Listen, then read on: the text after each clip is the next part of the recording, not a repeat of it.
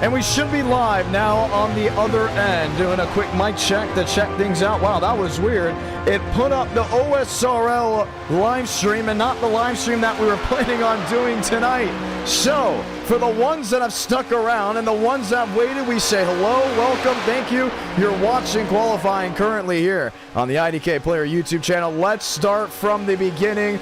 Welcome to the world's center of racing as we get ready to go green flag action in just a matter of moments. 2025 paint schemes on display by multiple drivers. 2025 paint schemes on display throughout the entire night. We could see some more even on the IndyCar side, so something to keep a close watch on. A ton of drivers have joined on in. Bump day is going to be beautiful with the duels and the LCQ. So for the ones that were watching on the league side, apologies for the mishap. That's definitely on the production side of myself. For the ones hanging out with us now officially on the IDK Player YouTube channel, welcome, hello, glad you're here. Luckily, the mistake was made just within the first 3 minutes. Let's get into all the action we're going to see tonight. Starting off with the World Center of Racing, Daytona International Speedway. Getting ready to put on a 40-lap feature event with 2 duels. That'll be 10 laps, and an LCQ. That will be 5. Yes. Select 2025 paint schemes are on display with what you have on your screen. And then we roll into it. IndyCar was such a delight Tuesday.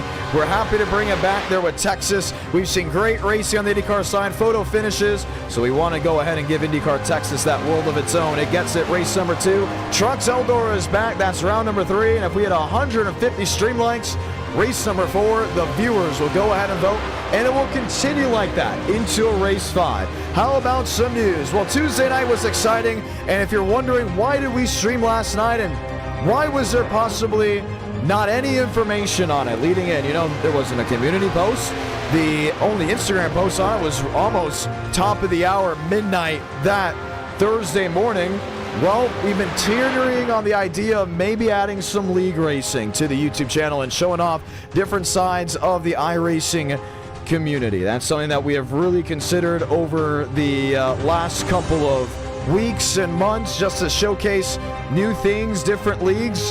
And we decided to do it with OSRL because they needed a broadcaster, and they said, can you do this quickly? And I said, you know what, let's do it, let's rock and roll, let's have some fun with it. And honestly, the racing was fantastic. IRP, I know, is not the most well-loved track on the sim racing side, great track in person, but we knew that with that race right there, it probably just opened up Pandora's box on what could be next. And we're excited to go ahead and officially say that league racing is soon to come on the IDK Player YouTube channel. So do keep that all in mind. Whether it's us taking the contract of a league or just showcasing multiple leagues throughout the entirety of the 2025 campaign, we think Thursday night should be league night. What do you think? Because it would be fun to continue to show off with Tuesday and Friday sticking with NR Night in America. An e-ticket coming up, the Great American 500. Can't forget about that. That'll be happening at December 20th with qualifying the Tuesday before that. Sign-ups and pre-sign-ups have already been out. Should we say the full sign-up list is soon to come out this week. And we're excited for anyone that would like to go ahead and join it because we know Bump Day is going to be fun and exciting the Tuesday before the event. And then we lock down, hunker down for that Friday night action, 500 miles at Auto Club. Check that 500 miles at Chicagoland Auto Club was the year before. With the Great American 500, excitement is high. We have a setup that's going to be loose and daring. We expect high fall off, great racing, a lot of passing. Chicagoland has never disappointed. Don't expect it to disappoint now. So a lot of things to look forward to, and already a lot of talking before we even take the green flag. So let's go in and talk about what's on your screen. This is Duel 1 of 2 for tonight's action. If you're new to NR Night in America, pretty simple. The top 19 in Duel 1 will advance to the main event. 20th on back will head home. 31 drivers are in Duel number 1. 31 drivers are in Duel number 2. The drivers that finish 20th on back will enter an LCQ, where it's a 5-lap race and only 10 minutes on the clock to see who the final 2 drivers will be to advance into the main event. The main event is then 40 laps, and it is exciting as ever. We all know the demand for NR has been high. The demand for Daytona with the next gens is always through the roof. So why not give the drivers that extra chance and the viewers an extra checkered flag to go ahead and wave. Mosteller went fastest in qualifying, so he took the pole in duel number one.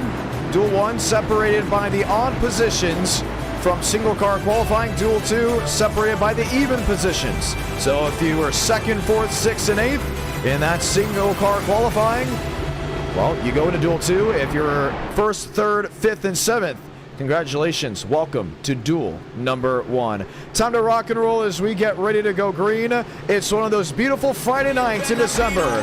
Mostly cold everywhere else, but Florida's always staying beautiful. And a Chevy and Ford on the front row. Let's say Godspeed, drivers.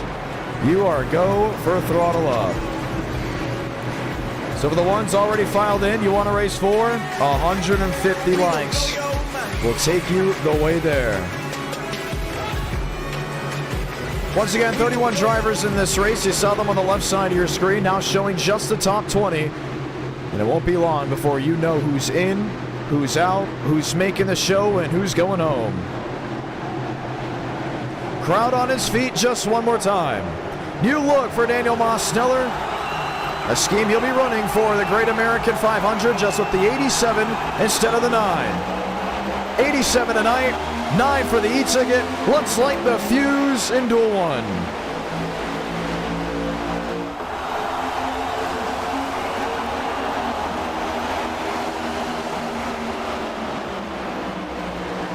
Chase Schaefer, top side of the racetrack.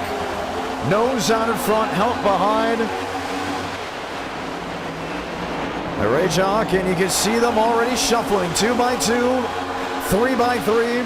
Top 20, you're looking great. Top 19, you advance, trouble, spin, deep in the field.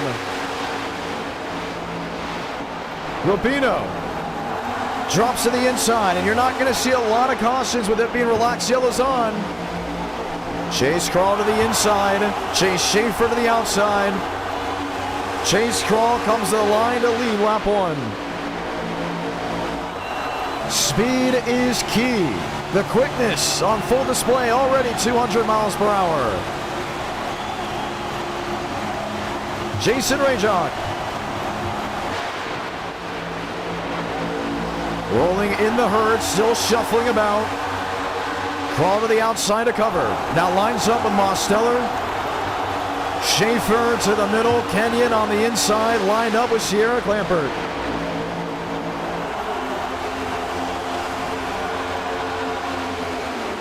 Aiden Walker, new scheme for him there in that number 93. You see him on the outside lane, now going to get a key from behind. Christian Delgado in the 13 machine, helping the Thunder the approach, and just as expected, the outside lane goes single file, at least for the first 4 or 5 positions, before later on everyone else trying to break through that turbulent air on the bottom. So far, caution-free in Duel 1. You're starting to see the clumps in the 3 by 3 deeper in the field. Zachariah Cartledge deeper on. Pilot Bali. Dale Greenwood in the bubble, just outside the top 19. And you're going to see it shuffle a ton. Drivers looking in, drivers looking out. In reality, if you're in the top 6, top 7, you feel safe. There's no violation here. If you finish 6th, you're in. You finish 7th, you're in. You finish 8th, you're in. And then you may be wondering, well, why does it get so aggressive late? Why is it with 1 to go, you see drivers making these bold moves, even though they're already in the show? Because winning still means everything. And you'll see the aggression pick up, including if there's a chance of victory in the air for anyone sitting 2 by 2 or 3 by 3. James Bomar makes a move, back single file to the outside. You saw Chase Schaefer on the front row. That's where he started for this race. Now gets help, that looks to be by Eladon Contreras. Contreras and Schaefer, that's stuck in the middle.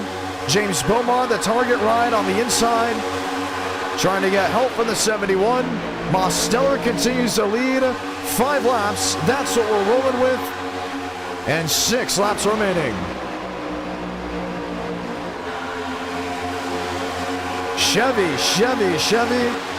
lined up inside the top 6, working lap 5 out of 10. 6 to go. Delgado with Dale Greenwood 3 wide and shuffling.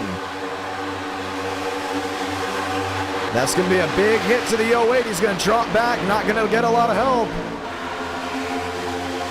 Walker now into the second position. We saw Crawl leading. He's now back to third. No surprise here. Aiden Walker works his way up to the second position. You expect the best out of Josh Kenyon. He now rides in the 6th place spot as they're mostly 2x2 tonight. The big news for all the night racing fans tonight is just night racing.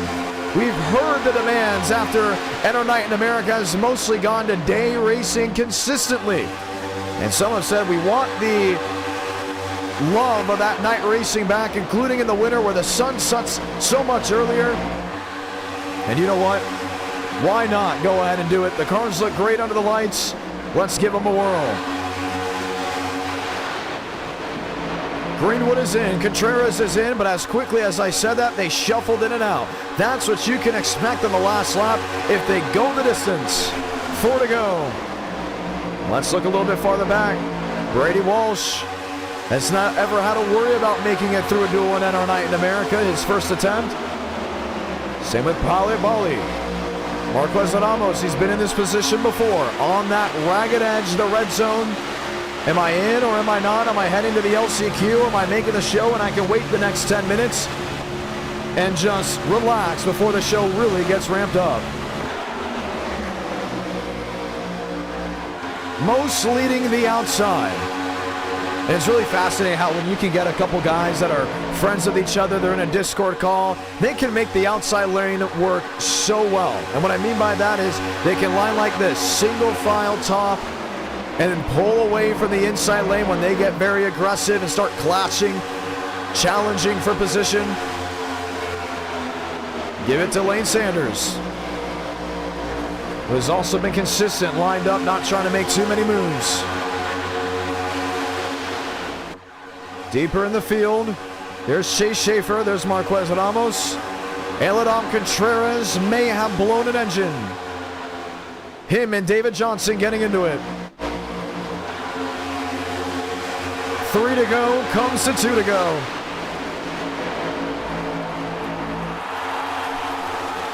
Braden Walker, when do you want to make that move? Herbert Solomon, 20th. Chase Schaefer. Trouble spinning Solomon, Garrett Lucas. Off the racing surface, out of harm's way, we stay green. They'll most definitely be forced into the LCQ. Once we get a caution within the next half a lap. Lucas damaged, there goes Greenwood, he's around as well. Greenwood, Cartledge, Johnson involved in the 19th spot. The caution will wave, and we'll see overtime in Duel 1 at Daytona. And they were pretty well together from 17th on forward. Just created this brick wall. And saying to each other, no mistakes, no mistakes. Same with Mitchell Armstrong. The caution waves at an uncertain moment. And all the bubble drivers that were involved will either have to come back to pit road or try something different. Now we still have all 31 drivers now make it 30 racing. That's Tony Jarek. There's Zachariah Cartledge, a lot of damage to his Ford. Herbert Solomon, we saw his incident. 2 or 3 separate incidents, should we say, just within the last half a lap or so. Let's start with Solomon. And I just don't think the 78 saw that he was there. Comes down the track. Garrett Lucas. And that's not enough to warrant a yellow, including when we have an LCQ on display. And these guys could have stayed green all the way right here. Hartledge goes low, incident high. And he was just along for the ride. William Johnson.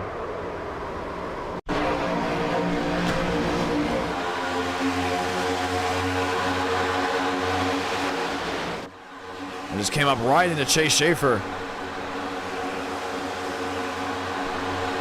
And when they got together, they went around. And the self spin right there, I mean, that's what did it in. Pit road is open. Drivers coming on in, making service, making dues before having to re-enter the racetrack. They will most likely have to do it quickly because the one to go is now. It'll be Walker and Mosteller on the front row. That'll put Chase Kroll, Lane Sanders back to row number 2. How about Christian Delgado up inside the top 5? Lined up with Josh Kenyon, Mitchell Armstrong, James Bomar on the scene, Yahir Rodriguez on the scene, Jason Rajak,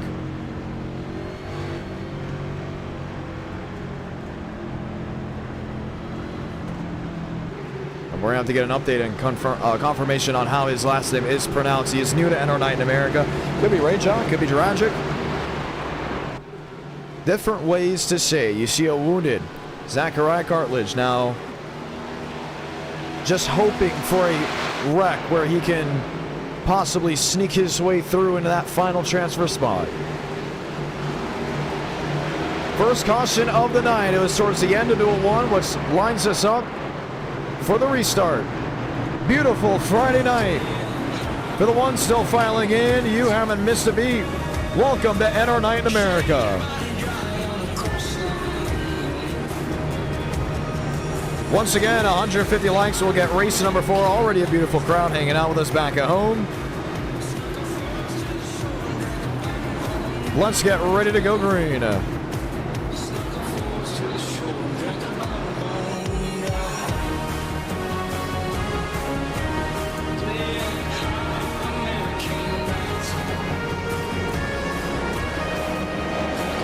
Back underway at Daytona.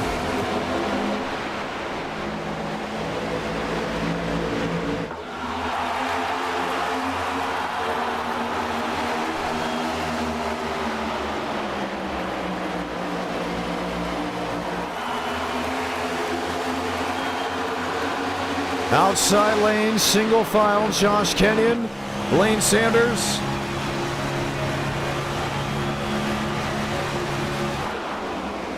No one jumping out of line just yet. Seth the Merchant, riding in the 19th position.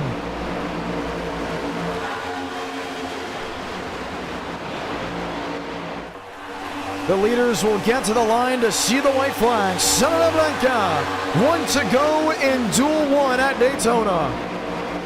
Walker's giving a huge heave. You're not seeing the moves from behind. Some were caught sleeping on the restart. Others have now awoken late. Who's in? Who's out? DeMerchant up to 18th. Clamper to 19th. Dale Greenwood first one out unless Chase Kroll can get to him. And just an unfortunate move. You can see Greenwood blocking Kroll. Final drive, 3 and 4. This is for the win. Lane Sanders, 87. Mosteller, 87. Lane Sanders, 86. Sanders to the inside. Mosteller wins Duel 1 at Daytona. Man, I thought Lane got it. Just that ever last second of a move. Schaefer is in, Clampert is in, Kroll and Greenwood will head to the LCQ. Mosteller winning by 1/100th of a second. And everyone just stopped for a moment. It was 87 versus 86, and that is what you saw. Wow. Walker is in. Sean Pena is heading to the LCQ. Same with Contreras, David Johnson. Where the top 2 in the LCQ will advance to the main event. 1 duel down. We have 1 more duel left to go. And already something you're very excited to look forward to here in NR Night in America. Great racing, action-packed. That restart was so weird. You saw how spread out they got. Kroll projected to make the show, did not make it in. And when that all happened,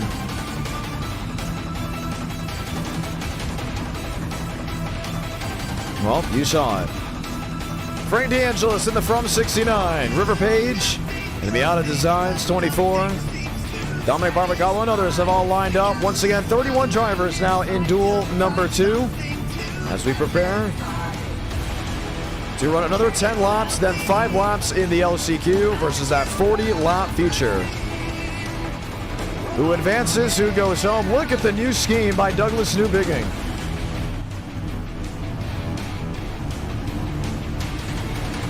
The No Kid Hungry 7. Why is it reminding me of Jeff Gordon's Nicorette Chevrolet? It's pretty nice. I hope he runs it for the Great American. Joseph Armstrong, you see him deep in the field as well. He'll be starting in the 28th spot. Looking to see if he can make the show. Has to fight and battle his way through the drivers ahead of him.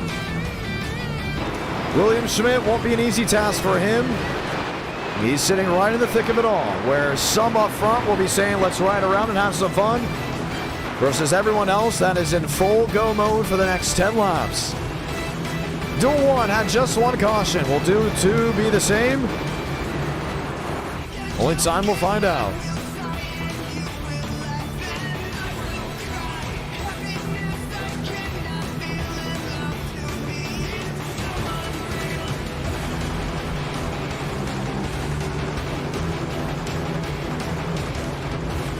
Ford on Ford, the front row.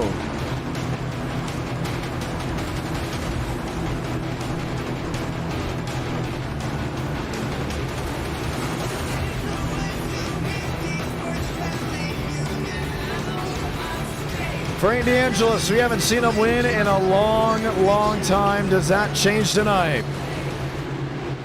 Dominic Barbagallo, we've seen him win at Daytona in this car track combo. A scheme that was reminiscent to a B25. He made it when we got really back into War Thunder. And had Ponchino on the side. Was a clean looking scheme. Now has the bird, should we say the bird tie-dye Ford Mustang. Base truck goes to the inside. The crowd is back on their feet. Let's light them up for Duel 2 at Daytona.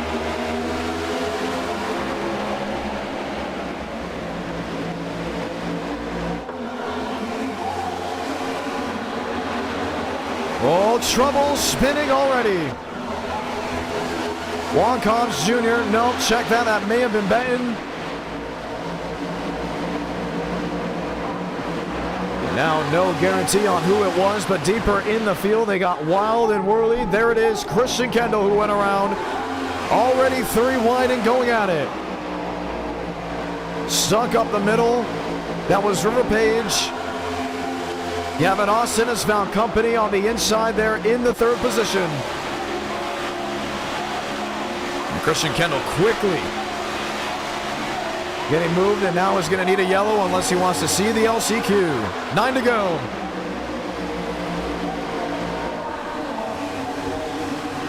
Sean Rowe in 5th. Gino Marlowe in 6th. 3 wide, that's Joseph Armstrong in the middle. He finds company in William Schmidt. Now they try to navigate it, make it work in the middle lane. The outside lane, the dominant force with cooler temperatures and under the lights. That's why you see them all running just maybe a couple inches off the outside retaining wall. Look at the heave to the inside. Shot out of a cannon, Mason Sweet. Help with Bassinez, help with River Page. Sweet leads his first ever laps in at our night. And Bassinez going to jump to the outside. Page elects to join.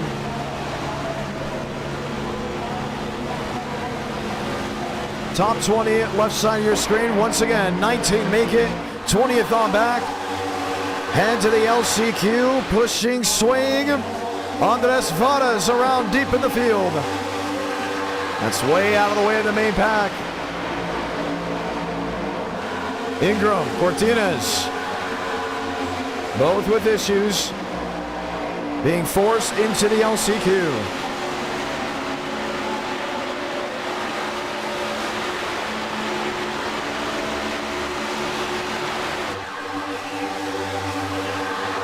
Gavin Austin in 4th. Mason Sweet in 5th. See them shuffling and swaying. Armstrong in the middle, needs to find drafting help, can't get it there. Still looking for moves. And that's the thing, it just switches so quickly with this aero package. You give me single file running on the outside, all calm and beautiful. Might as well go get popcorn, then bam, 3x3, shuffling the deck from 1st to 3rd to 5th.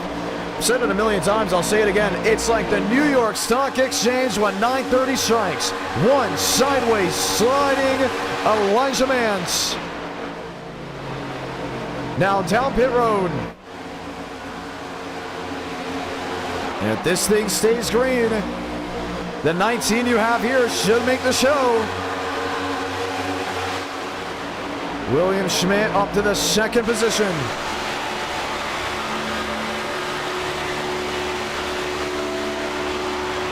DeAngelis in the 3rd.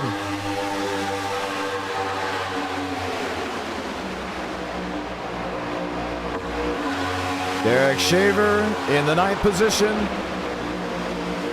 Lined up as well, 2x2. 5 laps to go from Daytona. And Mance has dropped back big time. These are drivers that have now lost the draft. Thurston, not a lot of help. He's lined in. There's Bryce Benton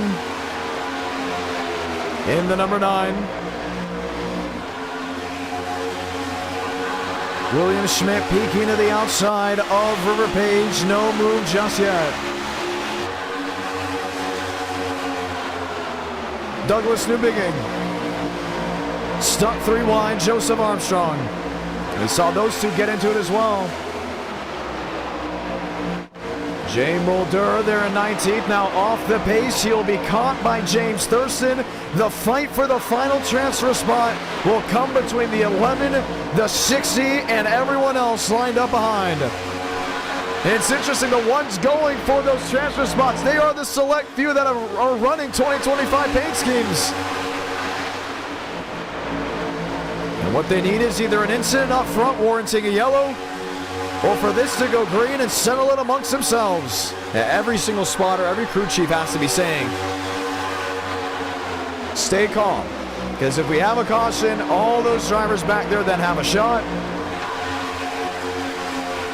might as well go green the rest of the way. And that's why you don't see a lot of pushing out of DeAngelis. Same with William Schmidt, who's now the race leader, but got his way to the front by actually being calm, collective. Joseph Armstrong in the thick of it, 197 miles per hour. We've seen speeds upwards of 202, 204. Armstrong around right in the middle of the field. Jackson Byes is in it as well, and that's the caution the main group did not want to see. We'll see overtime as we did in Duel 1 here in Duel 2. Wow. And all they had to do was stay off each other.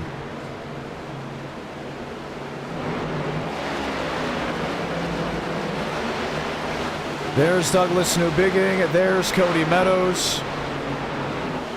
The damage to Derek Shaver. Unbelievable.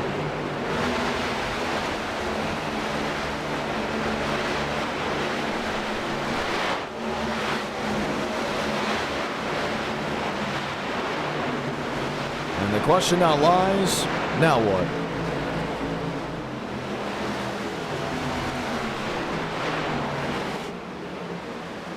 That kind of just all happened so quickly. We talked about in the Sim Shop Tailgate 400 how the truck package promotes aggression. This package promotes aggression with how much you can move around, how much energy is just distributed in the middle of this field. Let's see it here. Armstrong gets in the wall. Jackson Byes, I believe that's who it was. And the number 99 machine very much was. Gets into the 22 and started just accordion effect behind of drivers pushing, shoving, and bending anything that could be important under the hood.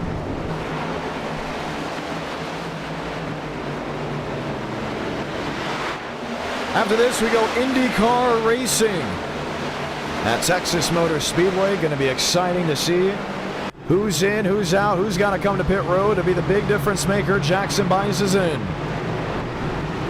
Juan Cobb stays out.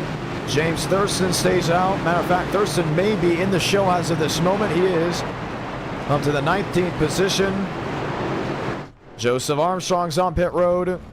Colby Jackson also on pit road as we get the one to go. Now it's mostly sliding, pushing, and rubbing into each other. And what this will size up is a big late race restart. We saw what happens when they get spread out quickly towards the end of duel number 1. This is now duel 2.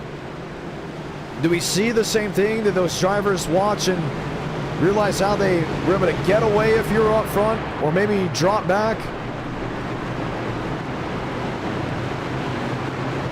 Let's see how it will go. The one to go at Daytona.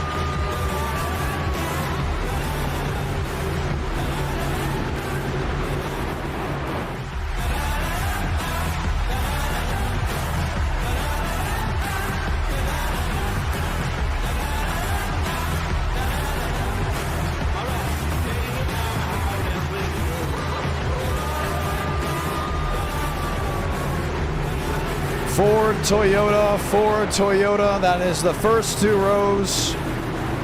Ford Chevrolet back in row number 3. To the viewers down the chat below, how excited are you? NR Night in America. As of this stream, it means NR Night in America. The one to go.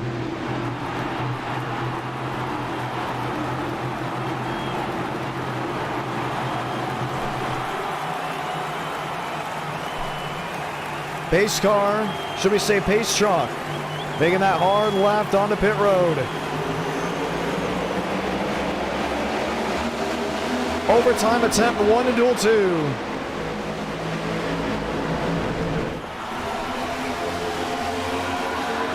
Moving, swaying, shuffling, the outside lane domination, as seen in that late race restart just a couple moments ago, comes to fruition here.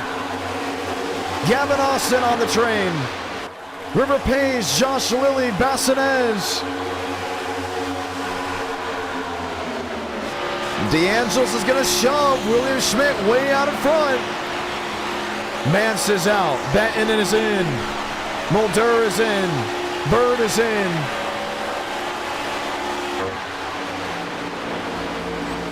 This race is going to be official. Salamanca, 1 to go in duel 2. Top 3 breakaway. Some drivers losing the draft very deep in the field. Thurston in as of this moment. Lasky in. But how long can he hold on to it? Because Trace McDowell is there. DeAngelis versus William Schmidt. Page to the middle, help with Lilly. And Schmidt may be just a little bit too out in front. He's going to have to block and make it wide. DeAngelis turned by Gavin Austin. Schmidt to the cover. William Schmidt wins a thriller in duel 2. Frank DeAngelis is heading to the LCQ after being junked by Gavin Austin less than 500, maybe even 600 yards away from transferring in. The driver here took that away. And now DeAngelis needs to finish in the top 2 in the LCQ to advance to the main event.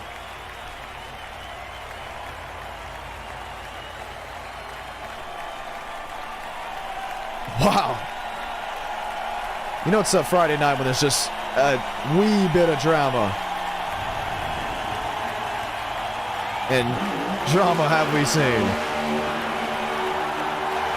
Trace McDowell, Frank DeAngelis, Christian Kendall, Jackson Bynes, Joseph Armstrong, Cortinez, Ingram, and so many others will head to the LCQ. 24 drivers strong will head on in there. where the top 2 will go ahead and advance. It's already been a very exciting night. We haven't even seen the green flag for the feature. 24, now hearing 23 since one has dropped. Drivers for 5 laps and a 10-minute warning. Chase Crawl, River Page will lead us to green. To think River Page was in the race at one point.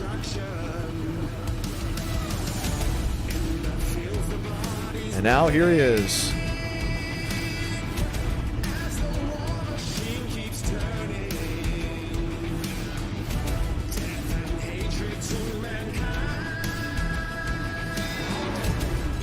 Man, got a lot of great drivers here. Top 2 advance, everyone else will go home. Joseph Armstrong is in here as well. Garrett Lucas. And we're hearing word, at least this is what I was told earlier, that Trace McDowell could be son of Michael McDowell. And we've seen sons of NASCAR drivers come in. We had a Keelan Harvick race. We've also seen NASCAR drivers come in and race as well. Connor Jones, Josh Berry, Ryan Vargas, Dawson Sutton. First time Trace McDowell will be attempting to make a feature event at NR Night in America.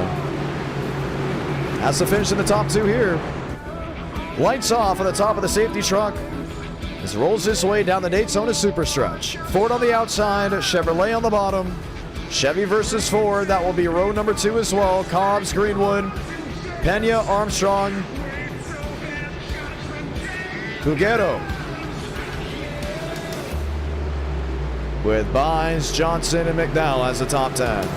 Who advances, who goes home?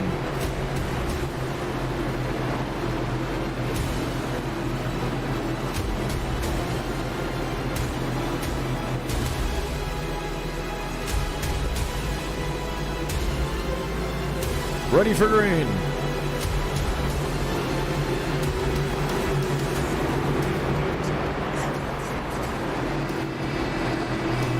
Pace truck will make that hard left onto pit road as we rise once again.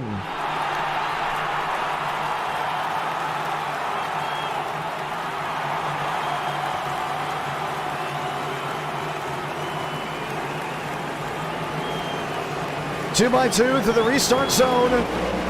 Let's light them up in the LCQ.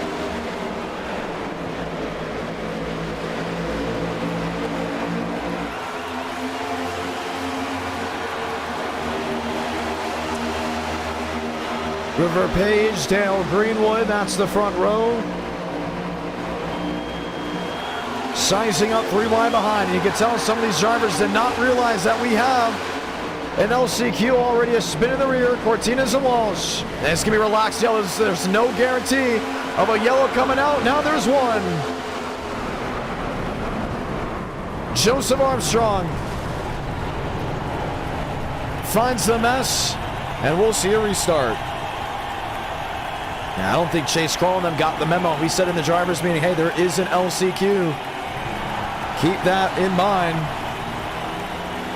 Uncle D dropping down the 5 gifted membership. So grateful for it. I also want to say thank you to Eric W. for dropping down a super chat, or should we say a membership, to a lucky viewer back at home earlier before the broadcast. Very thankful for it indeed. That's the thing about these LCQs. I mean, they can be a mess in a hurry.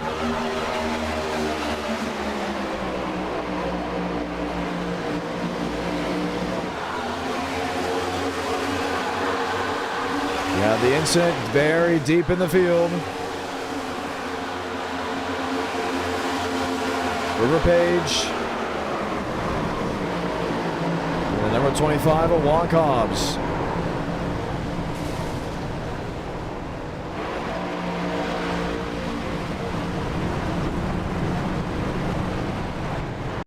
Watch again. We're going to see if we can try to get that better view. You saw the incident deep in the field.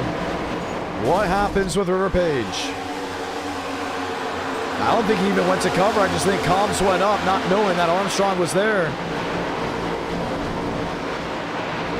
And the mess just unfolded. Dalla hit to the outside wall. Caution waves will have a 2-lap dash to see who makes it from the LCQ to the main event.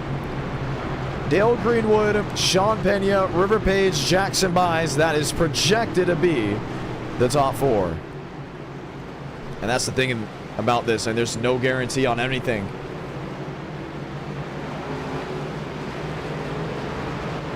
And once again, we're very thankful for Uncle D for dropping down the W.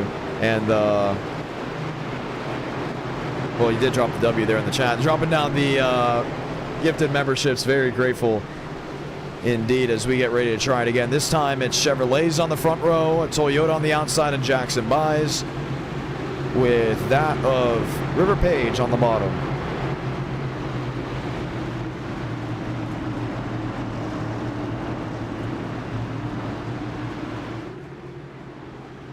Lined up, tied up, ready to go at it again. The field has been thinned. We had 24 on the grounds. We had 22 start the race after what looked to be a switch up of some drivers not knowing that there was an LCQ, and others very much knowing that there was. We maxed out 62 drivers for tonight's Daytona feature, all with an opportunity of making it into the show. After this, IndyCars will take to Texas Motor Speedway. We'll go dirt racing for round 3, and that question still wonders, do we see a race number 4? Up to the viewers down in the live chat below. Relaxed yellows are on. No guarantee for a caution deep in the field as we get ready for the impending restart. Greenwood versus Pena. That's row number 1. Page versus Byes. That's row number 2.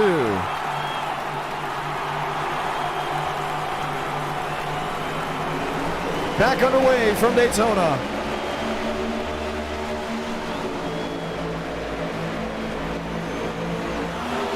Huge thank you to Uncle D. We'll get to him in just a moment. A spin in the rear. William Johnson going around, others getting and moving out of the way. What makes of the front group?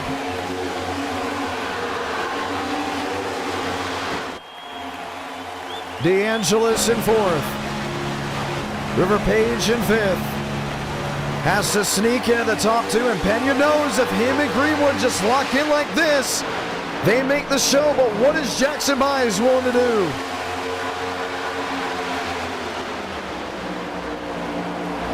Byes needs to work with DeAngelis if they want to make the transfer. Santa Blanca, 1 to go in the LCQ, 3 wide, River Page. And he's going to pick up Christian Kendall.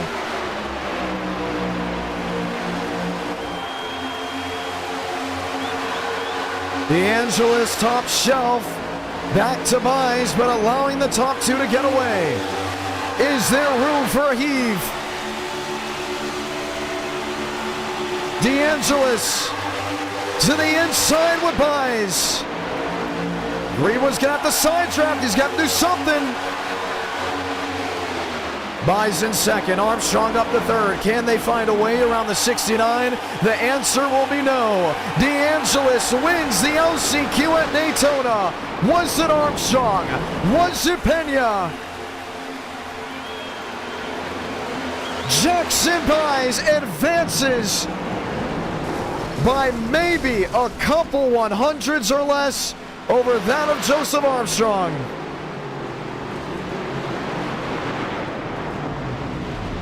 DeAngelis is in, Byes is in, and your field has been set for now 40 laps at the World Center of Racing. Man, it blew your mind, I'm telling you. Well, that is amazing to see. I want to go ahead and say a big thank you to Uncle D for dropping the 200. I believe THB, you're from Thailand if I'm not mistaken. Man, I'm telling you right now, I got to read that message before the restart. I'm very grateful that you've hung out with us, and you can come join anytime, anywhere. And our night in America is going to be here. So glad that you found yourself in a better position. I'm grateful and thankful that I could play a part in that as well. Always hang out with us whenever you get the opportunity or chance. Keep thriving, keep smiling. And we're so glad at the end of the day that you're here hanging out with us. Very grateful for the super chat. Very grateful that you're smiling. Mosen Schmidt, Sanders, and Gavin Austin. Now line up that front row. Left side of your screen, you'll see all 43 drivers ready to do battle. Time to go green.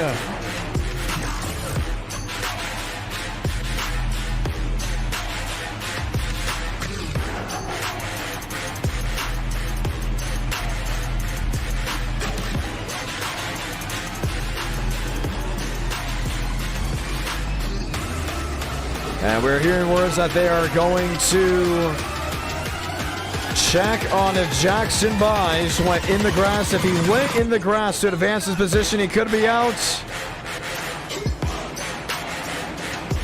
And he did. Jackson Buys through the grass is out of this race. You cannot make your way through the grass to advance your position. Can't go through the grass at all.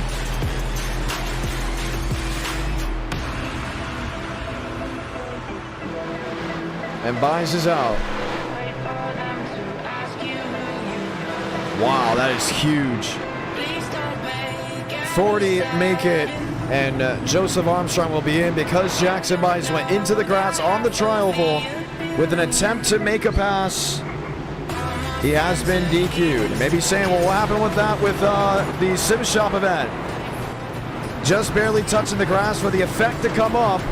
Because of a driver that's making a move on you is completely different versus straight driving it in. And that's what we saw. So the admins have actually requested, this is not just coming from me, 100%, to stay consistent, move Jackson Buys out of the racing at Joe in, and that's what we just saw. Time to go green. So 40 drivers have lined up out of the 62 that entered, went through the duels in the LCQ, to take the green flag here at Daytona. Noah drops a hot pass. Let's light the fuse for the world's center of racing.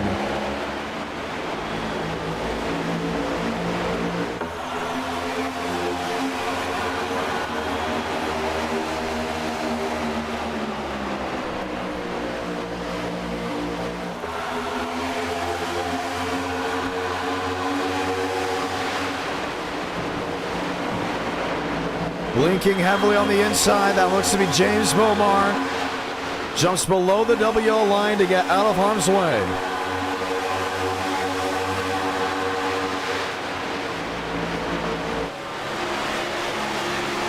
Douglas Newbigging had a wild time in the duels, has already found his way in the position where he feels like it's a strong suit, one spinning deeper in the field. Francis Miles and others, they all get it collected. It may have been Marquez Ramos, it was. Single car stop off the entrance, or should we say the exit at turn 4, we stay green. Sean Rowe outside, William Schmidt inside. And you would say, hey, 39 laps to go, boys, hold on. Guys and gals, should we say, Eric Lampert racing with us. Take it easy. No, there's no easy when it's night racing at Daytona, including with the next gen.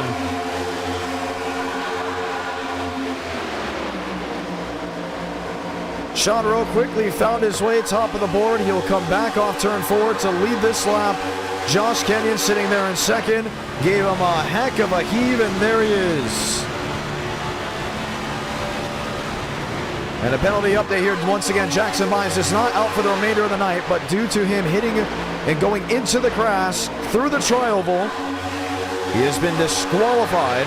The only way you're allowed to go through the tri-oval and not get disqualified at NR Night in America is if there is a wreck on the front stretch and there is absolutely nowhere else to go but the grass. And that's because you don't really slow down when you hit the grass in the tri-oval at Daytona.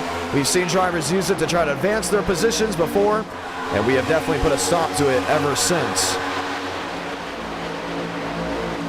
A lot of shuffling, a lot of swaying, a lot of moving. Sean Rowe, Josh Kenyon, Daniel Mostella, the top 3. Douglas Newbigging, Lane Sanders. Give it up for Lane Sanders. Absolutely a whale of a night he has had already. Finding his way and icing his way through Duel 1. Being strong and consistent through the qualifying laps that he put down for single car Q. And now having to manage the mess of the swing up, down, and sideways. Uncle D dropping down the VIP pass. Once again, very, very grateful for it. Walker and Sean Rowe. We just talked about how Sean Rowe was leading. Look at the slingshot move. No one behind him. He'll drop on back as Josh Kenyon will come to the line and become the third different leader to lead a lap. Kenyon gets it. The racing has already been fantastic. We're going to get a lot of guys doing what they know. It's all about controlled aggression and really being in an area that you feel comfortable. If you don't feel comfortable up front, you're going to move around. And it's not just drivers from the United States on the East Coast, the West Coast, drivers maybe Central Time. We have drivers racing from down in South America, Andres Varez. How about a driver from Russia, Yaroslav Donskoy, sitting there in the 5th position. And our night in America, how about drivers from all over the globe? The thundering sound of machines. You gotta love it, even if it is just a 40-lap feature. After the 10 laps each for the duels and then the 5 laps in the LCQ. The idea of green flag pit stops, I don't think it's gonna be coming up just with the amount of laps we have. They would really have to go green the rest of the way for us to have any worry of can they go the distance. But with the pushing, the swing, the shuffling, while you sit back, you hang out, whether you have an adult beverage, whether it's a soft drink, just drinking water, popcorn, eating dinner, you're hanging out, having a great time. These drivers have to stay focused from lap 1 to the final one where the checkered flag is waving. The quick separation turns into 2x2. Sean Rowe leads that one, 34 to go.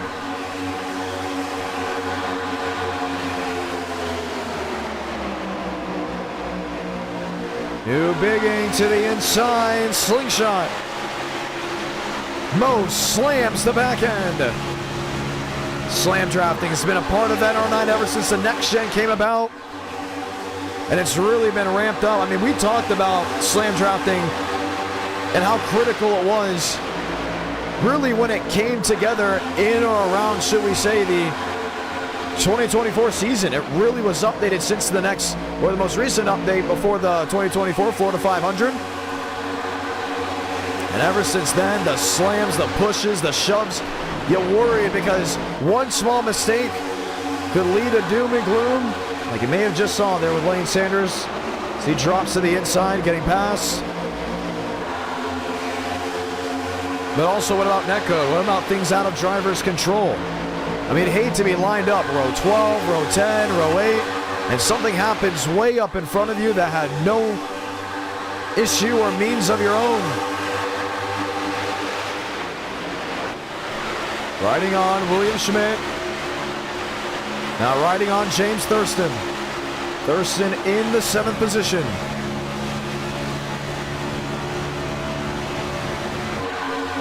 The racing has been exciting.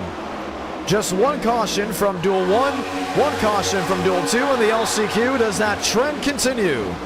Shirako Quidimos, he's leading. Oh, trouble! What a save by the 87! Off the nose of Douglas Newbigging. He gets it wound up, but it could have been a terrible lick. Unbelievable stuff out of Dano Mosteller. And he may lose the draft. Matter of fact, he is going to lose the draft. But after the contact with Newbigging, forcing him to the inside. We've seen this move before where some would overcorrect, misjudge the banking. Newbigging gets into him, and he didn't sit on the transition of the apron to the racing surface for very long. May have helped him save, but for Doug, his ally is gone.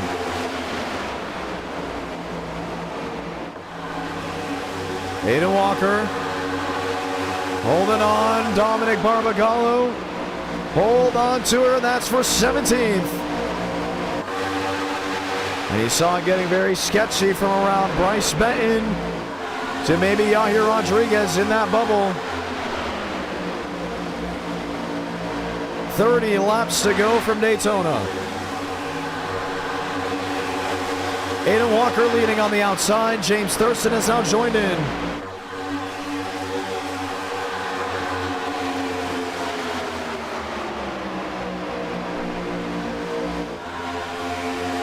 Shaver in 7th. Have a drive so far tonight. Really wasn't on my radar. From the duels and into the now beginning portions of this race. Thought he was going to be an LCQ driver. But boy, did he prove me wrong. Frank DeAngelis, Bryce Bang getting into it a little bit deeper in the field. That's off the exit of the super stretch.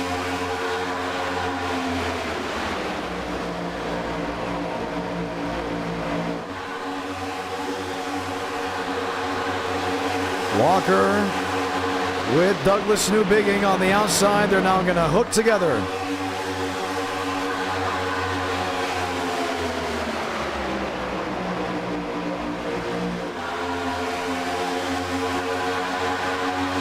Josh Lilly, P3.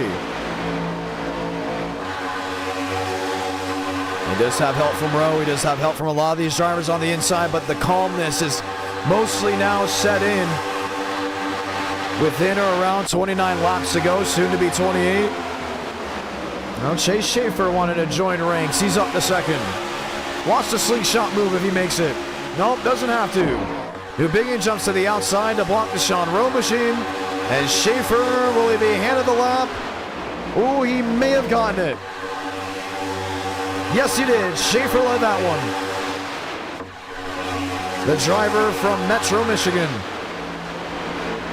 Metro Detroit, excuse me.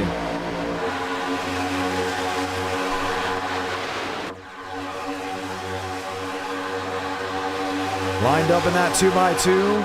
Joseph Armstrong down the bottom. This is where it sets in the calmness. Okay, we've seen it all. We somehow didn't get a yellow because of it. So let's log some laps as long as we can. Schaefer on the apron. Newbigging went to react. And now 3 wide commences. That's back in lane 4. Mistakes. You cannot make mistakes like that, including when you're running up front. This will give Joseph Armstrong the opportunity on the outside. Armstrong, help from Sean Rowe, says TRD to the lead.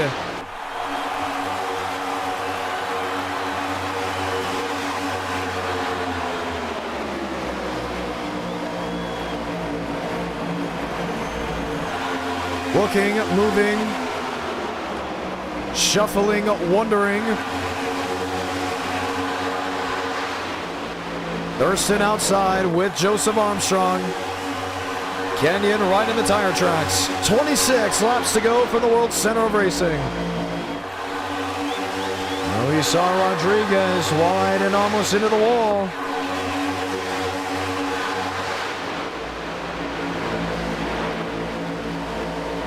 How does it work for others?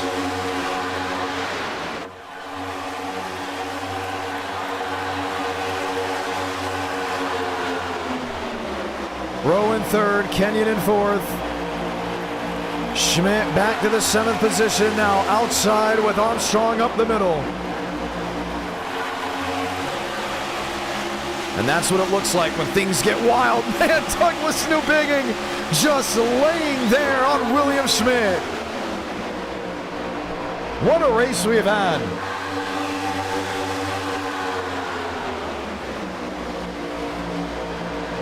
But the question that lies is how long can they keep this up? Before things get dirty, and I mean in a hurry. Here's Josh Lilly. 1 win at our night was a multi-class race here at Daytona on the road course. In the Truck Series class, has yet to win a standalone. He thinks he has a shot here with 25 laps to go.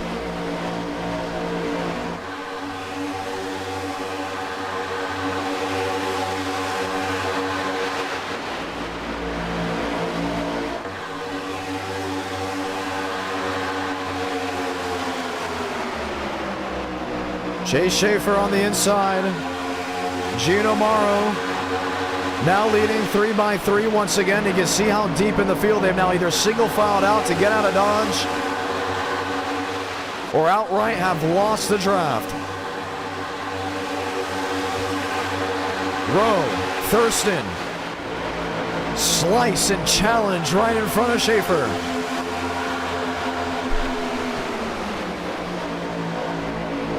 Thurston, another peek to the inside. Lines up with the 99. 23 laps to go from Daytona.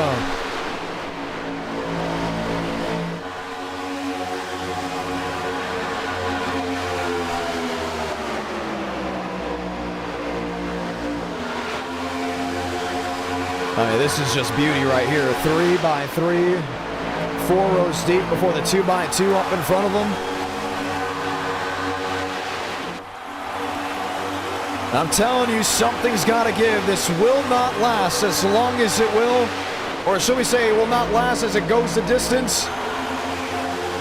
And if it does, I'll be absolutely shocked. Every driver knows it. The odds of going green the rest of the way with how the racing has been, slim to none. I mean, it's been 3 by 3, it's been 2 by 2. When they want to calm down, they're forced out of the calmness and right into the thick of it. Don't look now, Sierra Clamper rising to the occasion. She's up to 7th.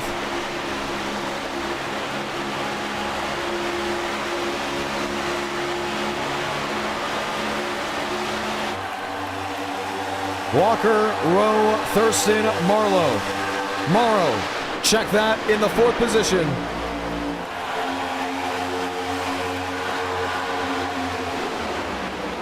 Now Aiden Walker leads. The second you get to the lead, you're excited. You see nothing but open racetrack in front of you, but really you have to look back in your mirror, because if you don't cover, if you don't find a line and try to lead it, they're going to swallow you up quickly like we've already seen.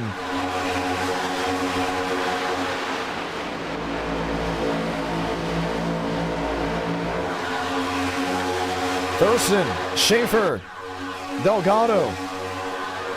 To the outside, can Christian Delgado find that magic under the lights? If he can indeed so do it. And the thing, we waited so long to go back night racing and enter a night in America. We've had talks of possibly doing something called an NR Day in America.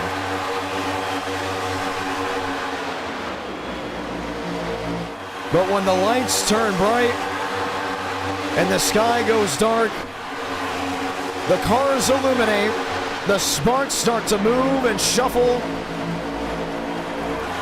and this is what you see for it. Hard racing, hard aggression, but still it has to be asked, how long is this going to last? Rowan Morrow.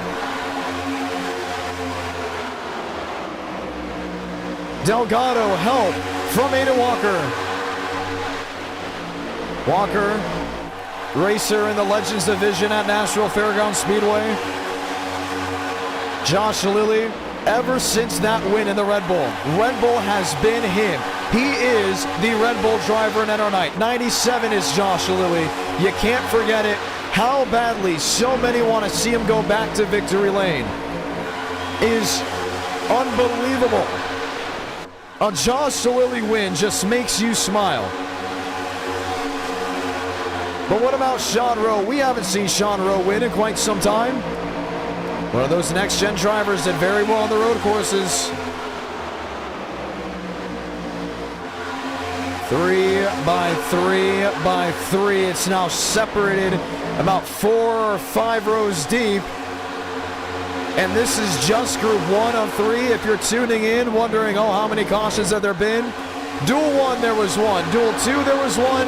The LCQ had 1. The main event has had 0. Now with 18 laps to go, we're past the halfway point, and they have single file mostly up within the top 10 machines. And this is where they can get their bearings back. Okay, we have thrown everything at everyone. Schaefer has opened up everything, any opportunity, any move from aggression to being stagnant. Can something change? And I think that half a lap of catching your breath is going to really shuffle the deck. Because Rowe goes top. He'll pick up Benton. He'll pick up Schaefer. But actually won't get any energy out of it. Aiden Walker will remain the race leader as Frank DeAngelis jumps up to the third position.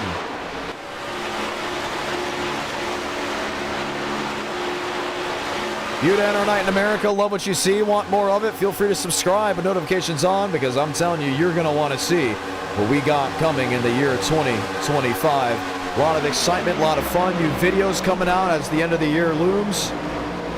There's Josh Early in the 5th position. You see Joseph Armstrong starting to creep up on him. Does Joe stick with the Chevrolet or does he make the move? 6th with Early. He saw how far out in front the main group has gotten. And this has been a trend. While everyone gets energized to side draft, 3 or 4 machines will link up and they will stick to about a 200, 204 mile per hour pace in between and pull away, forcing everyone else to single file to then close on in.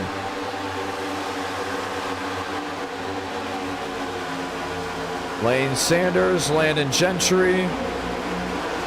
And actually, there may have been an incident a little bit deeper in the field, and it may result in a yellow. Yes, it will. James Thurston and others involved in it. The caution waves for the first time. Very delayed caution, but nonetheless, it will size us up for a restart with 15 to go.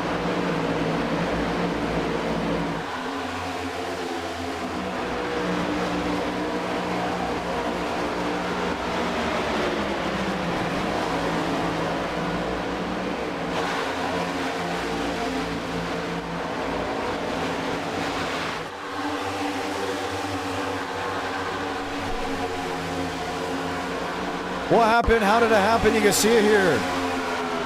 We were riding on board with it, but Delgado gets into the 71 after a near 4-wide move. And that entail put Jason Rajek into the outside wall.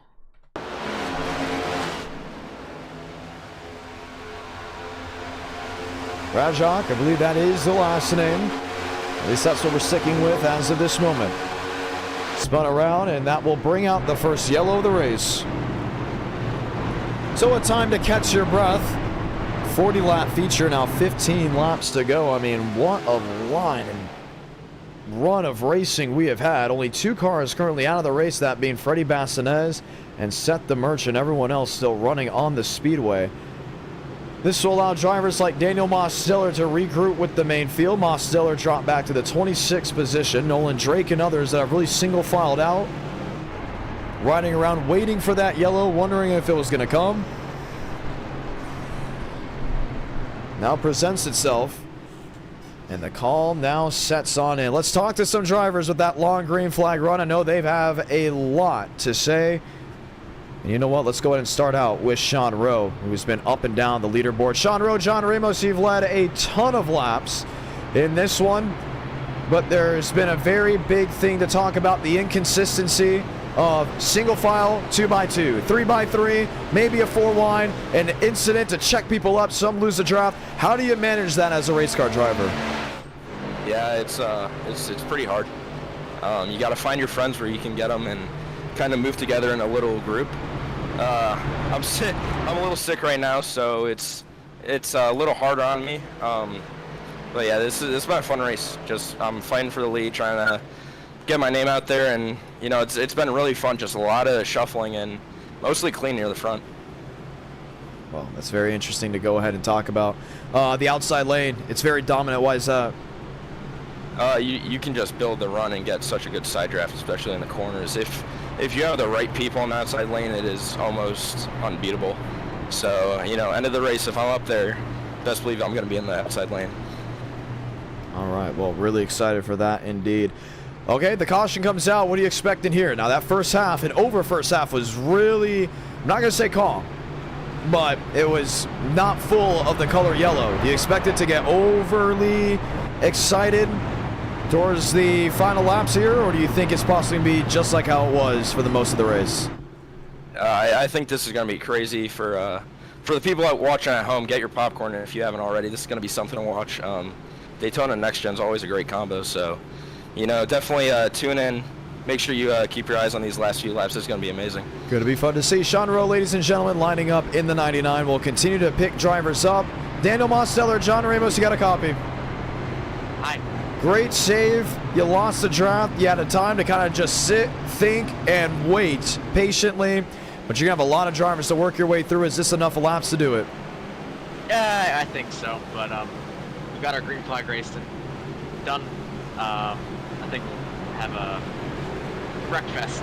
So got to miss all the wrecks. But I'm alive, so that's the most important thing. Yeah, there's more than enough time for me to get back up there. Just got to make the right moves and stay out of trouble. Going to be fun to see. Good luck. Continue to go ahead and grab drivers before the start. William Schmidt, you're going to be leading us to green. What's the objective? Well, I got a bunch of friends behind me, so we're all going to try to get up to the outside and keep our reign over the field. All right, well, we're excited to see how that could work. Your friends are plenty, but that outside lane is going to come in right away. Are you expecting DeAngelis to let you in line? Yeah, I mean, that's the plan. I mean, all four of us, the top four, we're all planning to get up to the top side. So I know that might sound kind of boring, but it's strategy. All right, we're ready to go. Good luck. Yep, thank you. Lights are off on the top of the safety truck.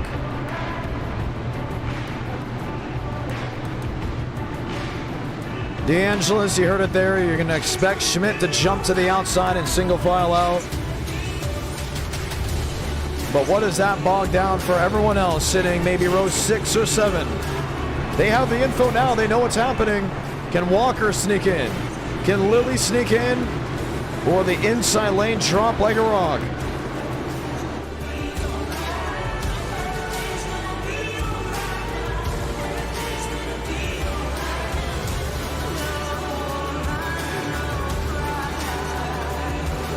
Time to go green. Crowd back on its feet. 12 laps to go for the World Center of Racing. Walker, Schmidt, they jump to the wayside. Lilly doesn't get in line in time, and they're going to start training. Can the outside lane hold on? Can the inside lane stick with them? I think the outside lane's going to get the run. That's what everyone's looking at. That's what everyone's wondering. There's Hayden Walker, P2. Frank DeAngelis, P3.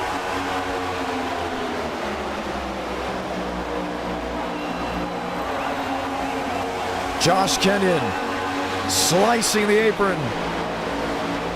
And just when you thought the inside lane would crumble, think again. Josh Lilly, with help from a fellow Chevrolet, goes toe-to-toe, sticks on the board.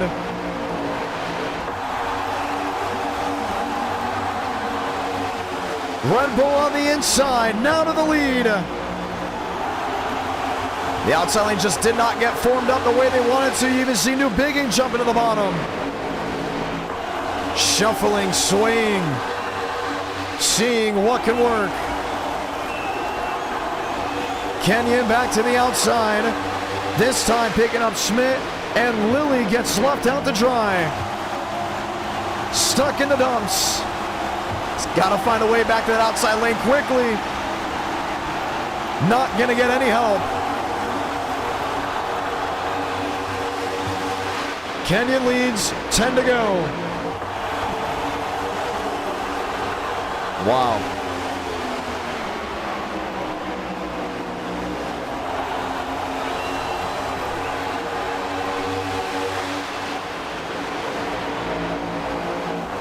Shuffling, oh man.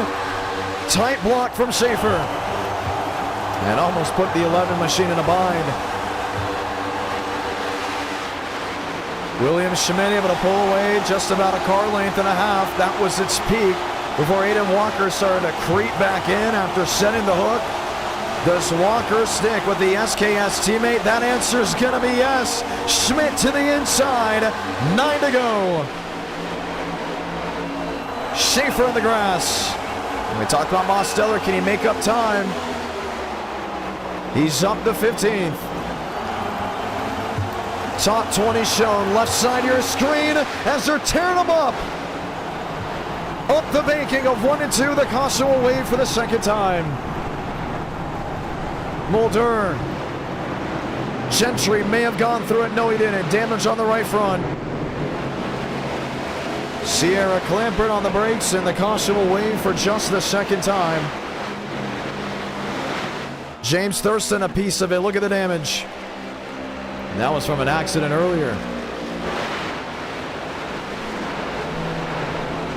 We will size up a restart, just the second caution of this race.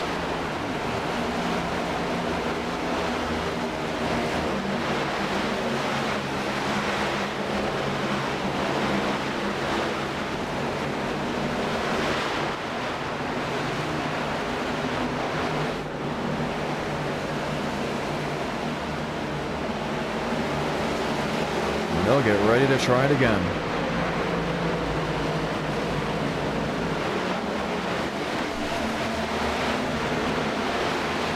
Let's look back on how it happened. There's the incident deep in the field. That was with James Thurston. Check back again. These guys were mostly just riding around and involved in a mess. It really wasn't a result of its own. Just comes right down in front of the 20. That was deep enough in the field. They weren't going to get a yellow for it. Now what happened here? Oh man, Josh Kenyon. 3 wide, it's tough. 4 wide, you're asking for it. Too many race cars, not enough room.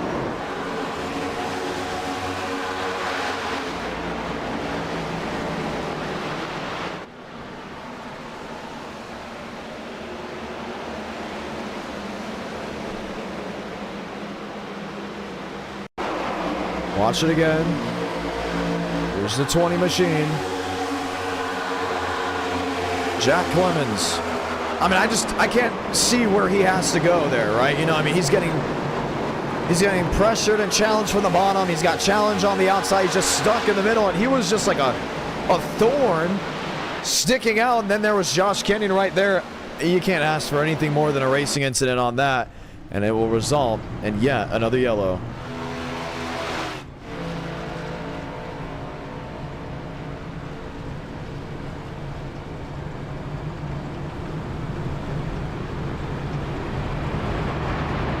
And we will get ready to try it again. So 7 laps to go in this race. We'll get 6 and maybe a restart with 5.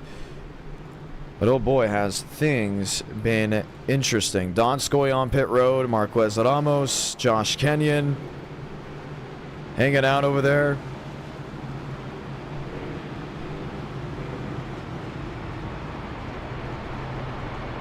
And we will get the 6 to go this time by.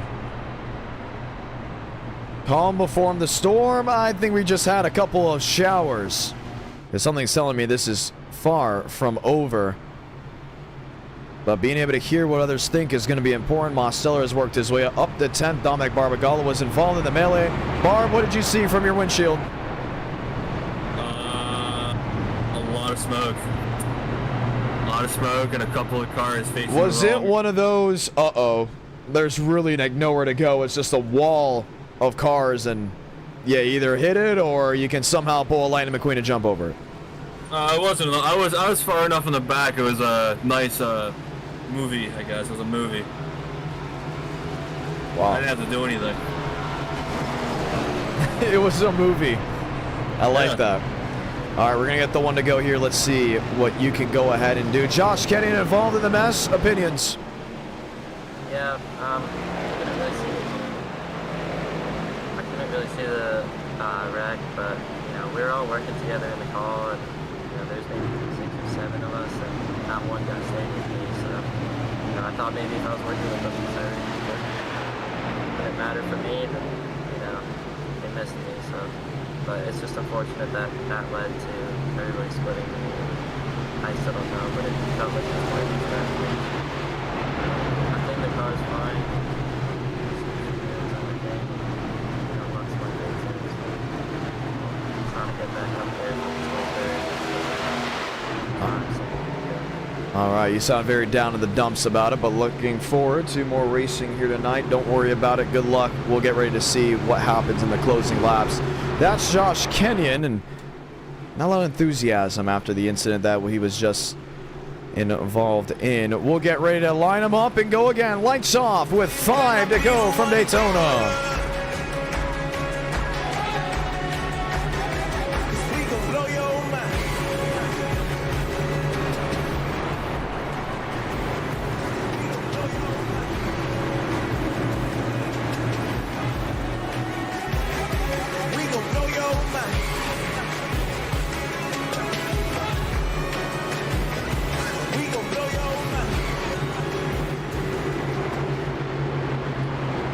Two by two, lined up, ready to go green.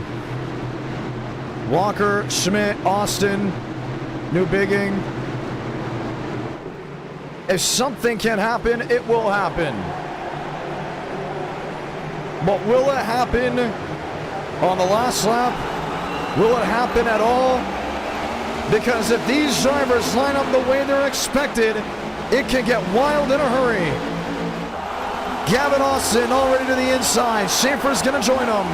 Mosteller, DeAngelis, Joseph Armstrong. That's the outside lane. Right away, it was just musical chairs. Who can pick what? And the outside lane will form in. Schmidt, Walker, New Bigging. You see Mosteller. Oh, man. Just when he thought about going. He's very lucky that Gavin Austin let him back in line. Who's it gonna be? 4 to go at Daytona.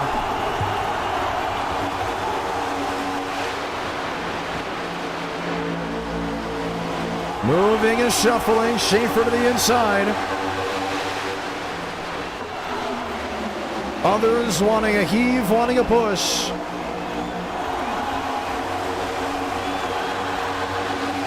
Delgado to the bottom. DeAngelis to the bottom. New Bigging, an ally to the 93, an ally to the 79. Can the from 69 fight back for a win at Daytona? He's got help from Armstrong.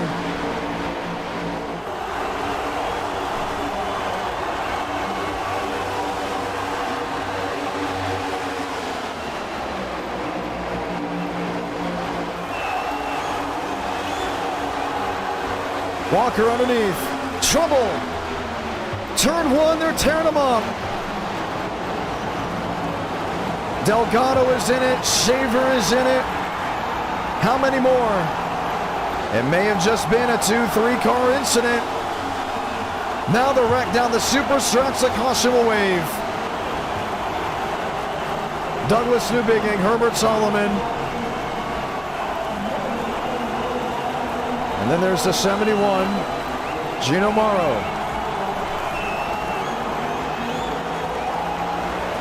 David Bell dropping down the 2. Thankful for that. David Bell dropping the 1. Also thankful for that earlier. It was predicted to get wild. And when desperation moves start to really take place, things turn to be a mess.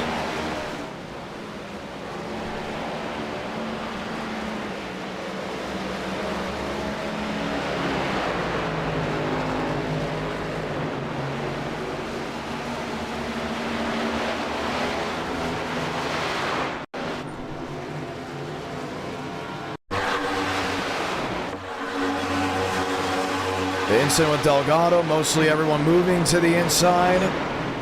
Expecting it to stay green, then Schaefer with Douglas New Bigging.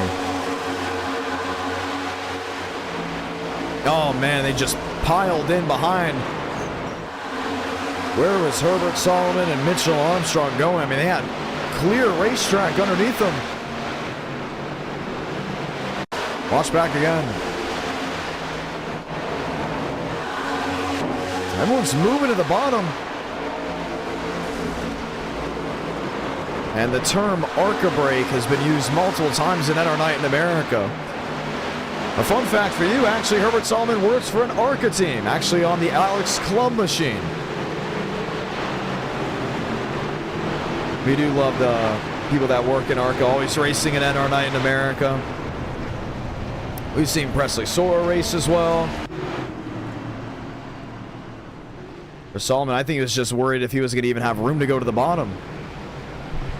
Overtime, just like we saw from the LCQ and both the duels, will bring us to the finale here in Daytona.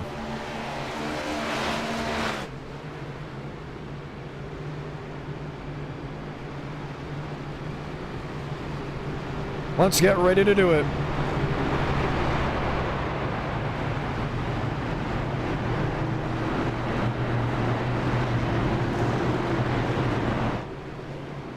Lights currently on. Walker, D'Angelo, Schmidt. Single file on the inside. That drivers have got to be thinking multiple things with not too many opportunities left. If you're a viewer, you're enjoying this, you want to see more of it, feel free to subscribe and notifications on. If you want more racing tonight, drop a like. 150 likes, we'll get race number 4. And then we'll continue to start the trend up to see if we get maybe a race number 5. Talks. We've had a lot of them with different drivers. We haven't talked to him at all. Frank DeAngelis, John Ramos, what a position you're put in with a 2-lap shootout to the finish. Yep. Why is your Discord name You Don't Have to Be the Bad Guy? Oh, I did that. I did that. You don't have to be the bad guy. And right now it's showing that, I'm going to quote Wreck-It Ralph, Frank, you are bad. And you know what? That's good. And I forgot the rest of the line, but I'm still going to say it in the same voice and tone as they said it in the movie. Because being good doesn't mean you have to be bad. You could win an NR Night in America this year. Can you believe that? In the From Mustang. It's a From Stang. But can you do it? Including after how emotional you have been as of recent in NR Night in Americas. I've been the most tame I have been. I know, today you have. Yeah, today's been pretty chill. I did promise Gavin I'd straight line him in the rest of the races. I might still do that, just to make myself feel better, doing at least one of them. I just hope I could be top 3 on the white flag and actually finish there for once. The ones that are wondering, I meant Frank DeAngelis as, when I said bad, more as the bad guy. He's been trying to do the bad guy role. I applaud the effort. Well, here's the thing, Frank. There is no tree stuck in the middle of the road.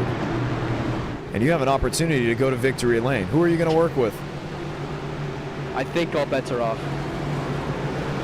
All bets are off, just go.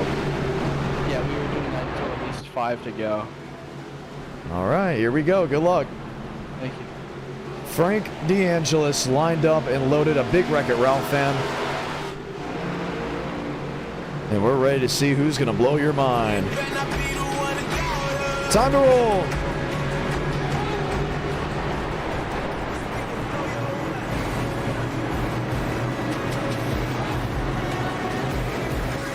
Two by 2 overtime. How does it work?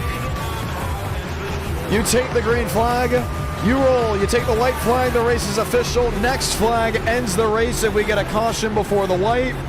We have yet another restart. Time to ride.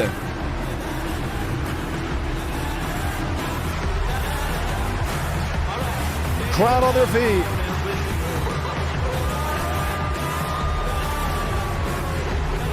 Two to go.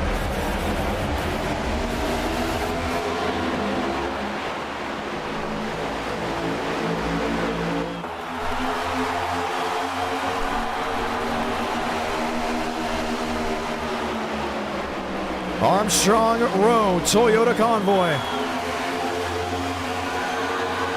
Walker, an ally, maybe a foe behind, depending on how this goes within the next half a lap. You see they're getting really aggressive deep in the field.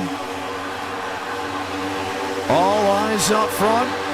The Toyota gang now 3 in a line. Mulder. Can he spice something up? Walker sideways saves it. No incidents behind. Salamanca, 1 to go for the World Center of Racing. Sean Rowe, the man in 2 behind Mulder. The Toyotas have lined up. This is what they want to see. But Schmidt's going to really give that heave to the Mustang. Frank DeAngelis now boxed in on the bottom. Trying to see where he can roll. Rowe to the outside. A late block on Armstrong. What's the winning move? DeAngelis 69. Rowe 99. It's going to be a drag race to the start-finish line. Sean Rowe by inches wins it at Daytona. And the big one strikes behind him.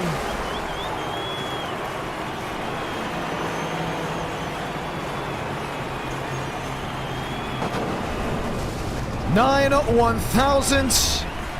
That was the difference. And working together. Well, it paid off. The Bell South 99. A beautiful throwback. Sees the eyes of victory lane. Sean Rowe, the New England native, goes to victory lane at Daytona. And it's going to be a controversial one with how him and Armstrong got into each other.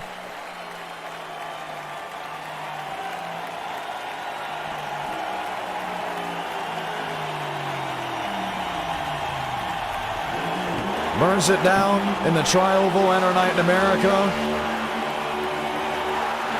Feeling victories all year long.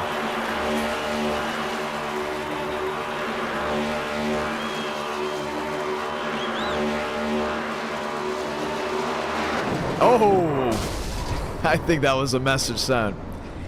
And Joseph Armstrong not too pleased with how he was raced, what he saw.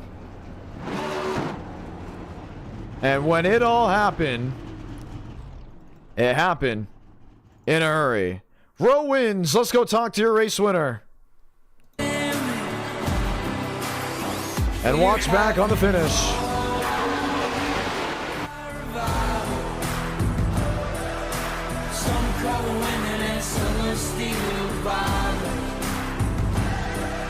Sean Rowe, welcome to victory lane. It's great to be back, man. It very much is. Walk me through those final 2 laps. Yeah, I mean, Joe's one of the best super speedway drivers in here, so I knew when I was behind him, I was chilling pretty good. I did not mean that to end how it did. When we made contact coming in the line, my car just snapped, but yeah, leading up to it, my car was overheating on the final lap. I just made the move to get in front of Frank to give me some options, and then I got clear, and I was looking out my mirror that whole last lap once I got to the lead. Yeah, that was a close one, 8,000, man. It very much was. He hit you late there. We're watching the replay now. This is coming to the line. Justified, unjustified, those final moments. I mean, I'm going for the win. I was trying to bump him a little bit just to slow him down. I did not mean to totally hook him. I don't know how it looks on stream. From what I'm seeing, like, my car just kind of, like, we had some internet issues and went inside, but if he's mad about it, I totally understand. I'd be mad too. If something's coming my way, I expect it. I mean, if I lost a race like that, I'd be mad, but man, I'm happy to finally get one this year. There's been a lot of close calls, almost won an e-ticket. The flu game, if you will, a little bit sick. Yeah, just happy to get done in Christmas Bell South car. 'Tis the season or something. Are you running that in the e-ticket, or are you running something else? I know you've made a bunch of new 99s. I'm down to run anything as long as I'm in it. You know, whatever looks good to the fans. That's fine with me. Yeah, just man, so glad to be back. It's been a while. Well, we're ready to go ahead and see what's next to offer. But for you, a win is confirmed for tonight. Congratulations. Thank you. That's Sean Rowe, ladies and gentlemen. He goes to victory lane. We'll set things up in a moment. Joseph Armstrong, we saw the reaction. Your opinions in the final moments. I don't know. Like I literally. Oh, he did turn right. I don't know what to say. I mean, I guess you do what you got to do to win, but I've been in that situation multiple times with like multiple guys and like just don't turn right on them for the win. I guess. You can say I've like wrecked people, sure, and stuff, but it was unintentional, and like the sole goal was to still be able to race it out. He didn't even want to race it out. Like I pushed him after he threw like a really bad block down the backstretch, and I was like, all right, I'll just push him here and hope that we get clear off of 4 to make the move. And I could have easily just wrecked him whenever I wanted to, and tried to race him clean to side by side to the line. Got down and side drafted, and unfortunately he turned right. But at the end of the day, I guess second is cool, but it doesn't really matter, I guess. So that stinks, but at the end of the day, he did what he did, and I can't do anything about it. Well, I can, but he won the race, so the goal for him was achieved. So the reason I'm asking you this is because, let's be honest, you've been the type of person that if there is a position where you're lapped down or not, and you remember who wronged you, you'll put yourself in position to dump dirty air on them. Is that something you think about doing now after that situation, or is it, if it happens, it happens, if it doesn't, it doesn't? If it happens, it happens. There's not really any combos that I can be like, yeah, I'll do that. Usually when I do that stuff, it's in the same race, to be honest. I usually don't like do that in another race, so unfortunately I didn't really have time to get them back.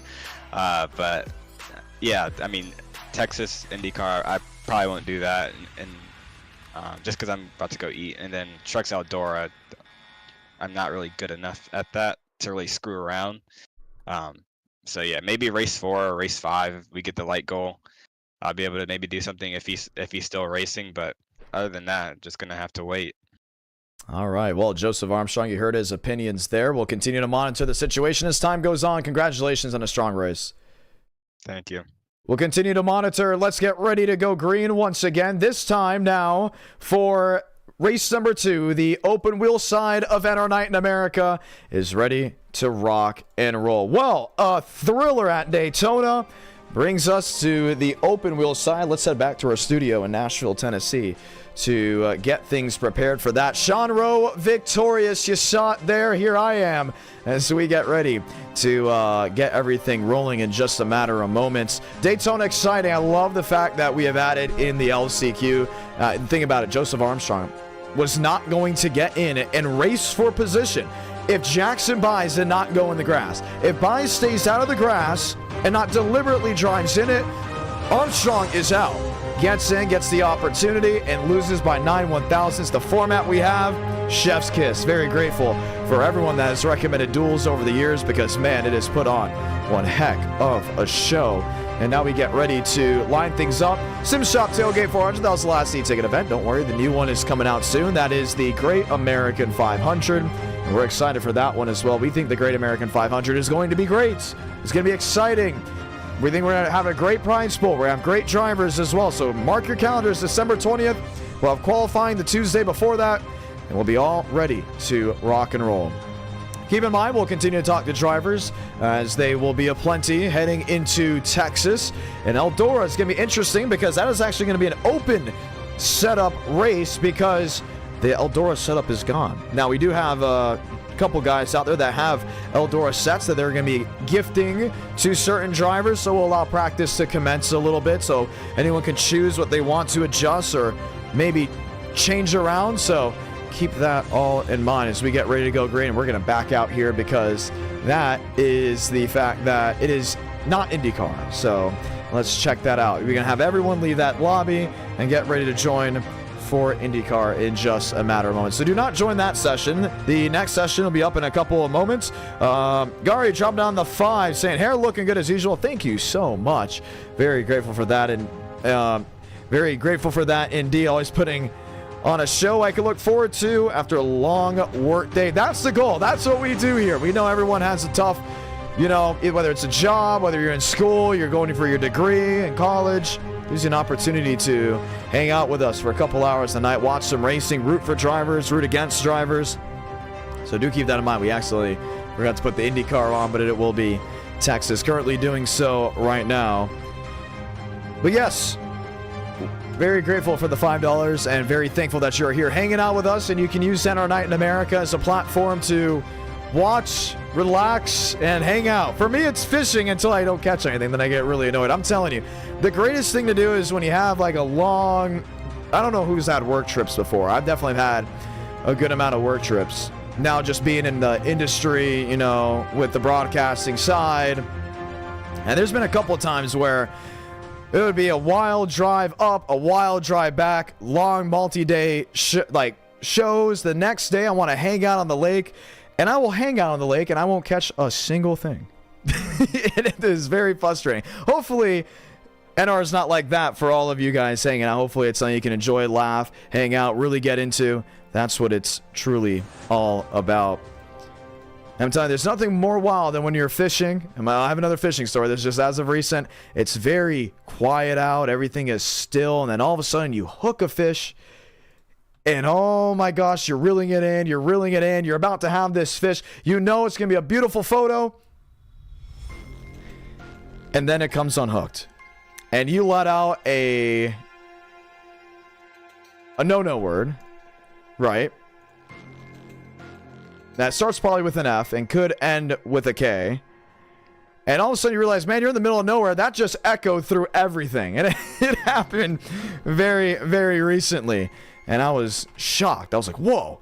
I didn't realize how loud that was. I was out on the lake for about 2.5 hours. Didn't get a bite. Finally got a bite right when sunset was coming. And my goodness, it was a big one. It was a big one. And when that baby hooked, I reeled. He jumped out and unhooked and swam away. The Gators were laughing at me. They were hanging out on the bank, probably just watching me because I saw them. Couldn't believe it. So hopefully NR Night in America is very much the escapism that it plans on being. Let's get ready to go green, hanging out Texas Motor Speedway style IndyCar racing. That is round number 2. What I love about IndyCar racing is that when we do it, everyone gets really excited. Because we went to Indianapolis and the racing was amazing. I was stoked. Yes, correct, Noah. That is exactly what I said. I exactly said it. Exactly like that. Thank you. We're hanging out Indianapolis, and you can just feel the excitement in the live chat from the drivers. Hanging out, and I love the comment section. Very great comment section. But we're ready to... We're ready to go green. Man, looking at the comment section can sometimes take you off your game a little bit. But I'm glad you guys are all talking, having a good time. Ethan, NASCAR fan, dropping the 2. First time, or 20th time, should I say, for him super chatting, saying, hey, John, I love NR. Can't wait for more Go Demos. Hey, keep an eye on Demos. He's going to be strong. Great American 500. I'm excited for the Great American 500. Chicagoland. Jarrett Lumberg and I, the iceberg up in the booth. And we are ready to let it roll. So open wheel racing, that is next. We go dirt racing at Eldora. Did we hit 150 likes? I believe we did. Yes, we very much did. So 150 likes will take us the way there. Where should we go for round number 4? What are you all feeling on this beautiful Friday night as we get ready to try it all once again? Are you feeling intermediates? Are you feeling super speedway, short tracks, grassroots? It's Snowball Derby weekend. I have no problem hanging out at Five Flags just for a little. Whether in the truck series, whether with the... Oh man, how about the super late models? Snowball Derby style? Whatever really fits the mold, I am all for. Walker, Contreras, Hornish, Delgado, Kendall, Murphy, Greenwood, Mosteller, Switzer, Tobin, New Bigging, D'Angelo, Solomon, Buys, Bomar, excuse me. Bomar, James Bomar, Kenya Lilly with Cobbs, Ingram, and others are all loading on in. So we plan on having a packed field of open wheel machines as we get ready to go green flag racing. Mini stocks. Oh my goodness, we haven't done mini stocks in so long. I would love to get back to the mini stock racing. Haven't done Stafford in so long. We had that one Stafford race. It definitely did not live up to the expectations that many were expecting for Stafford. I believe we have to get back to it. Stafford is definitely one to go ahead and see. Stafford would be a lot of fun. We haven't done Dover. IndyCar's Dover. Don't tempt me.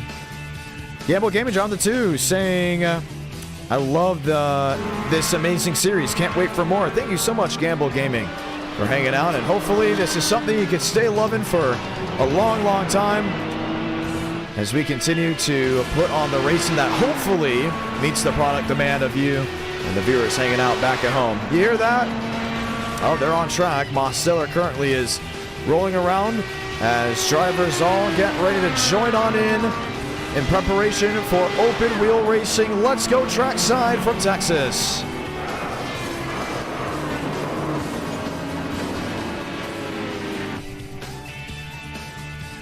We're going to see it all. Lane Sanders, how are you? Oh, we're doing good, John. How are you? Are you joining this race? Yes, sir. All right. I'm in right now. Hey, you've been killing it recently in NR9 in America. It's just a different Lane Sanders now, huh? Hopefully we're not boosting an ego here. No, you just jinxed something now, John, man. Ooh. No, I thought we had Demos. I should have went high. Josh was gonna repay the favor from Talladega, but the ticket, we could not get a hold of. I should have went on apron. I lost all my momentum, and Demos pulled back. But yeah, we're back. Having a good time here, Texas. We got really screwed around at the end of Daytona. Yeah, we've been having some good finishes. I've been running things that I know I can run good at, and overall just having a really good time. I was not going to run this, but I'm like, you know what, I'm out Texas now, so I'm just going to see what all the hubbub is about. Because apparently this is a good car. It is apparently. So that's the thing, and people have been saying it. If you go and watch NR Night in America, we'll get the speeds on the left side of your screen. Oh, Christian Kendall, good night. We're not able to go ahead and get a lap in. Other drivers ready to go. If you go ahead and race at certain tracks that some aren't fond about in person, they're probably really good in iRacing, and which is really interesting. We know Texas is awesome. We've got Xfinity Series racing here, Gen 6, Next Gen, including Under the Lights. It's beautiful. I'm always a Legacy Texas fan personally. Legacy Texas. Oh, it's going to get an e-ticket. I'm telling you, it's going to get an e-ticket. Oh, let's hope, because that was COTs, man. I don't mean to blow my own whistle, job, but man, when you put me on Legacy Texas with a high horsepower car, usually COT, when we ran COT, I was top 10 the entire night. Oh, we did. We run Gen 4s here, I was top 10 all night. I don't know what it is. Just these mile-and-a-half, these high horsepower cars, except for Atlanta. Atlanta's a nasty thing. But a lot of. I'm looking forward to running this, because apparently this is like a pack race. But I had to see at the. Well, here you are on track. Rod. You're down the backstretch. Oh yeah, I screwed up my first lap. It got tight. I'm just trying to figure out how this thing runs. Yeah, just hope everybody's enjoying the stream tonight. I saw we hit our light goal, which is good. Really nice. Good job, y'all. Yeah, that was stressful. This is the first stream we had for the new rebranded controller bros. It's me, Mitchell Armstrong, Jack Sabice, and Derek Shader, all in this group. And we were coordinating Jackson. I'm kind of kindly disappointed, John, in that call to Jackson Bice in the LCQ. But weren't a fan of that one. Not a big fan, especially after the big hullabaloo that was with the. Believe it or not, I was not the one that actually asked for it. Oh, I can tell you that. It was, overall, I was told to be consistent. I was like, okay. I was sitting there saying, oh, we might as well he might as well let him go, but shouldn't have let him both race. The cars, more competition. That's how I look at it. But we had a good time. We've been having a good time here. Everybody, we're having Chicagoland e-ticket. Sooner or later, there was a next go. The Chicagoland e-ticket's going to be so much fun. I mean, I'm stoked for it. Are we having that? I'm planning to make an appearance in that with the new 2025 Papyrus Chevrolet, unbranded Chevrolet.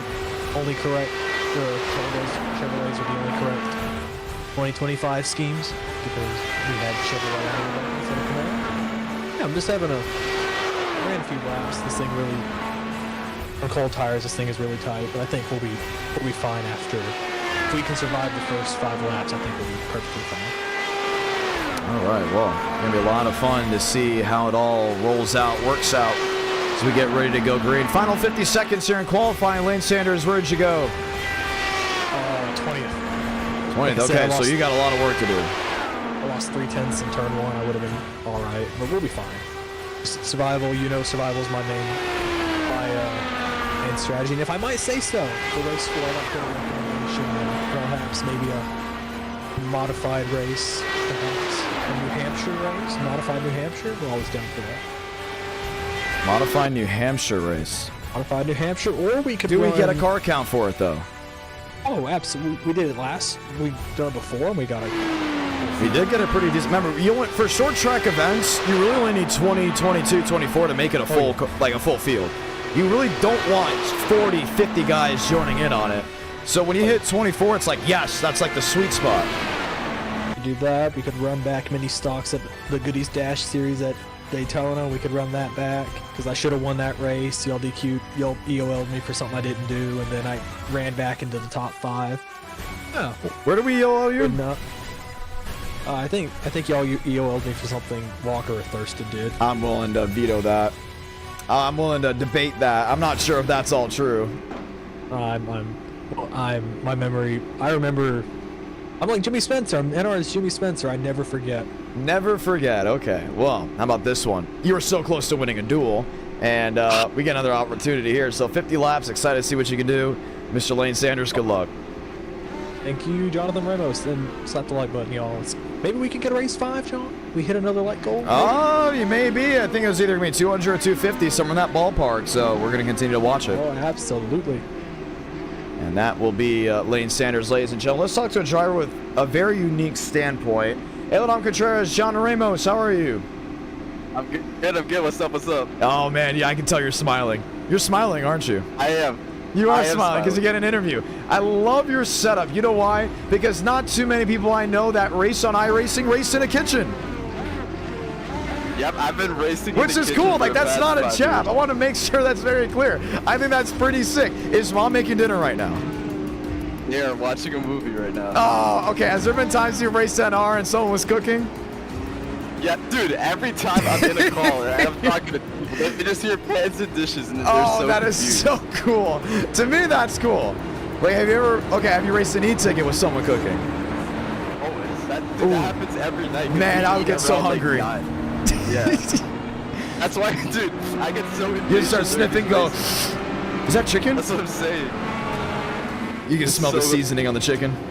It's so annoying, but like, yeah, I've been racing here forever, and I don't think that's like part of my thing now, I guess. Well, we get the one to go this time by. We're ready to go racing here. Contreras, you're starting very deep in the field. Does that hurt you at all, you would say? I'm testing my new wheel right now, so I don't want to put anyone else in danger. I feel like I'm pretty decent in the IndyCar. So people are saying, "Let him cook." Oh my goodness, that's gonna be the new tagline for Eldora Contreras. When you win a race, I cannot forget to say that. Wait, that's actually fire. That is awesome. All right, we're gonna let you go. Good luck. All right, thanks, man. One of the PBR drivers in Eldora Contreras, multi-time winner in NR Night in America, looking to grab another one before the end of the year. Pace truck will make the hard left onto pit road, and the open wheel style of racing will be ready to commence. William Schmidt went pole. Mosteller went second quick. He'll be starting the outside of that 79. 50-lap feature from Texas Motor Speedway. Let's light the fuse in Fort Worth.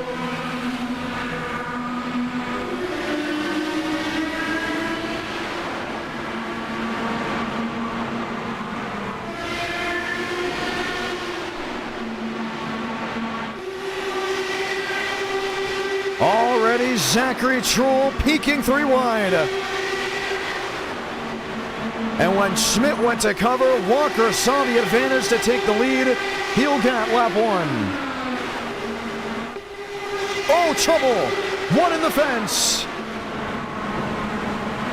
Christian Delgado sneaks on through. It may have been Danny Switzer. Everyone else avoids when his car took a hop. Now one upside down the backstretch will bring the caution out for the first time. William Johnson.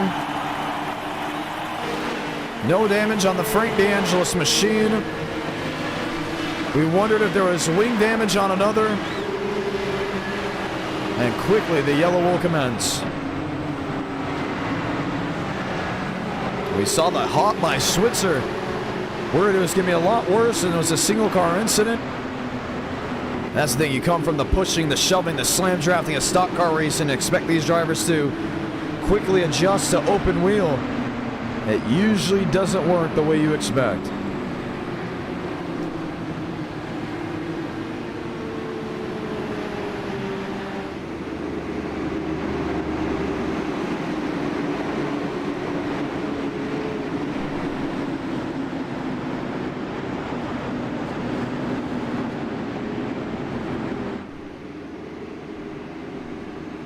So pit road will open. We'll take a moment to watch on back to what we saw. This was the opening part of the race.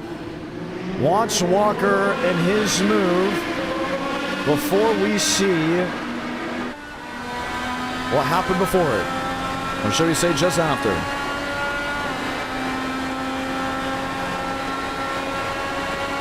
Schmidt to cover, Walker inside.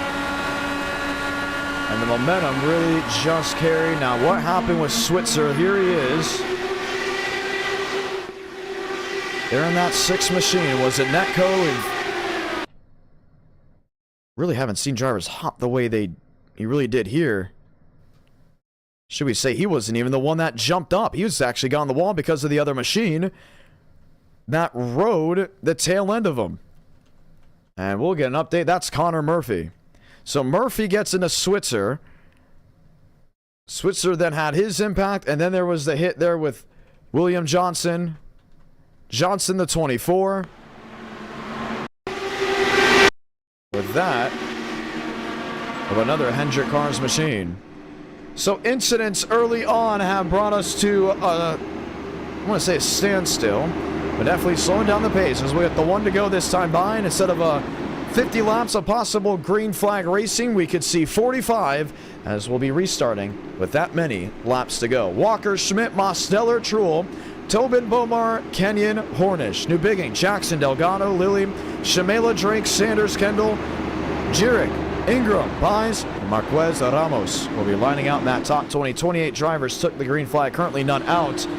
Until just then, maybe William Johnson electing to not continue. Connor Murphy still on pit road. Frank DeAngelis coming in to be the last driver to make a stop as we get ready to go back green flag racing.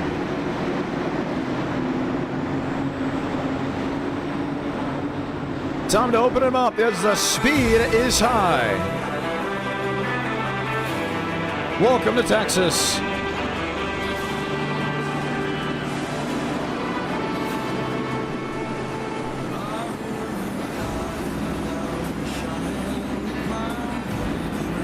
Single file restart.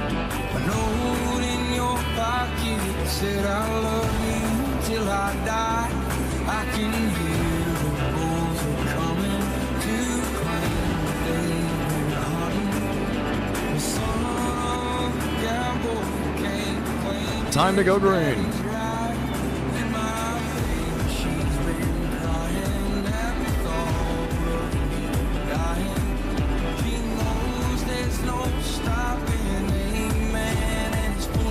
Can Walker get a jump?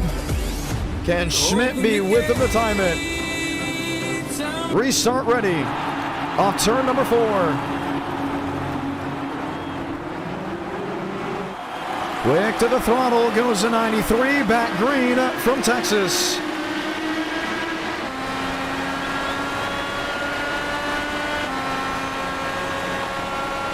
Mosteller up the banking. Schmidt there in second, under fire already.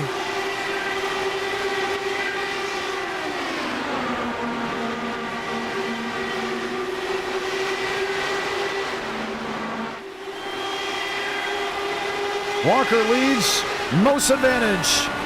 Oh, having to get out of the throttle.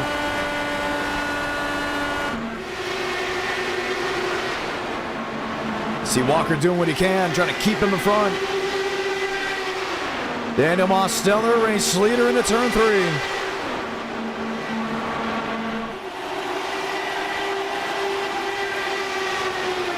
Tobin, Bomar, Chad Hornish. Josh Kenyon, there's also Douglas Newbigging. They're in the 7 machine.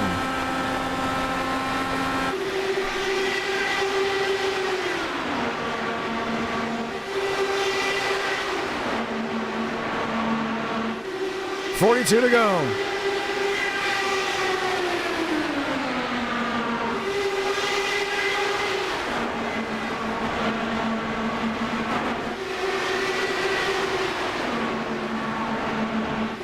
Looking, switching. Mosteller to the inside. And look at the separation you see out of these guys. Main group 3 or 4, 5, 6 strong. There's Josh Kenyon, that's 9th. Jackson Byes riding around in the 18th position. A lot of push for persistence. Now last time we were here at Texas with this contract combo, we saw a photo finish with Akaboazi taking the win, and that's how we knew who he was. We said, hey man, you need to join us for an e-ticket event. It would be huge. He very quickly did. And we saw the excitement with his name being in there and how well he drove that race. Winning it by mere inches. Comes back last Tuesday and does the same thing just with a different driver. But instead of winning it by inches, it was lost by inches to that of Hayden Walker.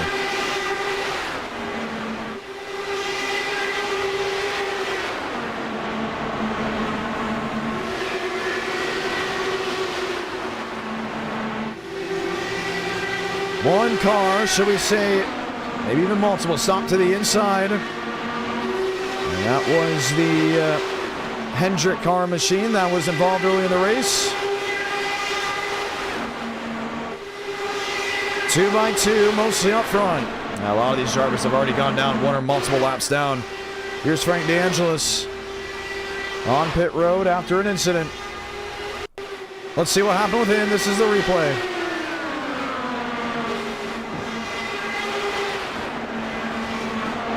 And this is deep, deep in the field. Oh, man. And a big wreck on the backstretch will involve with the delayed yellow. Jackson Byes, one of those involved. Let's watch back.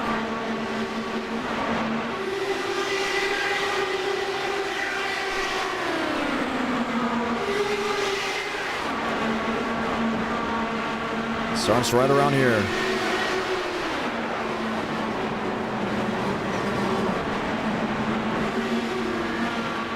Colby Jackson. One of them involved. He was the other one involved with, I believe it was William Johnson.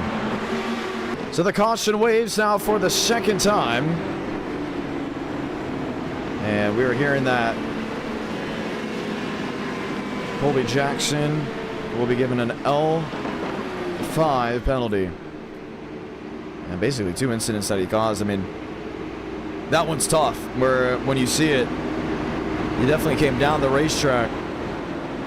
But an incident that took a lot of drivers out of this race and put multiple guys, what looks to be behind the wall. Pit road's open, multiple coming in. Well, shall we say actually a handful maybe staying out, and Walker being one of them.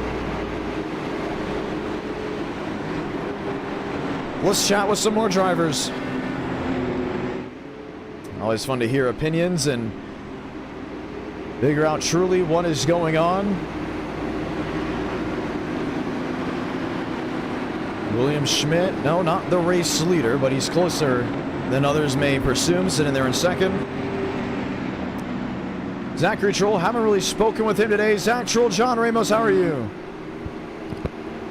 Good, John. How you doing tonight, man? I'm doing pretty good now. Did you go to that Flyers game yesterday? I remember you mentioned it in the live chat. I did not. Watched it on TV, but it was a hell of a game. That's two hell of a games, should I say, by those teams, because there's the one that went into shootouts very recently. Yep. Yeah, the Flyers just need to learn how to hold on to leads. That's something that they've had a little trouble with this year. But, yeah, they're a young team, so you can't really expect much of them. And I think that they've been... The growth is what counts. Really well. Yes, absolutely. And they've played a lot better than expected. So I'm excited for what there is to come in the near future. I mean, Michkov looks good. Konechny's on fire. So it's a lot to look forward to. Heck yeah. Well, we know you very well in our night for open wheel racing. You've won multiple open wheel races. Is this something that's eyeing as you have the potential to get it done? Or do you think this is going to possibly go the distance depending on what we see wreck-wise? We just saw a really big incident to bring out the second caution. Yeah, I mean, I think I could if I can get around some of these guys. Texas is definitely not one of my better tracks. I've had awful luck here since they reconfigured it, so I would like to change that. Hopefully get around some of these guys. Hopefully these tires, nice and fresh now. Be able to pick some guys off, and yeah, we'll see what happens. I'm excited. Racing's been great so far. Heck yeah, well, we're going to get ready to rock and roll once again. The excitement level is high. Truel, you got some drivers to work through. Now, these restarts are a little bit different than we have with the stock cars. How do you gauge and make up time when the leader has full control on when he goes? Yeah, it's a little harder from back here, but I try to go based off when the leader does. And then we're full speed into one, so yeah, we'll see. It's difficult. It's hard to time it right. All right, well, we're excited to see you. Get ready to rock and roll. Good luck. Appreciate it, John. Thanks. Oh, just accidentally cut him off, but guess what? He's ready to go racing. The field has lined up 2 by 2. We're watching on from William Schmidt, trying to gauge when Walker will slam back on the gas. There he goes. Waited to the last exact moment they're underway.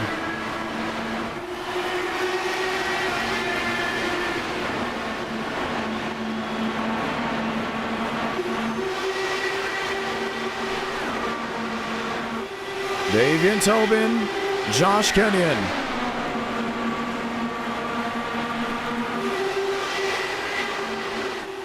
Schmidt to the outside. Walker just ever so slightly caught the grass.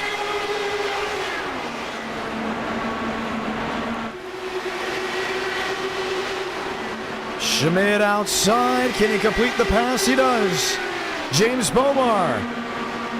Toe-to-toe with Daniel Mosteller.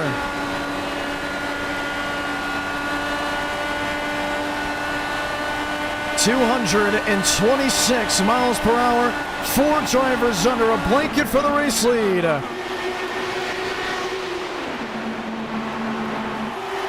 Mosteller underneath.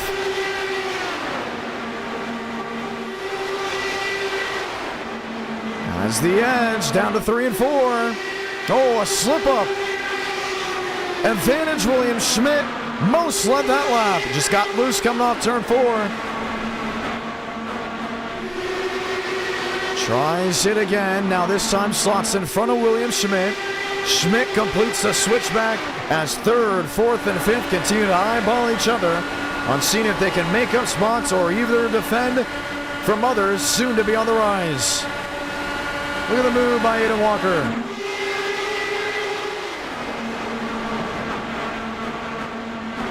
The crowd has arrived. 8 drivers, separated by about 7.5 tenths.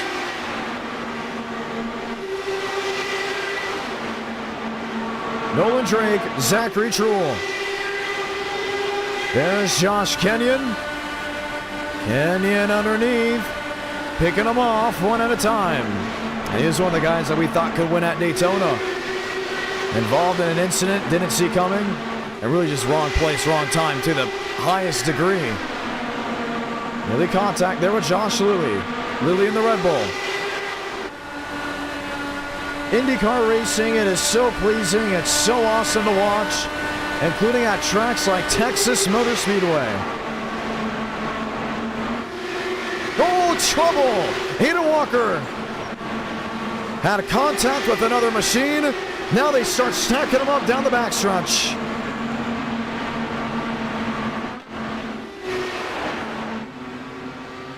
Davian Tobin. There's Hayden Walker on pit road. A caution is not needed due to him towing. Watch back and see how it happened. I think Tobin's going to slide up the track. Walker's coming down, doesn't realize the 65's going for a move. And the Indianapolis winner and the Knoxville native will retire from this race with nothing to show for it.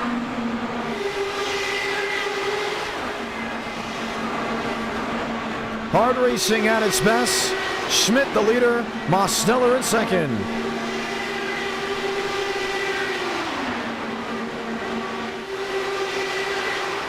What it does is now separates this pack out. And that's the thing about the open wheels. You may be saying, why wasn't that a caution? That needed to be a caution. That could change the trajectory of this race. In reality, if that driver brings it to pit road and he is off the racing surface, there's then no reason to throw a yellow. Simulator rules, just a little bit different than what's ran on the real life side. Sim to reality. Something I've been having to go back and forth with a lot this summer, continuing with it into 2025. Troll top shelf. Schmidt underneath. William Schmidt will take the race lead back. But Troll's not going down without a fight. And I think this is going to be the two to tango right here. Unless Mosteller and Beaumont really show something that they're worth. Hornish and Kenyon. Chad Hornish shows his excitement. Watching on from Mosteller. How dare I leave the 87 out of the equation?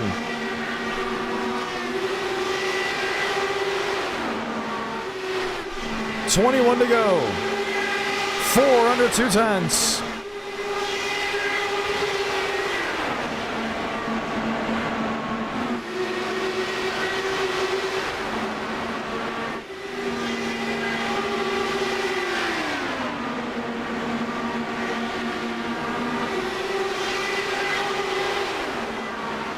Troll outside, Schmidt inside.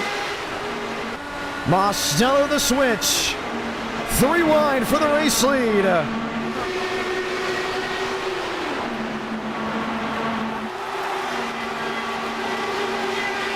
Zachary Troll, another bold move. And it's going to continue to do this back and forth, back and forth. Who's got what, where, why, and how?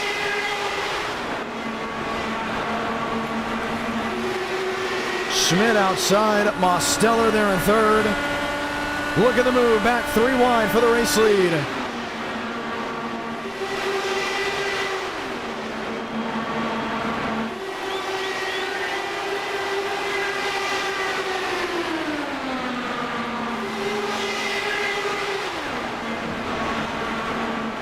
Nearly 3 wide, nearly 4 wide. You see them all shuffling and swaying.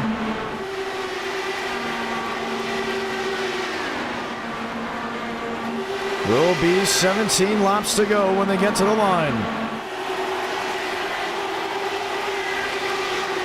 Troll didn't get it that time by. Was William Schmidt at the line.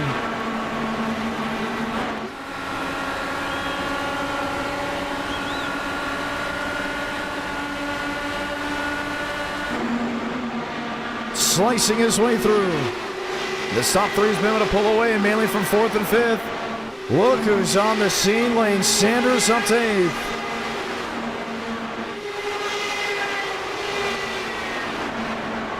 Kenyon in 6th. What racing we have here as we're in the final laps of the race. 16 will be 15 laps to go. And the speed is still as high as it was before.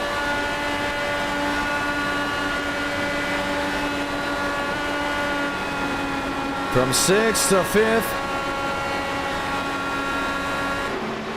Mosteller shifting and swing.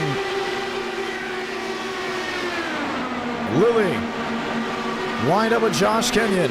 And every time we go open wheel racing, it truly is a drive to survive, right? Can you keep your machine in the best position necessary? Can you keep it out of harm's way, out of the outside retaining wall?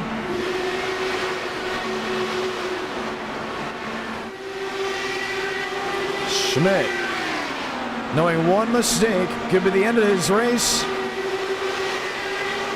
But when you clash and fight with open wheel stock cars on an oval, you must take, you must give, you must strategize, and you must know how to time things at the right moments. Truhl knows how to do it well. That's why he's in second.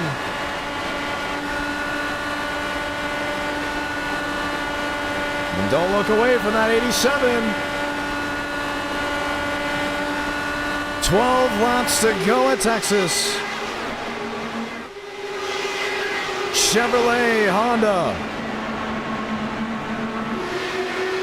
Shown upright. Oh, not a great exit for Schmidt and company. Most to the inside for the second position. He went awfully wide. 11 to go.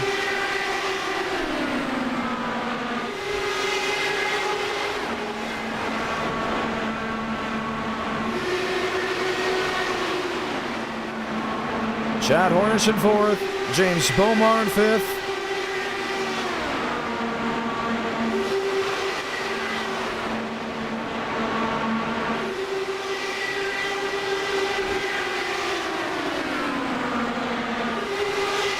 What can work?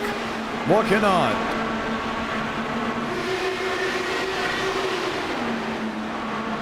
Stiller very strong on that outside lane.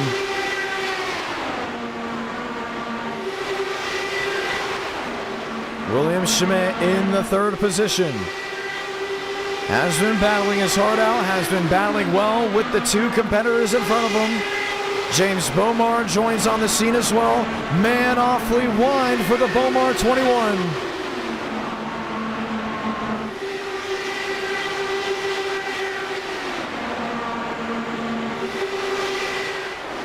Nine to go, will be 8 to go.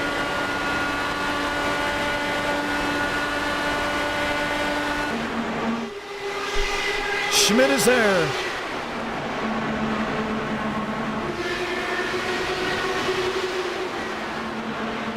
Seven laps remaining when they get to the line.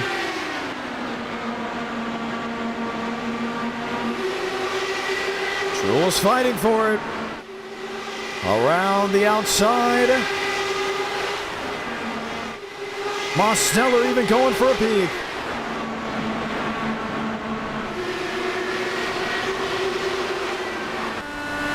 This is 5th. This is 3rd. 3 wide just for a moment. Truhl slides wide, now jumps to the bottom. 6 to go. And so many drivers under a blanket. You gotta remember, I don't think we're gonna get a green-white checker. Not sure if it changed or not. Josh Lilly, James Bomar, that's where they are. William Schmidt in 2nd. Closing laps of the race. 5 to go. Truhl peaked inside. Lays off the throttle. Trying to add the energy to the speed, and they believe he's in the wall. May have just caught it. Was it enough to damage anything? 4 to go for William Schmidt. What a race they have put on. Truhl not done just yet.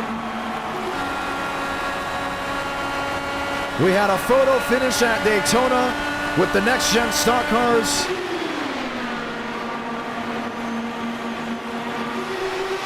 Do we see the same with the open wheels at Texas?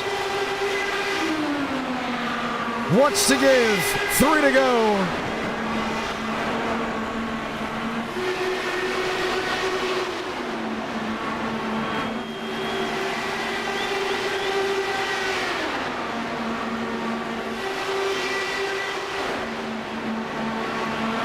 Zachary Truel, lane 2. 2 laps to decide it. And they got to watch out now because Josh Lilly is there. Lilly hungry for a win. It's been so long through the spring and the summer, the fall to come after. Last time Lilly won, July, check that, January of 2024. Santa Blanca, 1 to go at Texas, Lilly in the grass.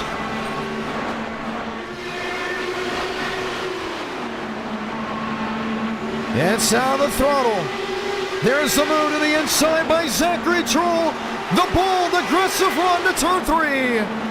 Zachary Truel with a last lap pass will win at Texas Motor Speedway. Lilly second, Mosteller third.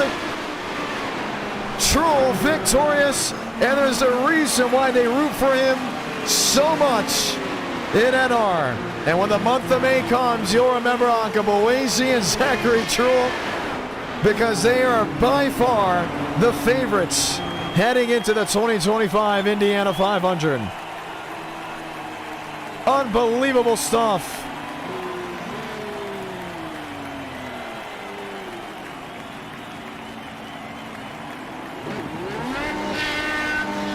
NR Night in America, fueling victories all year long. Wow. Josh Lilly did go in the grass. We're going to go over everything in just a matter of moments.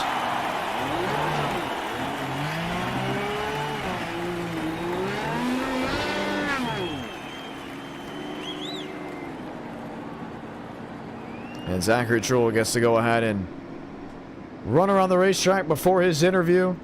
Unbelievable stuff. Unbelievable finish as the boys come in and put on a show in Texas. Truel victorious. We'll talk to race winner. Zachary Truel, what a move. The timing was right and you're going to victory lane. Yeah, man. That was so much for that.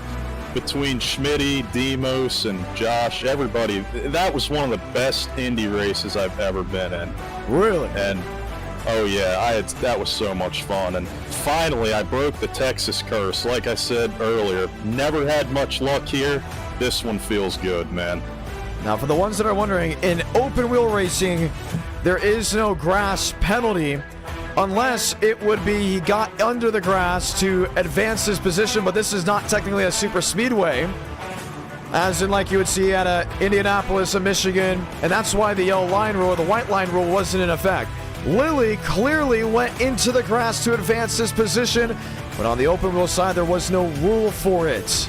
There will be a rule for it at the conclusion of this race. If you are going for the win in the closing laps and you go into the grass and it's caught, for you to advance your position, and you do not give the position back, you'll be determined as a disqualification. For Josh Lilly, he gets away with it just because there was no rule before it. But wow. Yeah. For you, it didn't matter because even though Lilly went into the grass, you still had the charge of momentum off turn 2, and what a run it was for you to turn through with the bold move. Yeah, I'm thinking it could have been the tires, but I knew once I saw Lilly do that, I'm thinking, all right, if I just get a good run off of turn 2, I could get to his inside. I don't think he was expecting me to do that. I went for it. I'm like, it's game on, and ended up being the race-winning move. And probably one of my better moves. Do anything to win. It's hard to win these races, so I'd do anything to win. Did you think he was going to come back to you at all? I thought there was a chance off of 4, but I figured as long as I stayed in it, you know, once I had a pretty good amount of distance between me and Josh coming off of 4. So once I was off of 4, I'm like, yeah, I think I got this. So, man, that's awesome. Hey, it really is. I gotta catch my breath after that one. That was pretty crazy. Great race, great finish. That's 2 that we've now had. And it came all the way down to the wire. For Zachary Truel, it's a big win. Now, we are still looking at where we're going to go for race number 5, or should I say race number 4. Truel, since you've won, we get to go ahead and open up the wonders, should we say, as Trucks will be heading their way to Eldora in just a matter of moments. Where do you think we should go for round number 4? Ooh. I don't know. Maybe, and you said in the trucks, right? Oh, sorry. It could be whatever it is. Well, we got Trucks racing for round 3. It could be really anywhere with anything. Remember, Snowball Derby is going on this weekend. That's right. Could consider that.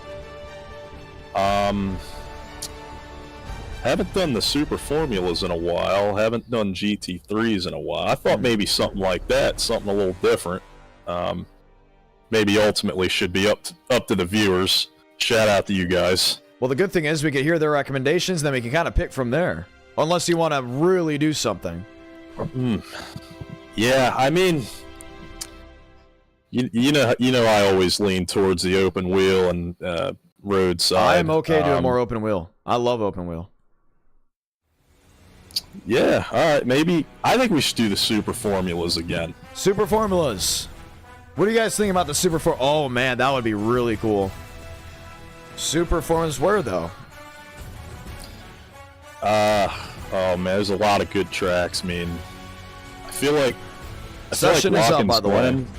Watkins Glen would be pretty cool. Maybe Monza. Would like Monza. Would like Monza a lot. Got Spa. Do have Spa. Maybe even Road America would be pretty cool too. What are you all thinking? A lot of options.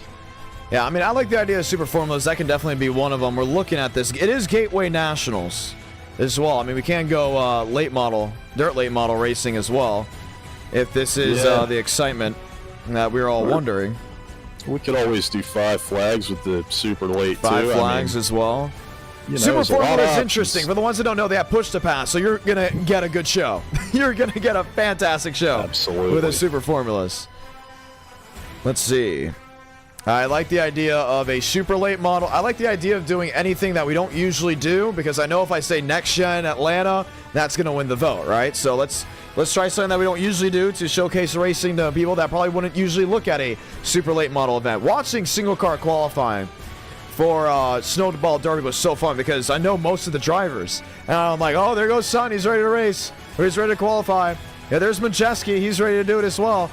And I love the Snowball Derby weekend. I mean, it's pretty cool. Flo is doing an amazing job, by the way, for the ones that don't know. We're going to have these guys practice at Eldora for a little with the setup before we fully go in there. So this is an opportunity for us to, rightfully so, go ahead and try to pick what we should do for round number 4. Some are saying Toronto. What if we go to Montreal? Ooh, that actually would be really fun. It would be pretty fun. No matter what car we use, that's a fun road course. IndyCar Dover. In a long time. Why does that sound scary and terrible? Like, it's not a bad. It would be a spectacle for sure. It would be dangerous for sure. There's a reason why IndyCar, I think, has never gone to Dover. They actually did. No! Twice, I think. Yes, they did. I believe in 98 and 99. Yeah, because Dover's my home track. So that there in Pocono. And I remember, I'm like, that'd be something if they went there. And my uncle told me, I think, that they did a long time ago. And it wasn't car? Like, it was IndyCar? It might have been IRL or card. I can't remember which one. But it was called the Mid-Atlantic 200. I remember watching it on YouTube. Okay, I mean, a while back, so it happened. I would not. But it only happened for one or two races that didn't last. No, I wouldn't be opposed to it. Yeah, I mean, I'll say it's like pretty quick. Dover is such a cool racetrack, so. Oh, I love it. It's one of my favorites. Dover and Pocono. I would love to. I mean, we always do Pocono, let's be honest. Winchester's not on iRacing yet, but it is being scanned for the ones that do not know. They've been scanning it for over a year now, so not sure exactly what's going on. But I mean, it's a little bit of a process. Like there's other tracks trying to get scanned, like a Berlin. Yeah. So they're going to go truck testing, and we're going to pick where we go. Let's see. Okay, let's start the voting. So let's start with the first one. Vote Round 4. 5 flags. Do we do it with the super lates? I believe so. So 5 flags, super lates, snowball, you know. Okay. Then we have others to choose from. What else should we throw in there? I remember we mentioned another IndyCar race, so we could try that. We haven't done a Spec Miata race in a while. Oh, yeah. Now that would be fun. Yeah. We went to like Road Atlanta maybe or Daytona. Don't have Road Atlanta, unfortunately, but I would be all over a Spec Miata race. Have you ever done a Spec Miata race on an oval? I have not. I don't think we ever have. Yeah, I know. I personally haven't, but the idea of that actually sounds really cool, so I'm not opposed to it. It's 5 flags. Indy. They go to Martinsville in real life. Yeah, don't they do. They do go to Martinsville in real life. On the reality side, I would say if we did it, it would be wild. Wouldn't be fully against it. IndyCar, where can we go to have another IndyCar race? Do we go an oval? Do we go road course? Long Beach would be tough, including this late at night. Yeah. I mean, the idea of Dover sounds okay. I don't really know how that car drives there. I feel like if we did, like, say... I don't think they even have a setup, but that's the thing. They may not. I think they do, but I'm not 100% sure. What about Richmond? Richmond would be cool. Richmond or Iowa? I mean, we've done Iowa before, but last time we did Iowa was not too good of a race with it. Yeah, have we done Michigan with it yet? We have done Michigan. Chicagoland? We've definitely done those two before with it. I mean, I'm okay going back to another intermediate with. I just worry about if the dirty air is gonna, hinder the good racing that we usually see with it. I think Michigan will be pretty similar to Auto Club, if I'm honest. We've done Michigan with IndyCar before. It was okay. It was scary. It was scary. There is we do have a yellow line rule at Michigan for it, at least on the backstretch or for wrecking people. You know how it is. Our version of a yellow line rule. I mean, we could do that. You know what? Let's do that. IndyCar. Yeah, let's do IndyCar Michigan. All right. IndyCar Michigan. Anything else? And then we'll put a Spec Miata race in there. And where should we go for Spec Miata? Do we do Homestead? Now, they actually race at Homestead. On the road course or the oval? I don't know, because now that I'm thinking about it, I actually wouldn't mind Spec Miatas at Homestead on the oval. I like that idea, actually. Okay, I think you should go through with that. Spec Miata Homestead Oval, and then the final one they want. Some are saying modifieds. Someone said modifieds, New Hampshire. Do we do it? Ooh. Wow. Well, yeah, might as well. I don't think I ever remember us doing modifieds. I know I'm still pretty new to NR. We've done it before. It was a pretty solid race. It's also done super late models at New Hampshire. So we've had our fair share of kind of doing everything. You know what? I think that's a pretty cool lineup for round 4. I think so. I think you should go with that. And I think it's going to be pretty good. All right, we're advancing the session.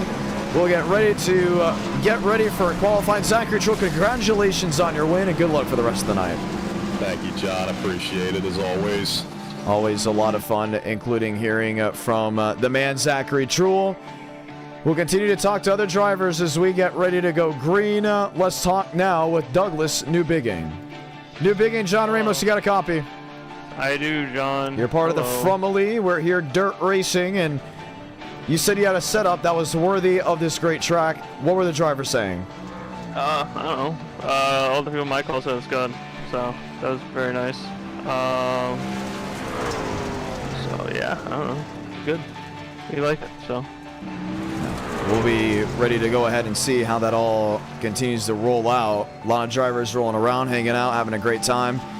What are you expecting out of this?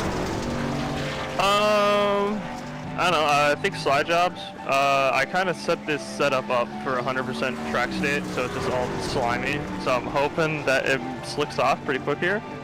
But yeah, I think we'll be able to definitely do slide jobs, especially at this track. I feel like once the berm builds up on the top, they'll definitely come in. Yeah, I'm pretty excited though. I'm pretty pumped. Glad to be back on dirt for once. You know? Yeah. which would be 600s at Millbridge, but you know. That could be a race 5. It could be a race 5. That's all I'm saying. Because it is free, right?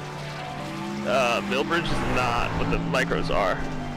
Did I buy Millbridge? No, I did not buy Millbridge. Tragic. We have Kern County and their dirt track. Their dirt track. We do have USA Dirt with the 600 micros. If they're non-wing, it'd have to be not. I mean, it's so tough to call and figure out what everyone's doing. Yeah. Oh, it's one lap still? Darn it. Oh, oops. We didn't change it because we went from, we knew the races were going to be shorter, so we paid less for the lobby. That's why that happens for the ones that are wondering. Instead of funds, guys. Everyone needs a super chat right now. Alright, we're getting ready to rock and roll. Let's see. Yes, everyone will be racing from the looks of it. What are you excited for? Do you want more dirt racing? Yes, no, and why? Yes. Fun. I hope that's enough of an explanation. I think that's great. What do we got here for vote round 4? Ooh. Modifies New Hampshire. Interesting. I mean, Spec Miato's Homestead Oval. Like, come on. Okay, what about... Is that not a cool idea? New Hampshire, maybe, too. I don't know. I mean, yeah, it is, but it'd just be more super speedway. You know what I mean? Yeah. It would be fun. Oh, man, and Modifieds are right there with it. And IndyCar, Michigan's right there with Snowball Dirt. Wow, this is actually a really good vote. There's 3 ones. Get the votes. Your vote counts. Wow, it's split, too. Yeah. Okay. Split vote. I'm seeing a Micros Chili Bowl from someone in there. I like that idea. I like that idea. You know, we've never done a Chili Bowl in NR. I think we should have. I think we should have a Chili Bowl. The streets are saying it. Well, we are the getting ready. streets. Oh, it's very random, but who remembers Speedfest earlier this year and a truck going over the wall and getting stuck? Speedfest? No, but that just happened at the Gateway Nationals tonight. No way. Some guy, he was going into turn 1, just hit a bump the wrong way, and it literally just straight right off the track. So this was like a road truck, you know what I mean? Like something that you have on the road, street legal. I always wonder, I was like, man, I wonder who that was, because there's a funny video of Ross Chastain saying it wasn't me, I swear. And I asked recently someone, like, who was that? Do we ever know? And they're like, oh yeah, it's Chris Munson. So, yeah, I did. The whole year I was calling races with Chris Munson. Little did I know, he was the one that drove the truck over that wall, which was very, very interesting. We're racing, we're rolling 50 laps. You expecting this to be a barn burner, or what are you thinking? I think so. Once this looks out, I'm hoping it does. It's definitely, I made sure the setup is very difficult. You really can't, I don't know, it's difficult. There's definitely a curve I feel to it. Like once you get the hang of it, you could run the wall, but it will grab you if you missed it the right, like it's not gonna save you, you know what I mean, ripping the wall. So I kind of like that idea. Make slide jobs a little bit more fun, I feel like, just because there's a high chance you mess up on the top, but also slide jobs, you got to be perfect with them in order to hit it right. So I don't know. I think it'll be pretty fun. Just gotta watch what happens, I guess. Probably gonna see a couple big wrecks at the beginning from just everyone trying to figure it out, and then after that, I think it's gonna be pretty good. All right. Especially we get lap traffic, I think it'll be definitely really good. Well, it's going to be very interesting to see how this all plays on out. Eldora is always a lot of fun, always puts on a great show. I believe it could put on a great show with Douglas Newbigging. How'd you get that new scheme? Which one? The all-green one. So that one, I run a league on Wednesdays, and I have a scheme yet, and I told my team owner, John, I was like, hey, could we just repurpose an old scheme I used to run like a couple years ago? I was, yeah, sure. So I pulled up a one flame scheme and I was like, let's just turn it green. Well, it actually looks pretty cool. I know, dude. I knew, because like that color green that Jeff Gordon had in his car back then, I think it was a Nicorette car, I think it was.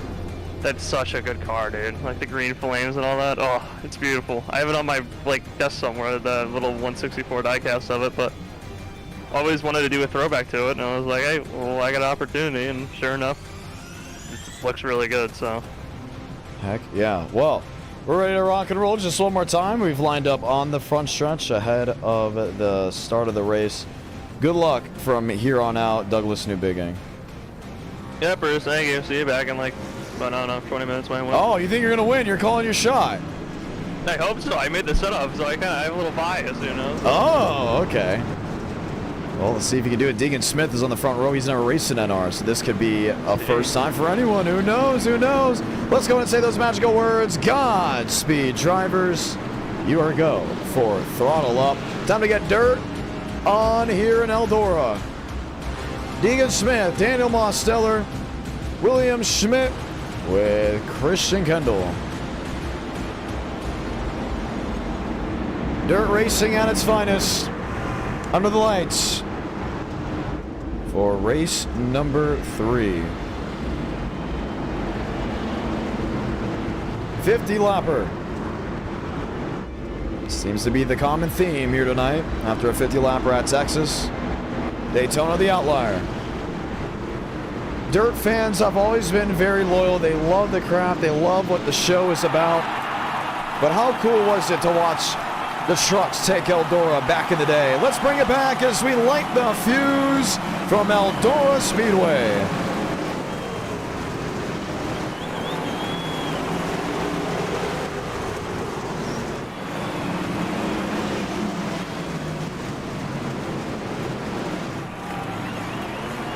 Deegan Smith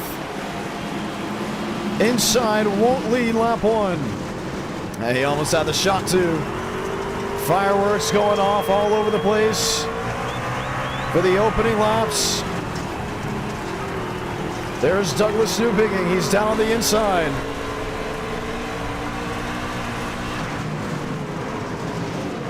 Smith to the lead.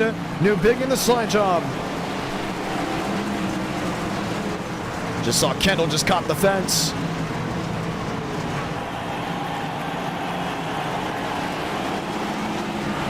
Oh, Spencer Burns gets into the 93 of Anna Walker, able to save it. Now gets back into him again. It's tough to see all these guys hugging the wall, trying to figure it out.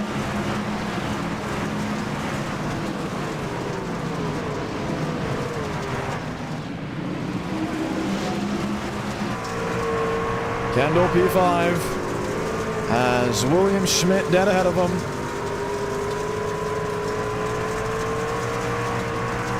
Mosteller, Smith. Top 2 in line with Newbigging, Schmidt, Christian Kendall, Joseph Armstrong. Sean Rowe up near the cushion.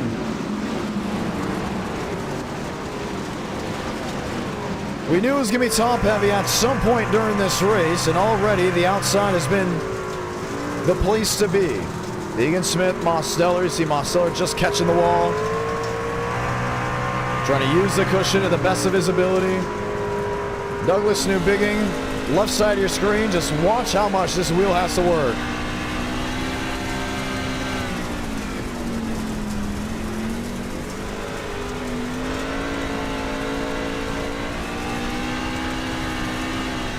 Under the turn left to go right. Well, you see it here. Or turn right to go left.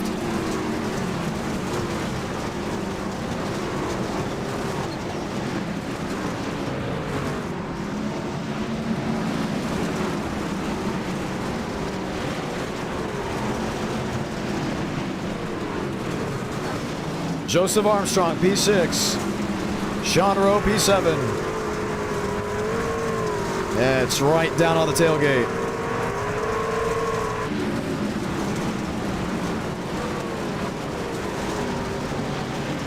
Aiden Walker, James Bomar, Cody Meadows, Josh Kenyon, Spencer Burns, Christian Delgado. Burns in trouble. Nearly lost his race truck. Finding the slips and the slides. Zachary Trulli, you see him going a lap down on the bottom. One truck around on his own, deep in the field. Lap traffic goes around, and Deegan Smith, the newcomer 10 night in America. Very few know his name, and starting to know who he is now. With 38 laps to go as the race leader, and gets hit. Should we say slams into a parked truck, and the caution will wave. Armstrong involved, Christian Kendall involved as well. And it happened very, very quickly. Jackson buys.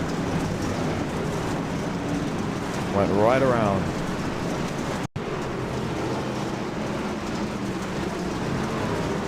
DeAngelis, Kyle Terzak going at it. I've seen that before. Buys just went around on his own.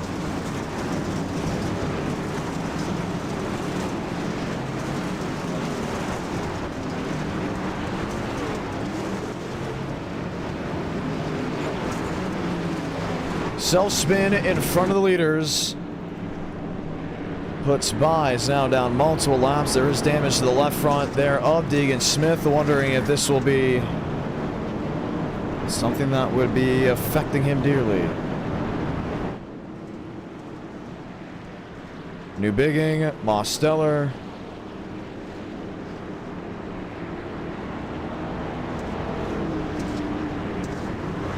We get the one to go this time by. So Doug will move to second. Smith, your race leader, as we get ready for the restart.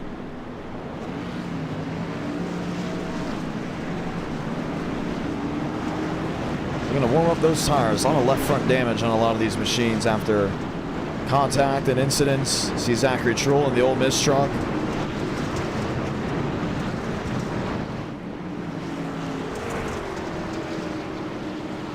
Let's get ready to try it again.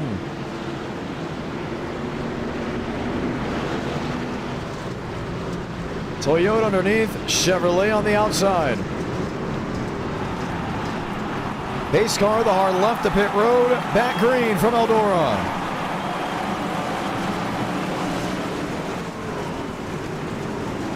Oh, Deegan did not get going, and that left front was more wounded than expected. This hands the lead, the Douglas New Bigging. Mosteller right with him. Now they expected the suspension to be broken.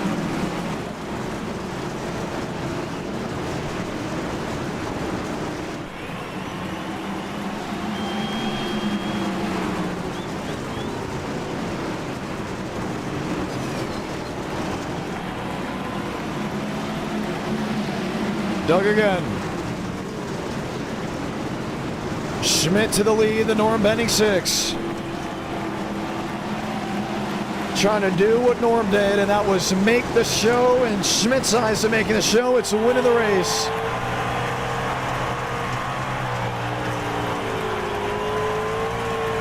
Kicking the dust up on a Friday night. What a look.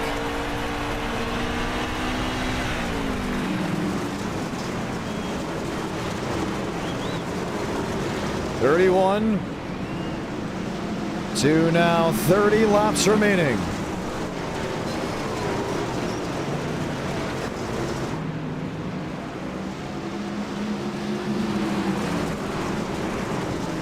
Bomar, New Bigging right down to the inside. Josh Kenyon in play there in 5th. Aiden Walker 93, Sean Rowe 99. You see Rowe slicing, dicing, doing what he can.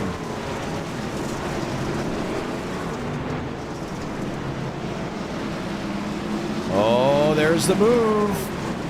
Mosteller, a drive deep into 1 and 2. Schmidt the switchback. William Schmidt to the race lead. Look at the left front just lift off the ground.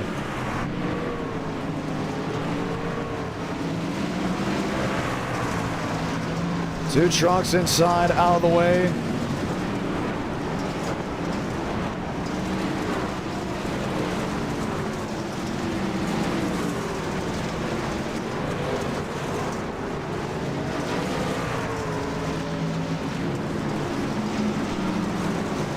Mosteller in second. There's New Bigging on the bottom. Josh Kenyon riding around in the 4th position.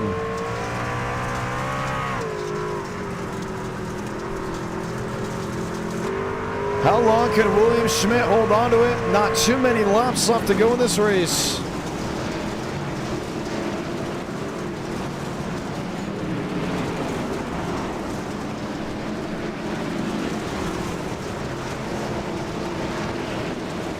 William Schmidt, Daniel Mosteller, Douglas Newbiggin, Josh Kenyon, Josh Lilly, followed by Joseph Armstrong, James Bomar. Bomar in a heck of a heave. This is with Sean Rowe.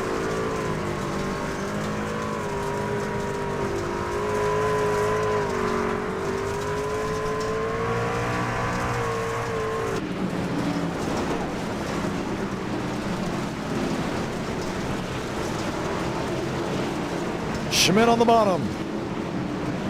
22 left.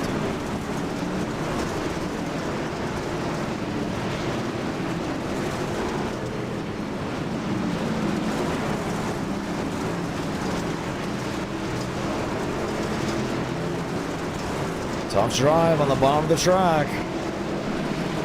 One stomped backwards. I believe that was Hayden Walker. Right in harm's way, Frank DeAngelis gets into him, and the caution will wave. I don't know why he just didn't reset. I mean, was he looking for a caution? And right before we threw it, DeAngelis got into him. Either looking for a caution or looking for a way to get to the bottom.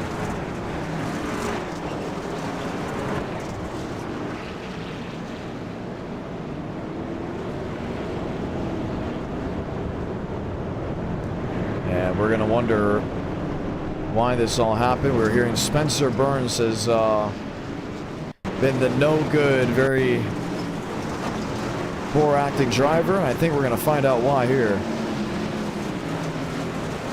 There's Hayden Walker.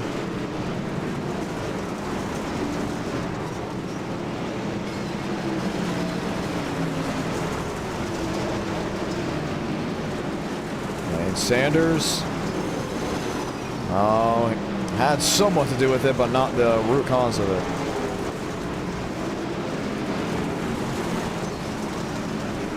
Got stuck up there.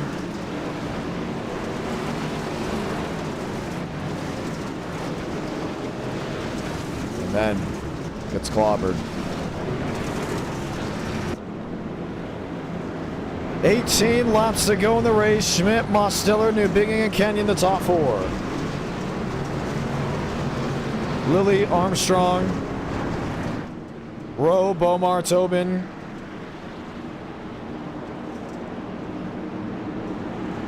All lined up as the lights come off.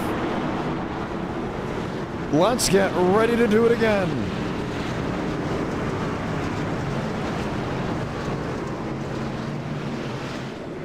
Pace truck the hard left, Chevy on Chevy.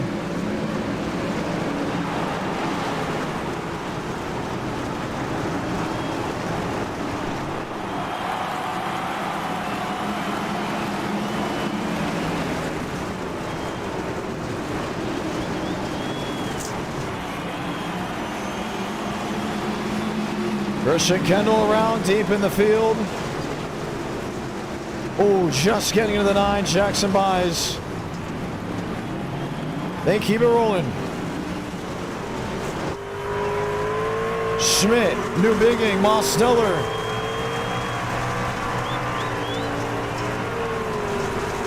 Look at the slide in by Doug.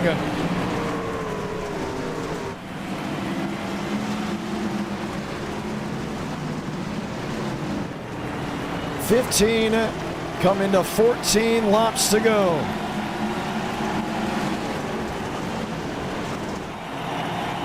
It's Newbigging really driving it in deep, trying what he can.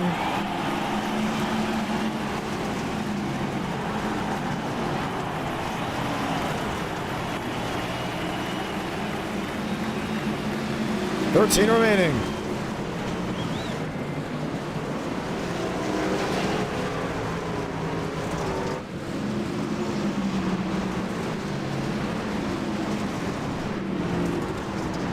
Switching, swaying, trying.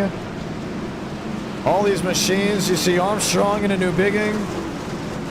The 22 and the 7. Mosteller and Schmidt trying what they can. 11 laps to go.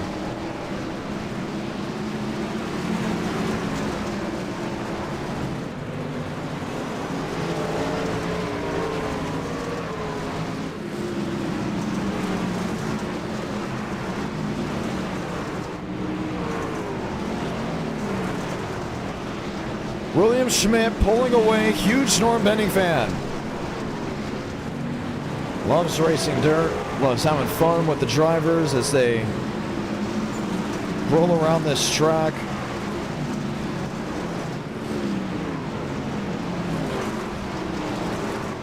When there was pushing, when there was shoving, when there was shunting, so many thought of so many different things. Who was going to win it? Who was going to come out in front? As you see, Truel stop to the inside. Schmidt prevails with 8 laps to go.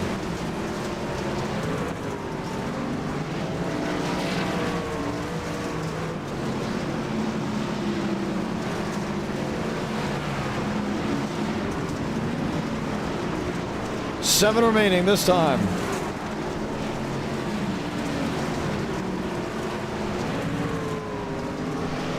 Most up the track, trying to find the cushion. New bigging there in the 3rd place spot. Seeing what he can improve on, what he can try. What he can embed. I don't think it's going to be enough. I mean, William Schmidt is just locked in and locked out. The rest of the field already 8/10s. Sean Rowe, Cody Meadows.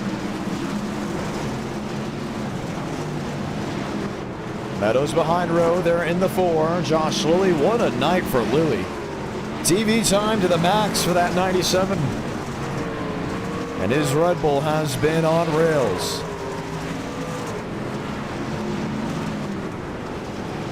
Schmidt's lead has been cut down ever so slightly, 4 to go.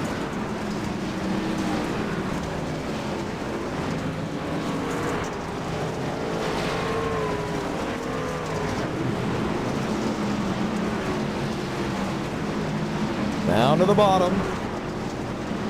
Left front in the air.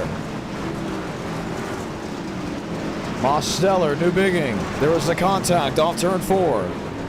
New bigging in the fence. Mosteller sneaks through. This will be the fight to the finish behind the race leader.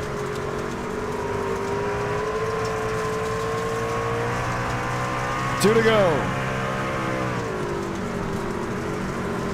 Doug tried the slider. And the dirt racer from the Northeast who runs dirt consistently on the reality side may finish second fiddle to that guy right there. Salamanca, 1 to go for William Schmidt. You really don't know him as a dirt fan, but oh boy, does he love Norm Benning. And when Norm made the show, it was a party in the Schmitty house like you've never seen it before. He said, I'm going to do what Norm did. I'm going to make the show. And in this case, making the show is winning the show. Schmidt victorious in Eldora.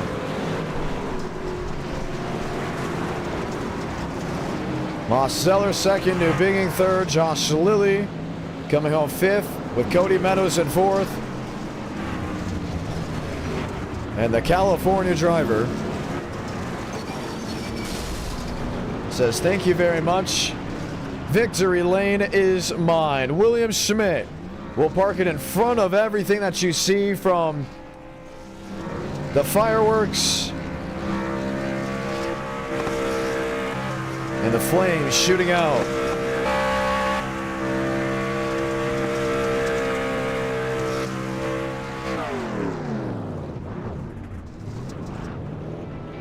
Exciting times. Let's go talk to the race winner.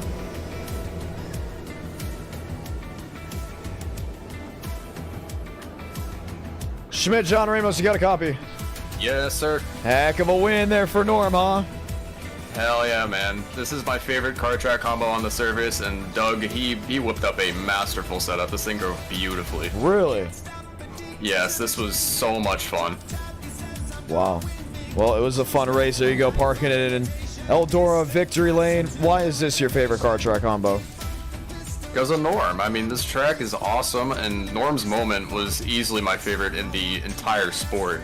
So as a result, you know, I drive this track a lot, and learning it was so much fun, and and the racing is incredible. I mean, the lap cars, I mean, it depends on who they are, but they could be a little bit better, but it's so much fun to drive, so much fun to maneuver. I love the multi-groove aspect of this.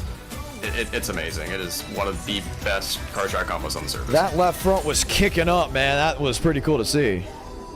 Hell yeah, it is. It was awesome. Well, we'll get ready to go racing, and it looks to be IndyCar Michigan winning. Wow, they won the vote? Unbelievable. IndyCar Michigan looks to be winning. That'll be just a 25-lap race. Agree, disagree, and why? I'm actually going to be busy, so I'm not going to be in that race, but, I mean, I've ran it before. It's fun, so, you know, I'd agree with it. And we're hearing some wild and a little bit of drama took place as of recently in the race. How was the live chat? Or the voice chat, should I say? I didn't really notice anything too much. I mean, there were, you know, a couple people just yelling at each other, but I didn't see, you know, anything too crazy. That's very interesting. Well, we're getting ready to rock and roll. Congratulations on your win. We head Michigan next. No guarantee of a race 5. Not sure exactly what it'll be. Did we hit 200 likes? Did I say 200 likes? We got a race 5? Trying to remember. I believe you did. I'm not sure. It's in the announcements chat for sure. I know that. All right, we're going to go ahead and check out. Was it in announcements? Yeah, let's... I think it might have been... Okay, let's see.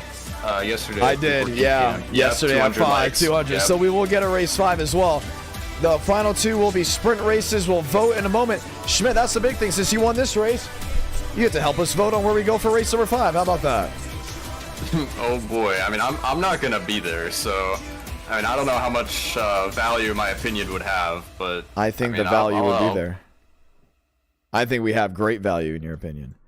So that you got to think about it from a viewer standpoint, then, not just a driver standpoint, if you're not going to be there. Yeah, that's true. All right, this is going to be a quick race, 25 laps for the Michigan side, which means it'll also be a quick race for the final run of the night. What are you thinking and why?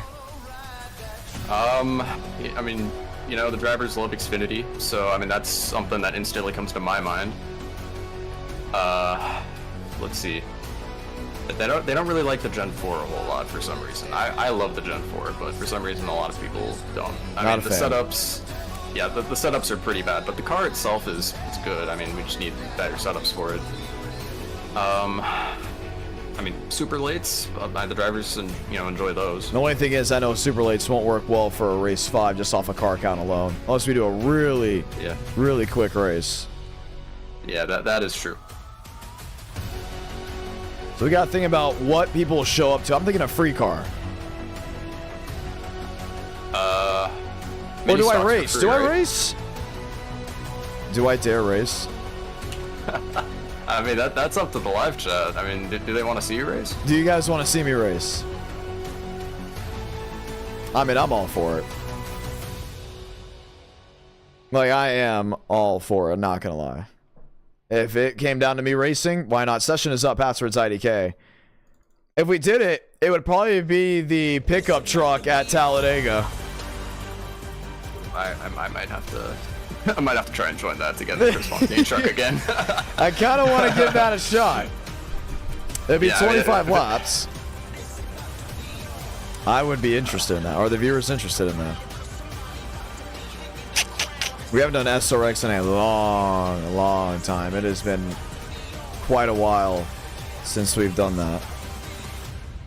Yeah, I mean, I'm not super sold on the SRX cars. They're a gimmick car. Ooh, they're a gimmick car. Yeah, I mean, I feel like even iRacing themselves knew that as a car it wasn't going to work, because why else would they give it a super speedway package? so yeah, I mean, a few times I've drove it. They did give it a super speedway package, which is pretty funny.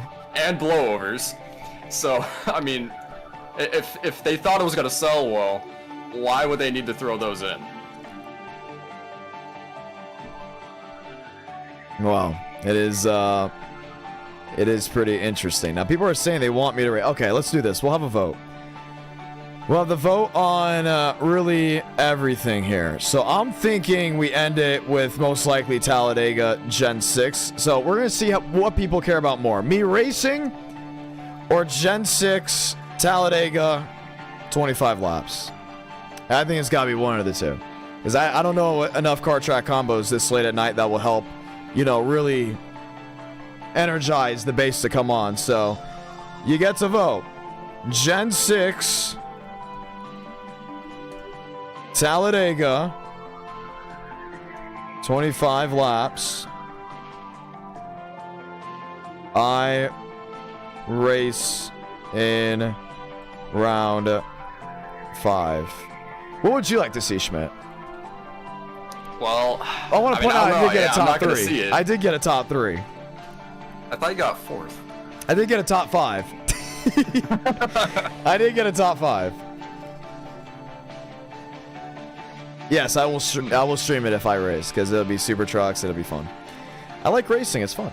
I have my little controller, have my little people in the chat talking, and you know, it is fun to get in the mind of an NR driver. You know, see what it's like from that point of view a couple times. That's why I do onboard so much. I would be all for it. Wow, look at that. It is nearly half. I think people just want to see I mean, if I raced, it wouldn't be in Talladega, but I guess they just want to see Talladega. It's more important for them to see Talladega than for them to watch me race at Talladega, which I get. It's totally fine. 25 lap sprint, Talladega, why not? We used to do that a lot for like a race 6 randomly, like quickly. Yep, I remember those. I am all for it. John, do you have a wheel? The wheel is in Florida, my parents' place. I actually saw it recently, and I had some people come over. They're like, so you have the actual wheel, like I have the base itself, like the motor is down in Florida. The wheel itself is in my room and kind of just there for luxury look. And the pedals I actually found recently, Thanksgiving weekend. So, pretty cool. Nice. Pretty cool. So at some point I will bring it down. I don't think Delta would have been happy of me putting that on a 767. So I didn't put it on a 767, but nonetheless was pretty interesting. 25 laps, I'm wondering if that's going to be too much. I am worried. Including with this field that we have coming with us. But we are ready to go. Schmidt, so glad to see you go to victory lane. Nice talking with you. Yep, thank you, man. Always a pleasure. How's the weather? Cold. Cold. Did you weather cold over here? What? Did you say how's the weather? I heard how's the weather. No, I always said always a pleasure. Oh, yeah. I heard how's the weather, and I'm like, cold. Don't like it. I'm probably going to go and get actually winter gear tomorrow. Because it's cold. It's cold over there. All right, we're going to continue to talk it up. Spencer Burns, we need a chat. Spencer Burns, John Ramos, you got a copy. And there is no words out of Spencer Burns just yet. So we'll drop him back, and we will go find a Frank DeAngelis. Frank, you raced Texas. Things went wrong. Were you frowned upon, nervous, worried about what you saw? What do you mean? Well, you came off turn 2, and there was just a load of machines kind of just parked. Yeah, I kind of expected it. I didn't think the air was going to get thrown, so I tried to drive through it, and I couldn't drive through it. I was the fastest car on the track from that restart to that wreck. So a bit disappointed. I did call my shot. I tried wrecking, but dirt physics got the better of it. Eldora was pretty fun. What won the vote for what's the next race? It's either I race round 5 at Talladega, or you guys do Gen 6 Talladega 25 laps. Now, I could throw a third one in there where it's a Spec Miata race, but... you do it at a road course?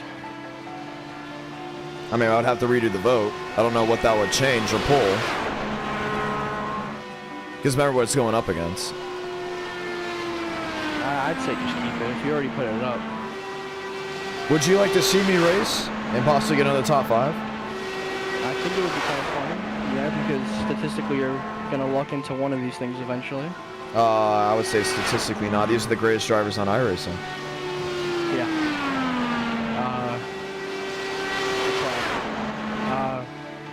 Are you excited for Joe's Crab Shack in a couple months, Frank? I want to point something, Frank. You saw my private Instagram post, right? Yeah, because it wasn't private. It was private. It's on my private account. So anyways, in that, I had a funny video of Christian Delgado passed out on my couch. If I see you eat chicken fingers at a seafood restaurant, we are taking a video. And it will be up in my next yearly, my yearly post. I'm going to sue you for defamation because this is way more to the story that nobody knows about. Really? So we're going to have a whole argument on the video. I have no problem having a whole argument on the video. And we're going to take a photo of it. I'm going to show them the mahi-mahi. And then we're going to look at, we're going to make sure your ketchup is there so it's like overflowing. Like the Red Sea. Is that what you're ordering? Frank, don't tell me that's what you're ordering. What? I'm going to tell Rich that you're ordering chicken fingers at a seafood restaurant. I will not. What are you ordering? I don't know. I got to look at the menu and maybe some... Okay, I'll send you the menu right now. Joe's Crab Shack Daytona. Well, I'm scared if I get a burger because then they're going to say, this guy got a burger from a seafood restaurant. That would be pretty funny. I mean, that's more okay, you know? I get that. You know, you kind of can respect that. It's kind of a part of it, you know? You're not a fan of seafood. Oh, yeah, our other friend who is there got the burger. But I understand, because, you know, he doesn't fully know the seafood lore, you know? He's not a seafooder. You know, seafood guru. So he just figured out what the happy medium was. You know, it's like cheeseburger in paradise. You know, that's what he did. And you said chicken fingers on the kids' food, the kids' menu. I was half awake. You were not half awake. I fell asleep on the car ride there. I was out of it. I wanted to go home. Wanted to go home? Back to the hotel. I wanted to watch more Gravity Falls and go to bed. Oh my gosh, and eat the Doritos. Calling Gravity Falls a bad show to watch is despicable. At 2 o'clock in the morning. Yeah. We got back at 2. What do you mean? Joe's Crab Shack. I'll never forget. I'm trying to go to sleep. Gravity Falls on here. And I turn over and you're watching Gravity Falls laughing with your little high-pitched laugh. And I'm watching this whole bag of Doritos, just this arm go all the way in. And I'm like, there's no way this guy is serious right now. Probably had a couple twisteds that night too. Probably. All right, you ready? 4. Try our killer seafood menu. Oh my gosh, this is great. I'll have shrimp. Would shrimp count? Shrimp does count. Oh my gosh, if you have shrimp. Would popcorn shrimp count? Oh man, you're really pushing. I mean, I guess. I mean, what do you need it to be fried? Do you need seafood to be fried? No, not. I just don't like seafood. Well, I mean, why not just shrimp? You're not a fan of shrimp? Like, what's that one movie? Was it Shark Tales where they couldn't eat the shrimp? Like, is that you? Are you the guy from Shark Tales that can't eat the shrimp? You're the shark and you can't eat shrimp? We should go to an Italian restaurant. Okay. And you know how I would do? You would order the chicken fingers. Yeah. Yeah, okay. For you disrespecting my seafood. Seafood's like my culture. That's like South Florida culture. Not really, honestly. It's really not anyone's. It's not. It's just coastal food, but it's great. It's really good. I love seafood. But the thing is, like, you order that. So, I mean, instead of ordering the chicken cutlets, you know, or the Alfredo. Put a pull up right now. Put a pull up right now. Italian food or seafood? Italian food or oh, man. You better not. You better not go ahead and alt vote. Let's go ask right now. Vote.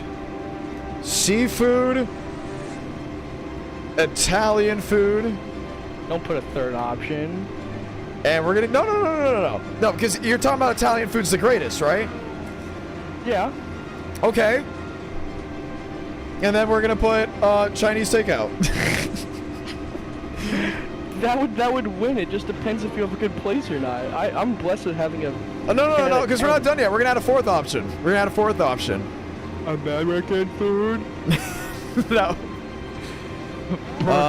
No, you know what? To combat the Chinese takeout, we're gonna go Japanese hibachi. That's seafood. Majority of that is seafood. It's all sushi and stuff. Oh, okay. Then, look at that. Look, this Japanese hibachi just supported seafood, ladies and gentlemen.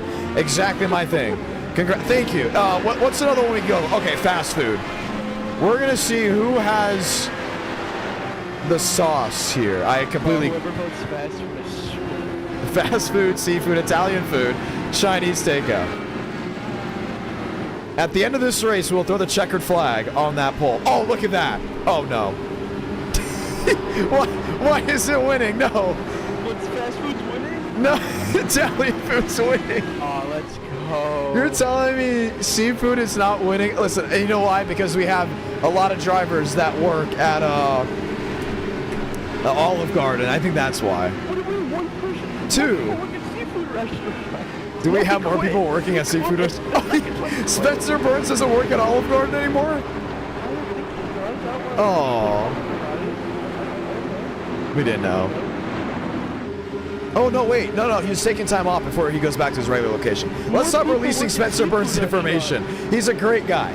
He's been getting into it with people, but he's a good guy. There's like 5 people working at seafood restaurant. We do have 5 people in our race. That is true. Oh my gosh, that's right. Okay, we gotta go. We're gonna let you go. We're gonna keep it on it. I support seafood. That's all I'm gonna go ahead and say. Yeah. You'll see me in the fence. Let's light the fuse for Michigan.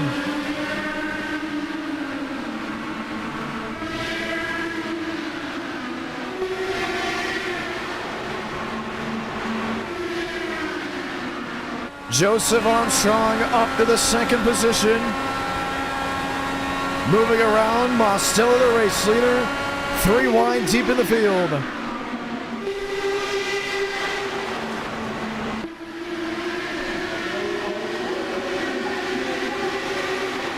James Beaumar.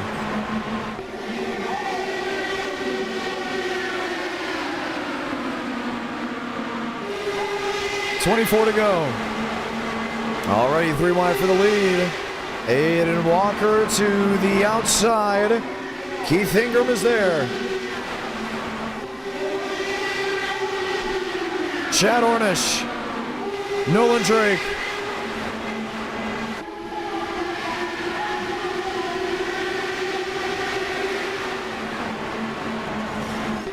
Two by two, 3 by 3. Couple drivers making contact deeper in the field. But so far, strong up front. Here comes Michael Mitchum up the gut. 33 drivers took the green flag. 1 spinning and 1 into the catch fence. That's James Beaumar. Keith Ingram, Josh Lilly. Late blow there to a machine. And that may have been Jonathan Green.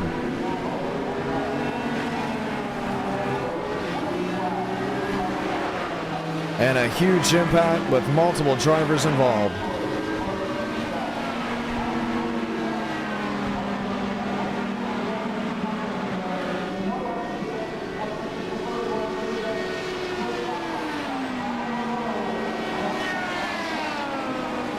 Wow. It happened so quickly. Watch here.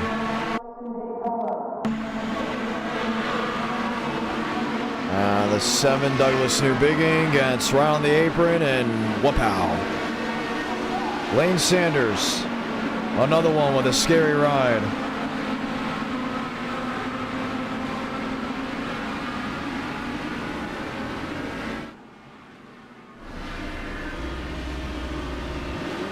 Watch it all unfold again. Lane Sanders, I believe he is in the 41 machine. Doug on the inside lane. Goes sideways. Man. And that 41 just took off. James Bomar catapulting as well.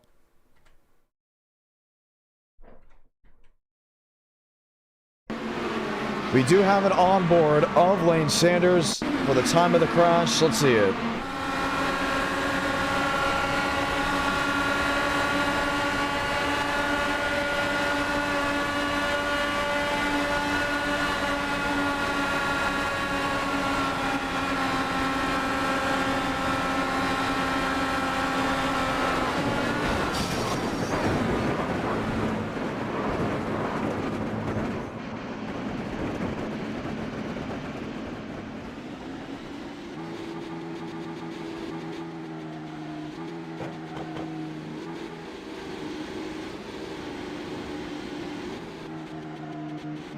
Man.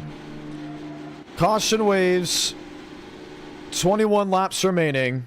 Multiple drivers out of the race. Some trying to get repairs. Others wondering, was that the end of it, or is there more left to spare? Armstrong now the race leader. Aiden Walker in second. Michael Mitchum goes to third. And we'll go ahead and continue to chat with others as time rolls on. You know, we haven't talked to Dale Greenwood in quite some time. The Oakland A's fan, how are you? I'm good. Why'd you gotta bring that up, man? You're still Oakland to me. I said that respect. I hate John Fisher. I don't think they're going to Las Vegas. Oh, probably not. Well, you're sitting in that 6th position, and you haven't won in quite some time. And I mean quite some time. Yeah, what is it, like 2 or 3 years now? Last time you won, Enter Night in America just started. I believe I was 20 years old. I just started working at a luxury store. Enter Night in America was still being produced in Miami, Florida, in my bedroom. And if I'm not mistaken, my voice was a lot higher pitch. I believe so, and you also had to work. Everything changed. Everything was different. It was the era of screaming. I'm still loud now, but I mean, that's just my natural being loud. Oh, the screaming and peeking the mic, that was peak. Oh, yes. Man, that's... I'll never forget getting that Yeti microphone and having it break the day of Christmas. Really broke that day, and we used it for quite some time. Yeah. All right, well, we're ready for the restart here. You're sitting in 6th. Do we finally see Dale Greenwood back in victory lane? No, probably about 5 laps here. I'm about to do my best Lane Sanders impression. Okay, you saw that happen. What was your reaction? I was in awe. I just saw it in my mirror. I could roll the through and just put on watching in my mirror him go cockpit first into the catch fence. That was crazy. Wow. All right, well, we're ready for a big-time restart. Good luck. All right, time to roll top.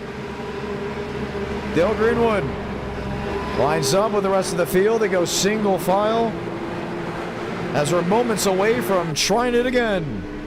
Armstrong leads. Walker to Mitchum. Mostello to Kenyon.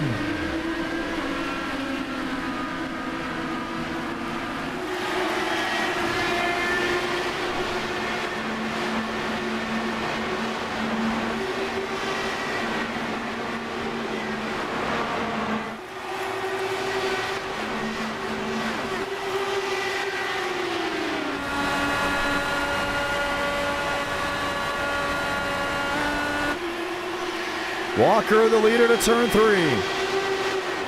I think Joe's going to be a sitting duck. We know that 93 knows how to run those restarts well, but with how much of a super speedway this track is, you know, things get wild, and they get wild in a hurry.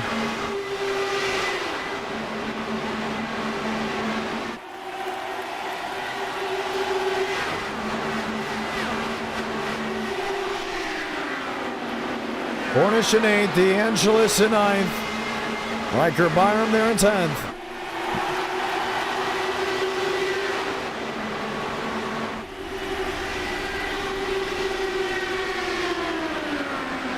Mitchum, 4 wide on the apron, Mostiller.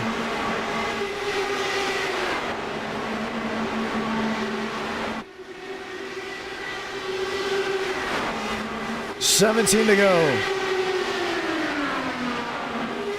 Josh Kenyon to the bottom.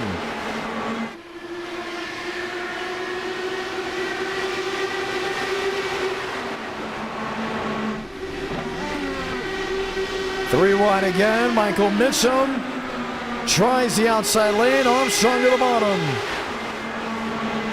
Right down on the apron. He makes it work. That was bold.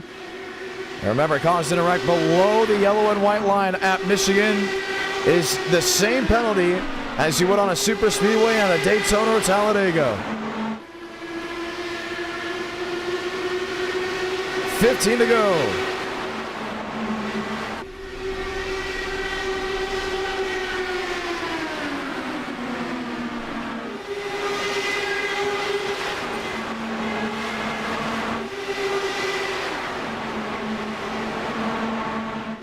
Hornish, Kenyon, Byram, Greenwood.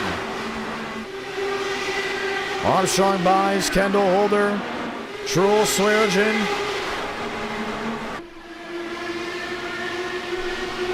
A lot of excitement, a lot of moving, a lot of swaying. Different parts being added in. Mitchum with Drake. DeAngelis with Hornish. 4 wide, Frank DeAngelis on the outside.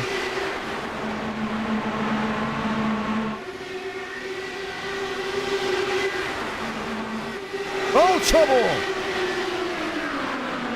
Michael Mitchum goes around. I believe he goes around with that maybe of Joseph Armstrong. No, it wasn't. Nolan Drake. Down into the grass, we stay green. Where does Frank DeAngelis go from here?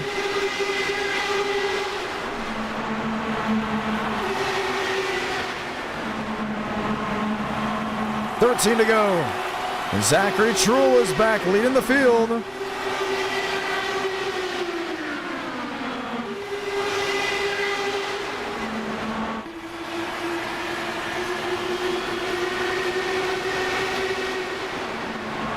Armstrong outside.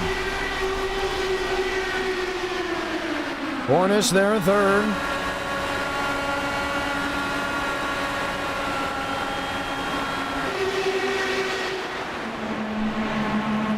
Three wide, old Josh Kenyon. A hip check from Chad Hornish. They hold it together. Here's Frank DeAngelis below the white line.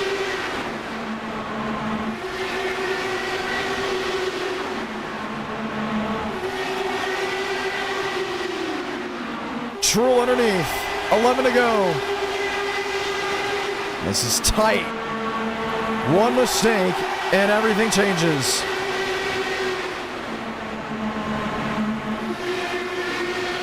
Watching Hornish, watching others do what they do best. Now 4 at Brest. Max Swearigan in the 4th position. How fast are they going? Take a peek.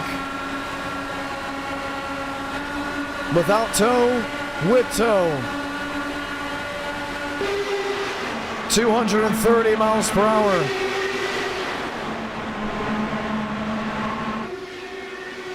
Nine to go when they get back to the line. Saw the contact between the 69 and the 30. 14 outside, Dale Greenwood. Zachary Truel trying to become the king of open wheel. Frank DeAngelis out of the ring. Oh, he goes to the grass. Just out of view. Single car spin, doesn't hit a thing. We stay green. And that will either be the nail in the coffin or an opportunity if things don't go the way they're expected to go up front. Here comes Aladom. And every time we go to Michigan, Contreras is always up here. Always in the thick of it.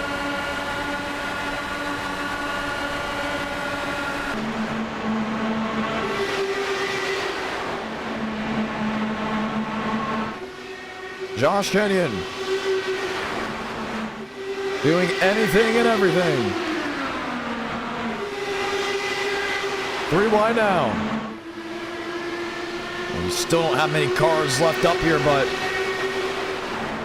the thing about where they were and how many were here at one point, sliding Ranker Byram. Oh, just catches the inside retaining wall. But off the racing surface, we stay green.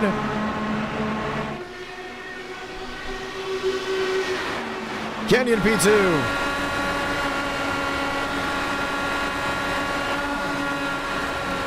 Baez and Contreras.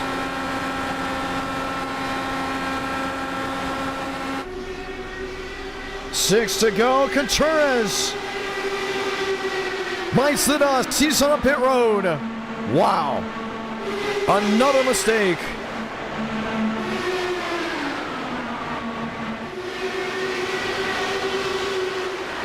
Four wide. That's what we saw at a point.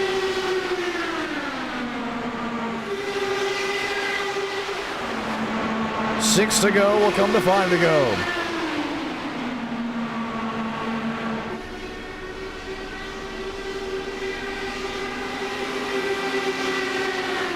And there may have been an incident deep in the field at one point that could have warranted a yellow.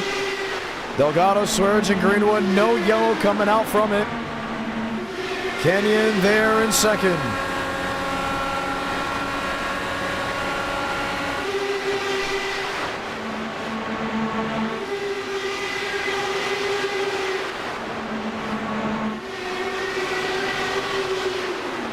Michael Mitchum out of the race.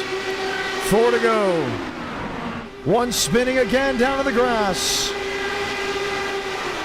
That's Jackson Baez. Too many incidents. The caution will wave.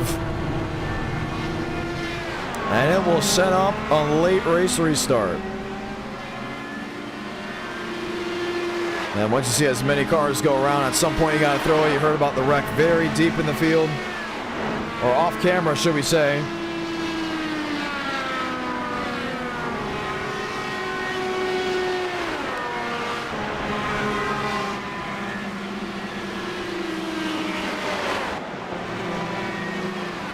You can see the damage on the left front.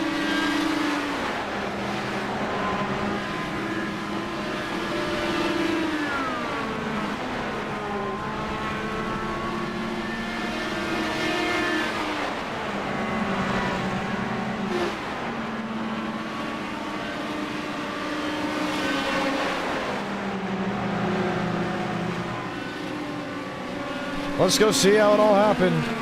One car after the other.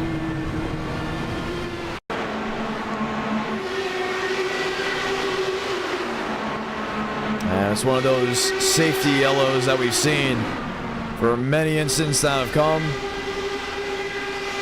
Caught the lip in victory lane, and then he had other incidents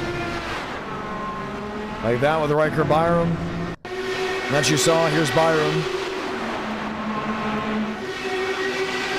Getting loose, getting covered.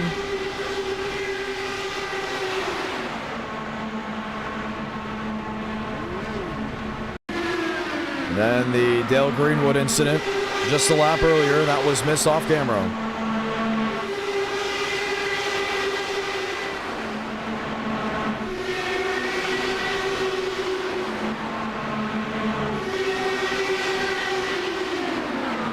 Man, yeah, I mean, that was supposed to be a yellow about 4 or 5 laps ago. That would have easily been one, but we were on board when it happened. Look at Max Swearigan and the air he got.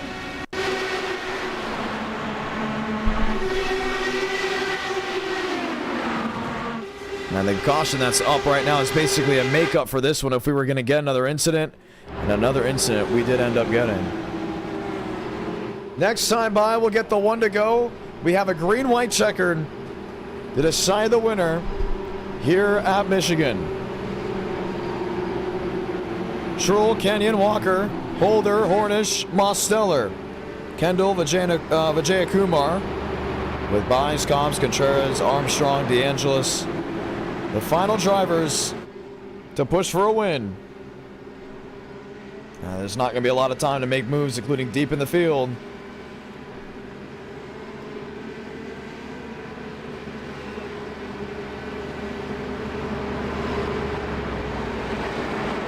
Lights out, this time by the one to go.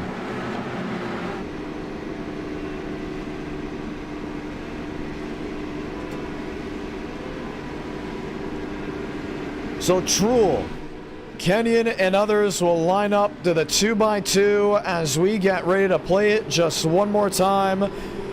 Welcome to the Irish Hills. Let's see the finish.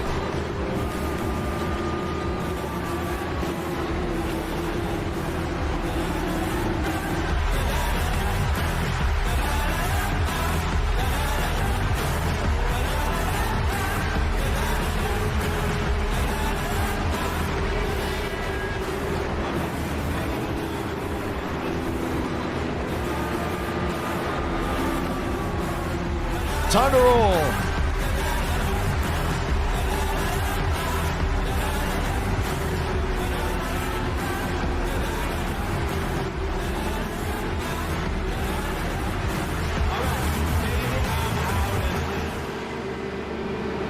Can Truel hold on to get another open wheel win? Or will something else change as we get ready to roll? 2-lap shootout.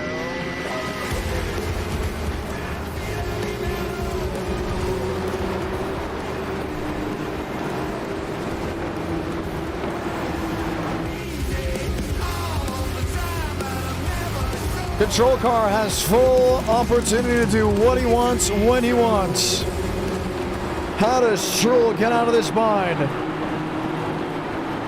When does Kenyon know when to go? Truel the jump. Kenyon left sleeping.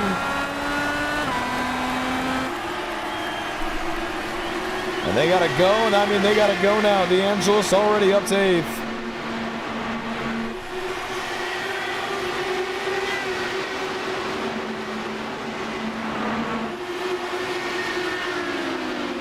They'll catch Zachary Truel. Can they time it correctly to get the win? Or will it be another one of those great last lap passes? Josh Kenyon to the outside. Walker wants to join him. Switchback, Kenyon into the barrels. The caution will not come out in time. Salamanca, 1 to go for Michigan. Aiden Walker to the point. How long can they hold on to it? Jax Holder on the scene. The nicey move to the outside of turn 3. 3 wide. This will be the finish from the Irish Hills. Truel on the bottom. Holder up top. Walker in the middle. Zachary Truel steals another one from Michigan. 1/100th of a second. You can't stop him with the open wheels.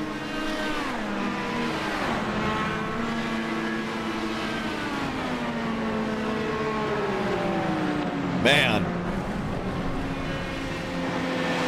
Just can't get away from him.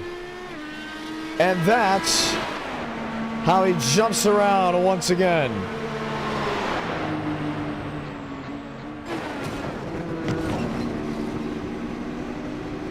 Round 4, it's all Truel.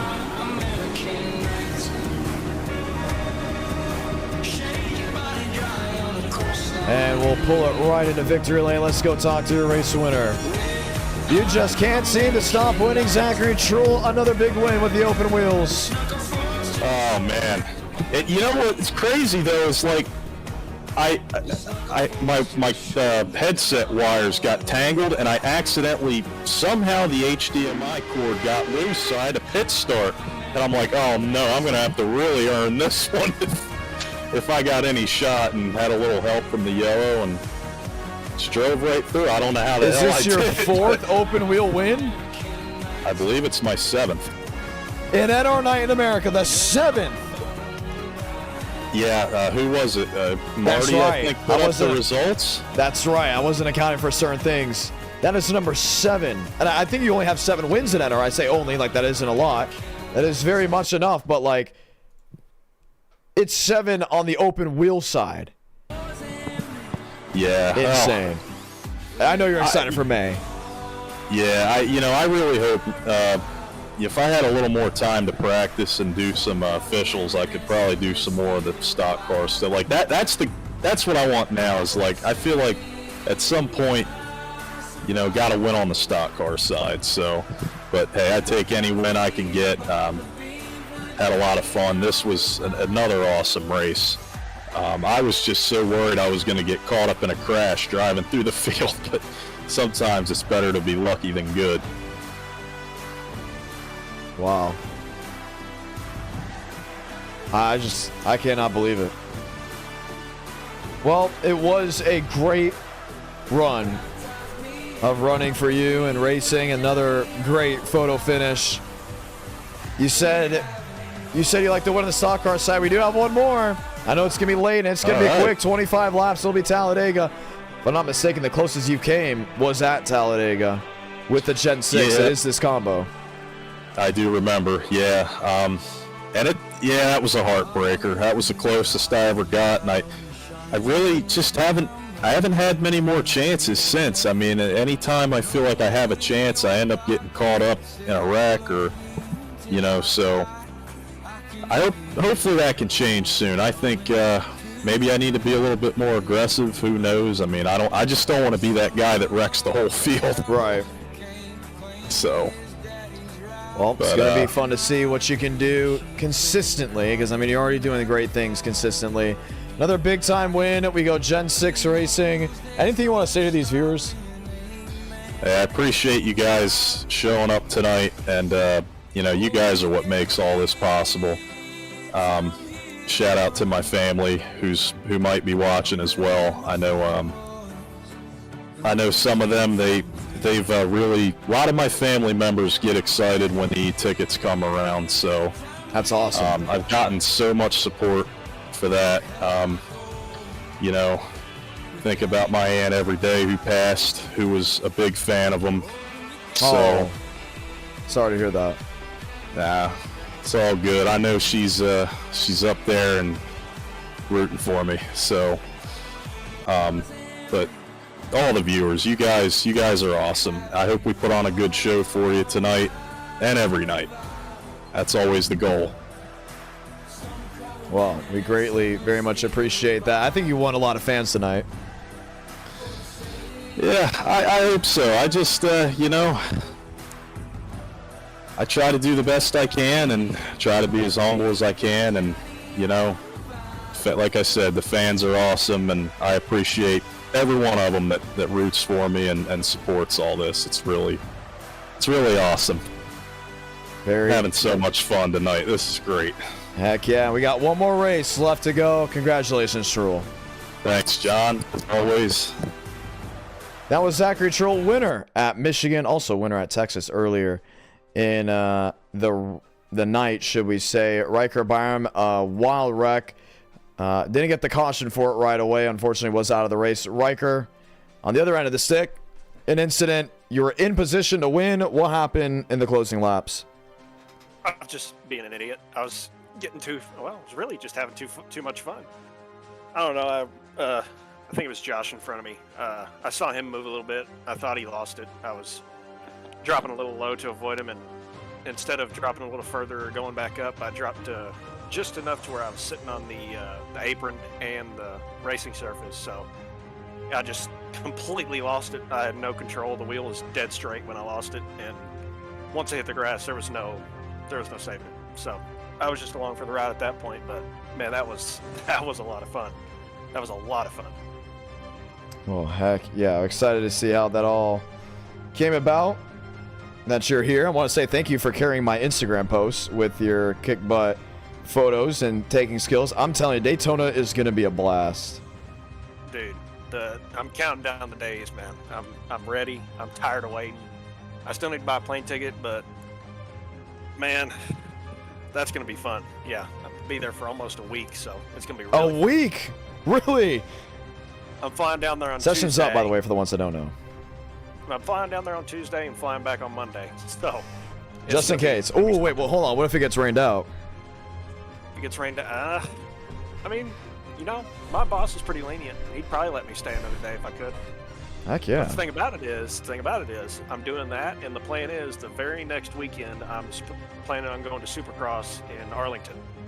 So we'll see how that all all pans out. I never trust Daytona with rain. I'm telling you. Like, yeah, I'm not sure I do either. knew the 500 this year was going to get rained out. You know why? Because when I went to Coke Zero in 2023, there wasn't a cloud in the sky.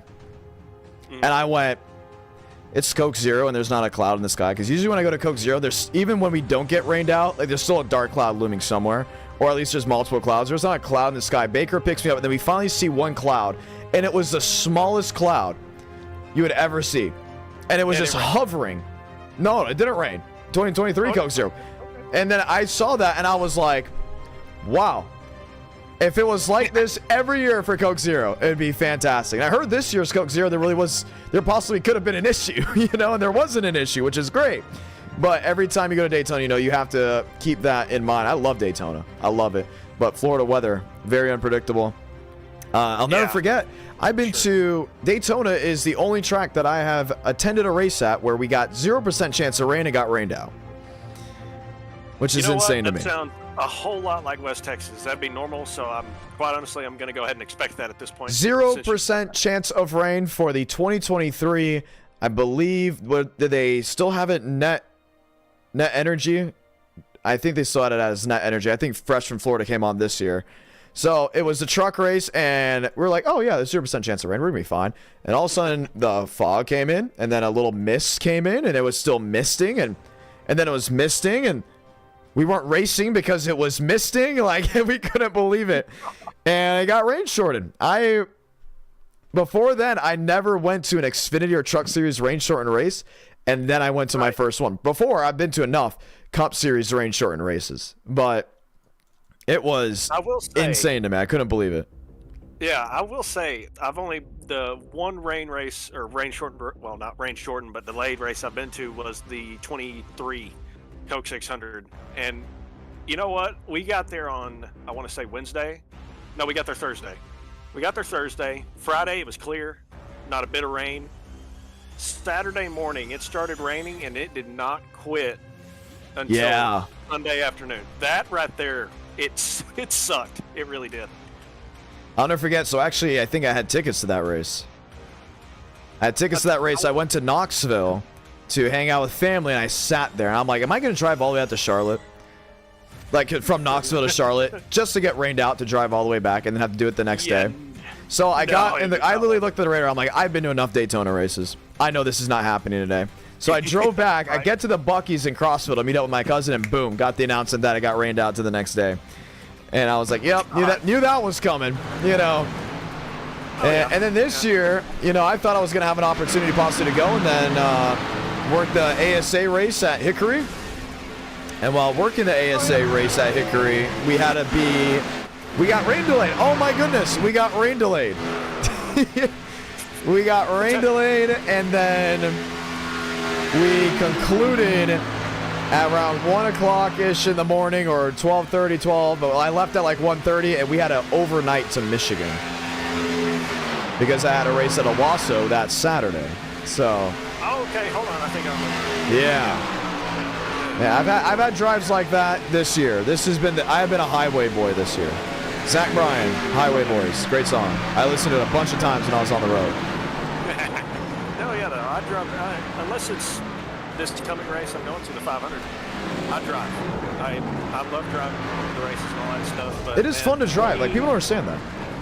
Yeah, it is 100%. You get to see everything up close and personal, in my opinion. Yeah. And including the wild crap that could be on the road. Like, let's be honest. There's been some things. I one time was driving from, I think a part of the drive from Milwaukee. So you know about the whole situation, how I went from Nashville to Michigan, called the race, overnighted to Milwaukee, and then right after the Milwaukee truck and ARCA race, I called that over the PA, ran pre-race, blah, blah, blah. Ran all the way back down to Tennessee to arrive at 3 o'clock in the morning. There's a ladder in the middle of the interstate. That's believable, honestly. That's ridiculous. It just shocked me. I've seen some stuff. Mostly, you know, mattresses, stuff like that. I've seen a truck on the side of the highway before on its lid. Oh, I-4. I've seen an 18-wheeler do a barrel roll on I-4. I almost got ran over by an 18-wheeler while I was parked in traffic. Yeah, no. We were parked in traffic. I was on the way to Dallas. One of the big reasons why I pray at night after I get home safe, because sometimes I question, like, wow, that's a lot of driving without there, to be a incident. Like, found cones in the middle of the road out of nowhere. Saw accidents at like 2 in the morning. I'm just shaking my head on how that even happened. You gotta be alert. You really gotta be alert. But when it is calm and it is not, it's like you know that feeling, right? It's calm. You got the country music playing. You're rolling maybe on cruise control, and time doesn't exist. They could say you could get there in 6 hours, and you're like, make it 10. I don't care. As long as I don't have to go to the bathroom, let's keep going. Exactly. Yeah. No. If I don't have a reason to stop, I'm not gonna stop. But yeah, some of those drives are ridiculous. Like that Daytona drive. If I did drive, it'd be 22 hours, and that's the reason I'm flying. I cannot. I like driving, but I am not driving 22 hours. Yeah, that's crazy. You're asking for trouble if you do that. Exactly.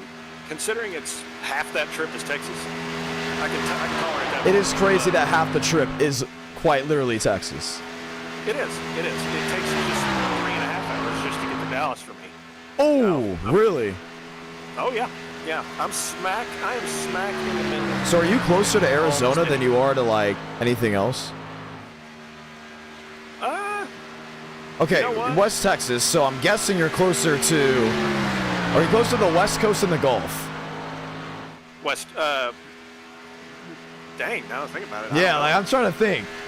Are you closer, like the closest point of the Gulf versus the closest point of the Pacific? You know what? Maybe I can give you an idea with this. So it takes about 3 hours, 30 minutes to 45 minutes to Dallas. It takes about that same amount of time for me to get to New Mexico. Just the border of New Mexico.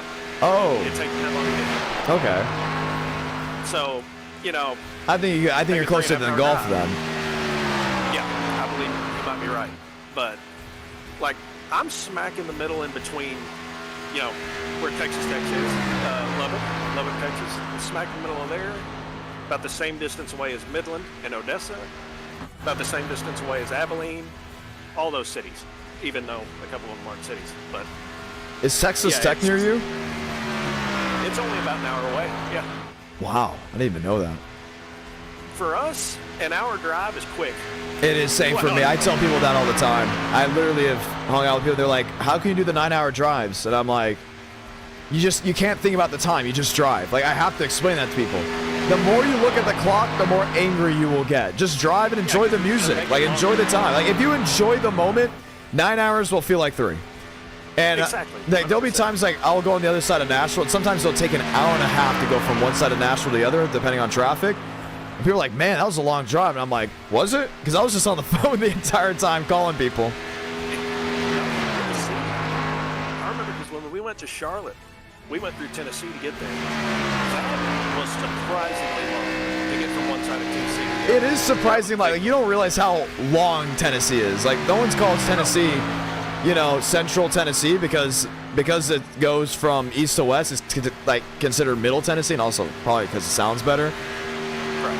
And I didn't realize this. From me to Bristol was 5 hours. I was like, man, it's really 5 hours because from me to Knoxville is like 3 hours, So, or maybe it's like 4 hours. Maybe it's like 4.5. It could be 5 depending on which way you take. And I thought about it, I'm like, that's Middle Tennessee. If you go to the other side of Tennessee, to West Tennessee, it's different. It's like a different biome. It's more flat out there too. It's a poke. Yes. It's a poke to get there. Isn't Bristol? Bristol's right on the edge of the state, isn't it? Yes, it's all the way up near Virginia. That's what I thought, yeah, because I almost drove by there on the way to Charlotte, but literally not long after we saw the Bristol sign, we saw the North Carolina, welcome to North Carolina sign, so I was like, no, I think I'm going to go ahead and head the track. So what's interesting now is because of the unfortunate, damage that was caused by the storm, right. I think you have to now, if you're going to drive to North Carolina through Nashville and through Knoxville, I think you have to go up near Johnson City. Honestly, I believe it. Because I was told by people, I was like, I was curious, like, hey, I heard about the roads. How did you get here? Like, oh, we had to go through Johnson City. I was like, what? You had to go north to go west by that much? Like, the whole interstate is gone. And I'm like, yeah, I did hear about that. That is pretty crazy. And I heard it's not going to be until like 2028. Now that's ridiculous. That's ridiculous. Because remember, they built on the side of the mountain, like the whole interstate. Yeah, I was about to say it, and yeah, it was really. I know that storm was really rough, so it was. I believe it, honestly, but yeah, that can make it tough for a lot of people. I can't even imagine people having to work through that. Wow, I know it's crazy. We've had our fair share of storms. Let's get into the storms. What is the craziest storm you've ever experienced? Pretty recently. Let me think. I think it was back in July. No. Tornado? April, yes. I don't remember if you were there, because I joined the VC and was telling everybody about it. I'd just gotten home from work, right? My parents are here. My mom is here, actually. My dad is at work. As soon as I walk in the door, before I even walk in the door, I'm walking up the steps, I look back, and there's some clouds. I'd say 3-4 miles off to the southwest. Yeah. And I look, and I've never seen clouds spin this fast, but it's sitting there spinning. And I go, you know what, y'all get back in the truck, I'll get my car, let's go to town, which is the opposite direction. But you have to drive up towards where that spot was and go past it to get to town. So we go up Really? there. Yes, I get up top of the hill because we have to go up the hill to get to the ground. And as we get to the top of the hill, I look over, and no lie, it 100% was a tornado on the ground because there was limbs flying in the air at least 250 feet in the air. Wow. That was the wildest thing I'd ever seen.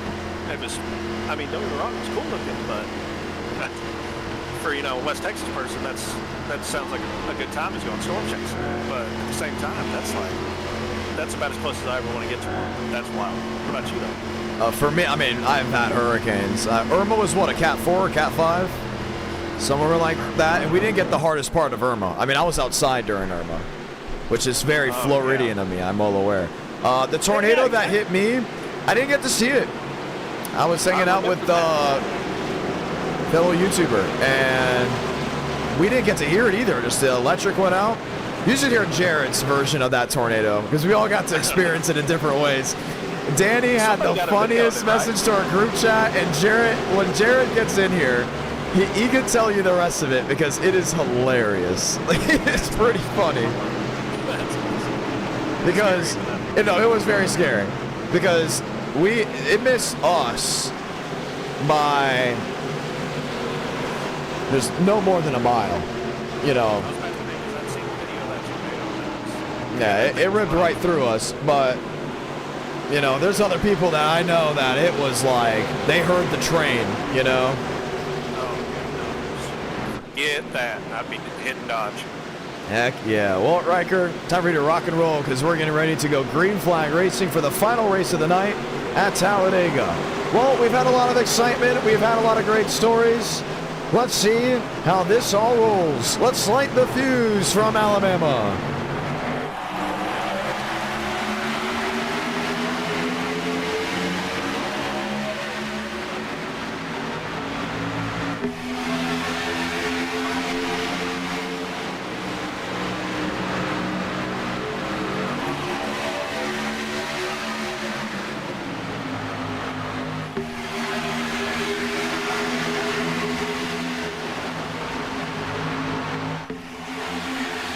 The Angelus leading 3 wide, 4 wide, already very deep in the field.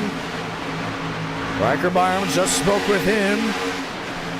Not to mention all the wildness that you could see here tonight at a track that promotes tight racing in a time that is very late. We say happy Saturday morning to our friends over there on the East Coast. 11 o'clock Central here in Talladega. Christian Kendall will lead lap 1.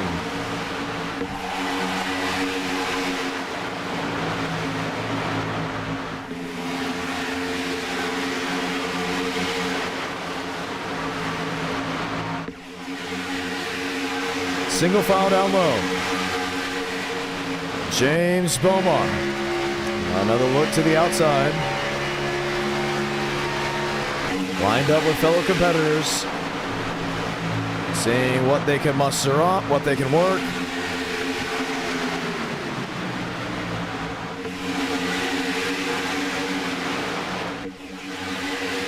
DeAngelis leads top side. Oh man, and a huge hit in the back. That looked to be Andres Vardas. Slammed in the nose, a single car incident. We say green as the field thunders back to 1 and 2.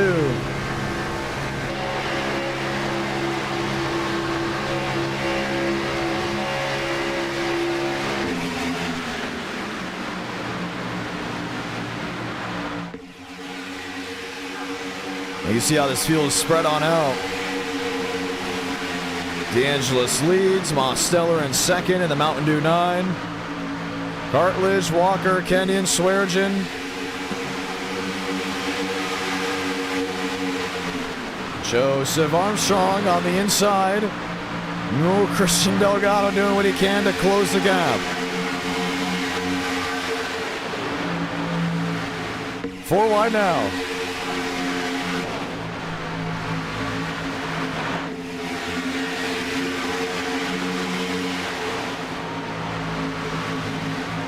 .22 to go. There goes Schwenkerbaum.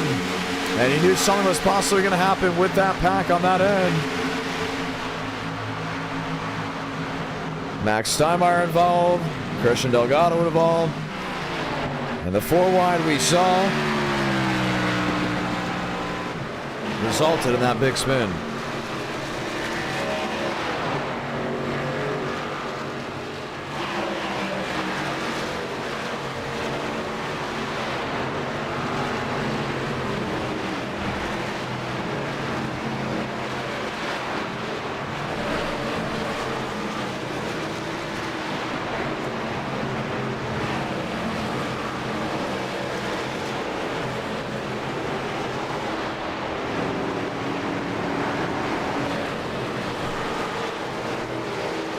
We knew it was mustering up for a little while. Let's see why. Oh, Riker-Baum just comes down the track, and there was nowhere else to go. And Delgado the hit to the inside retaining wall.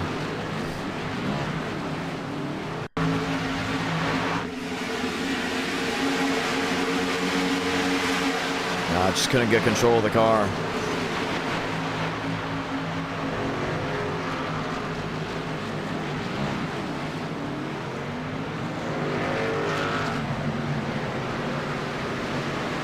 So the caution is out. 21 laps remaining in this race. Frank DeAngelis, Christian Delgado, Hayden Walker, Daniel Mosteller, and others all lined up single file to the bottom of the racetrack. As the opportunity for them to come on in and get tires presents itself. But guess what? They're not going to come in at all. We're going to get the 1 to go this time by with that quickie yellow. Who to talk to? Who to talk to? How about the man, Max Swearengin? Max, John Ramos, you got a copy. Hi, Jonathan. I appreciate your comment on my Instagram post. Oh, of the course. private Instagram post. I had to support the homie in all sorts of ways, you know what I'm saying? I'll like it in a moment. Haven't liked it yet. Yeah, I know. Liked all the other ones. They looked really cool. Yeah, I try my best to be acknowledging of your faithful Instagram posts you made today. So. How's everything? Are you racing this? I am. I'm in 4th. Oh, you're dude. in 4th. Hey, listen, we've had a lot of races here tonight. You have? Oh yeah, this is 5. No, I did not know. I just got my computer like an hour ago. I watch a lot of Gateway Dirt Nationals. So, been doing that for most of the past couple days. That's pretty cool. What about the Snowball Derby? You're gonna be watching that? Yeah, more than likely. Yeah, since I have Flow now, I'll start watching it. I want to get into some local short track stuff because I know a couple drivers that do some of it in a specific series.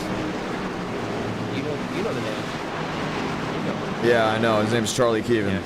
Oh yeah, shout out to homie Charlie. It's been a while since I've seen that man. I've seen him tomorrow actually.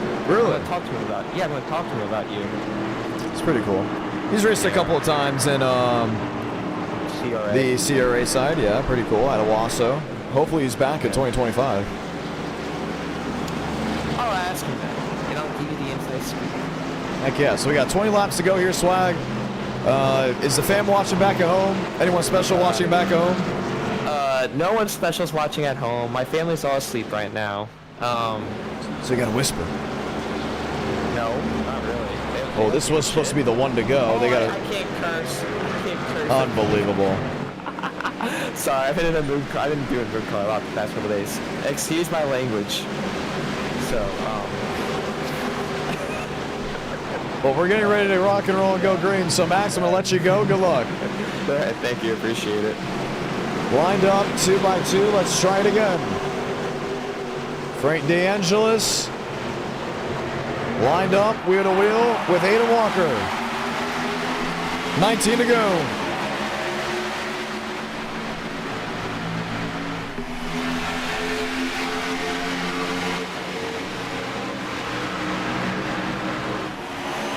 Quick to the outside in the Sopranos Ford.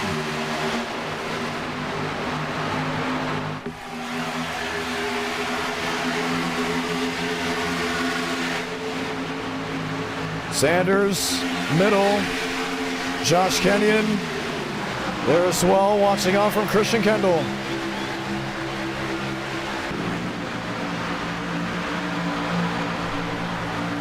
Looking to see which lane can get a shove. Max Swearinger in the combos forward on the bottom. Help behind from the 9 to Daniel Mosteller. 18 laps to go at the line.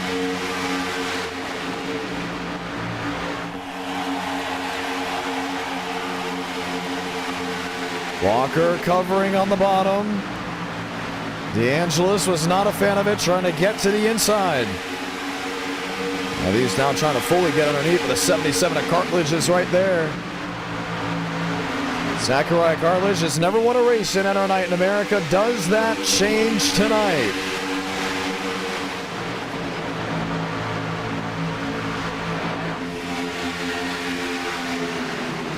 Greenwood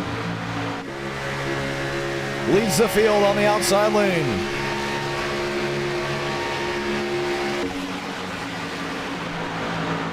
A lot of pushing, a lot of shoving. A lot trying to find a way around the Greenwood 08.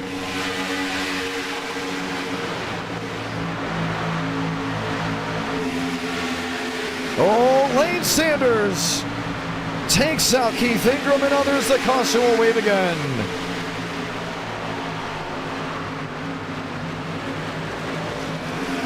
Gavin Austin got a piece of it.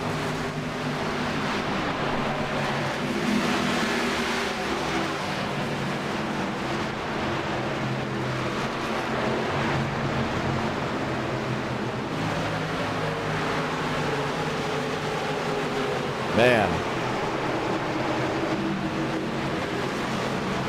Watch back and see how it happened.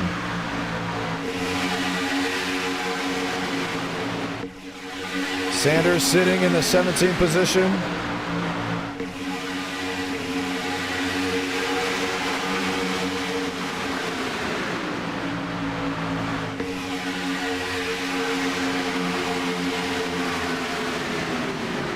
Oh no, it's Josh Kenyon that just got into the 01.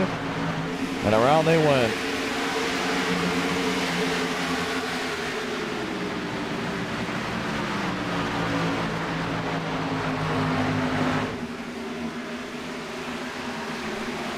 Man, just when that happened too.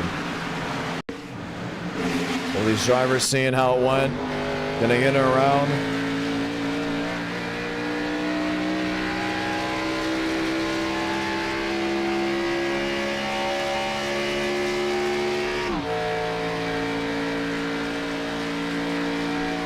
And that's how they all line.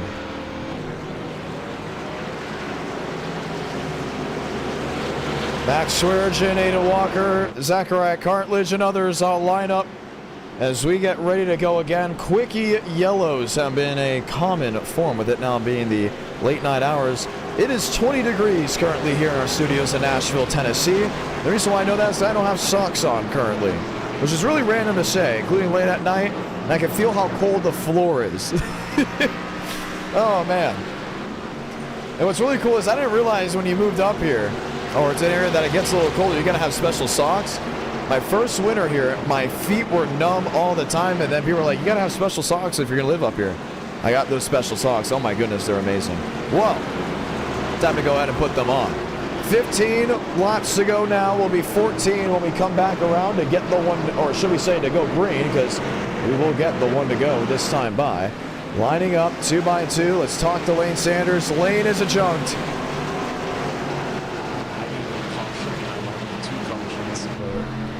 We fine. You sound very, very angry.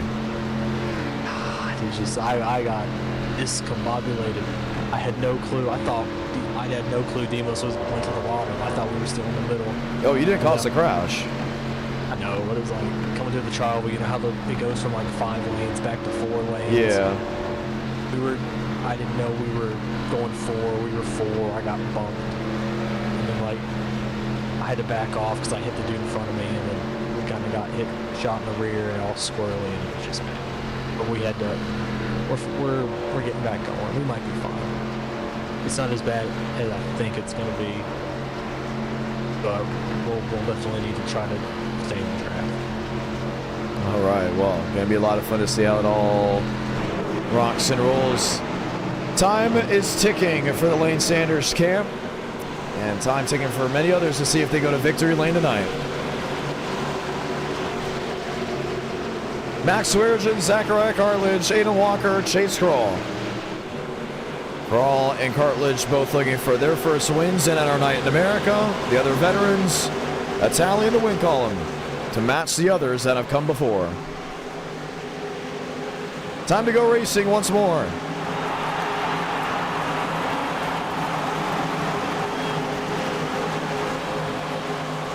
Ford Chevrolet front row.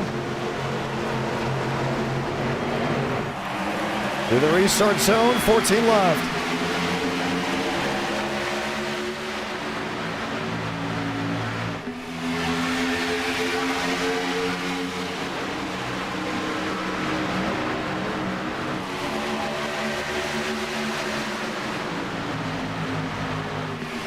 Cartledge, Crawl, Swearigan on the bottom.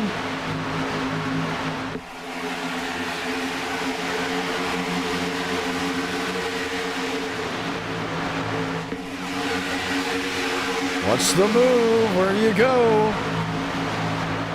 3 wide moving.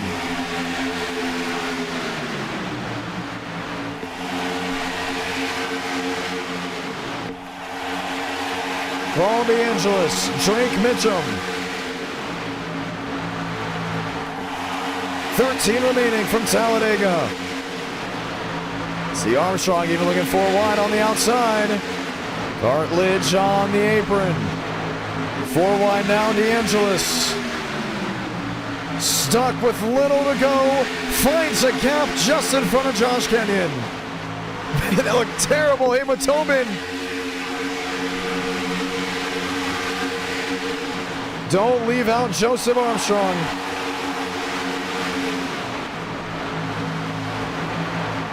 DeAngelis into the 65. They tear him up. They save it. No, they don't. Michael Mitchum.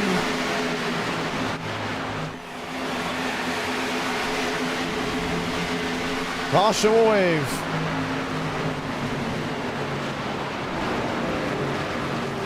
And a huge hit for Kenyon's 27.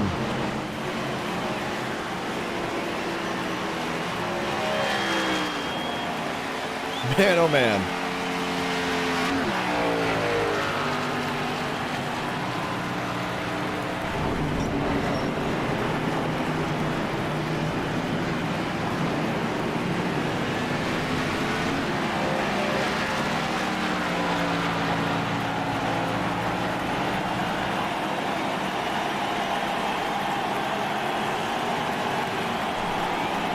We'll get ready to watch back on the replay.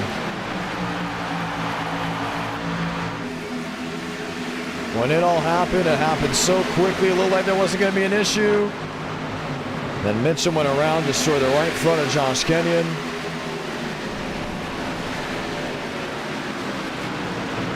And then Kenyon's 27 just could not turn.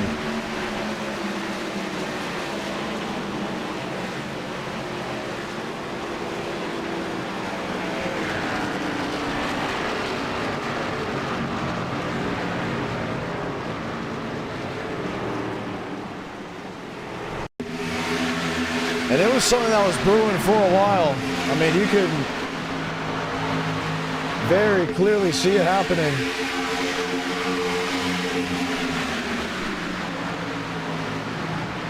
Tobin DeAngelis.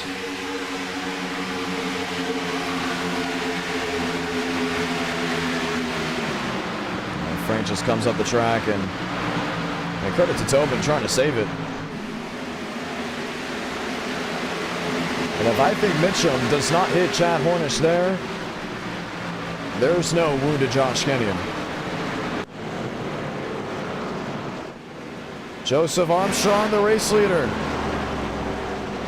We'll see the one to go this time by. Armstrong, Buys, Krall, Mosteller, DeAngelis, Hall, Tobin, and Johnson. And that'll be the top 8.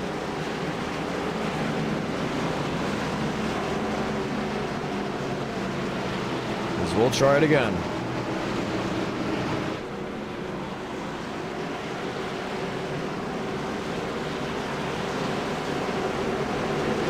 Ford on the bottom, Toyota on the outside. Really nice scheme that Joseph Armstrong had made up for this one. That black with the orange and the red.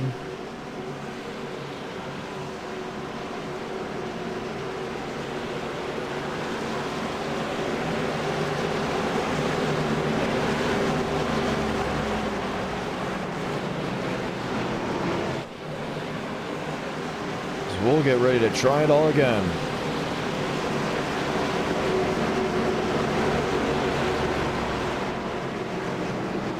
Ten laps to decide a winner.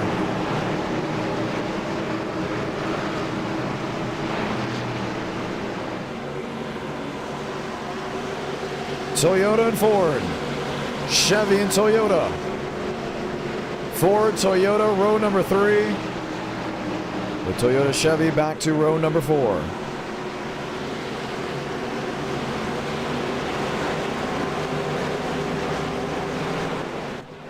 Trying it all once again.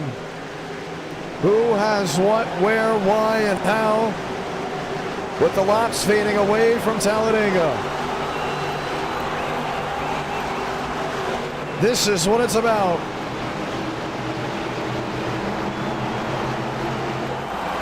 10 to go.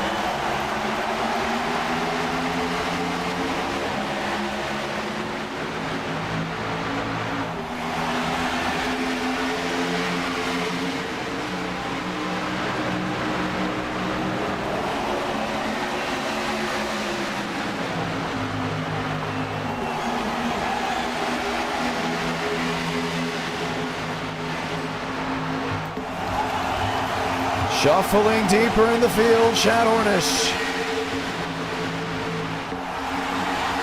Contact with the 28. Armstrong leading, but getting shoved by Mosteller.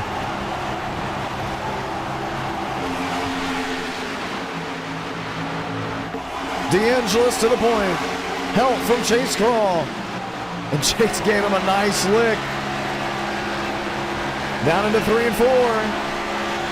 Is Max Swearigan ready to ride off into the sunset? Has help from Jackson Mize.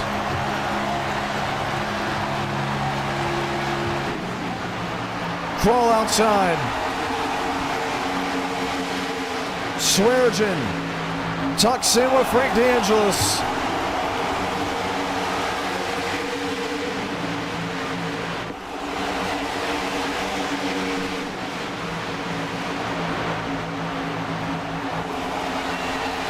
Will be 8 laps to go this time by. You saw a kick and a save by the 14, Vijay Kumar. And the 97 gave the shot that may have been Nolan Drake. 8 to go.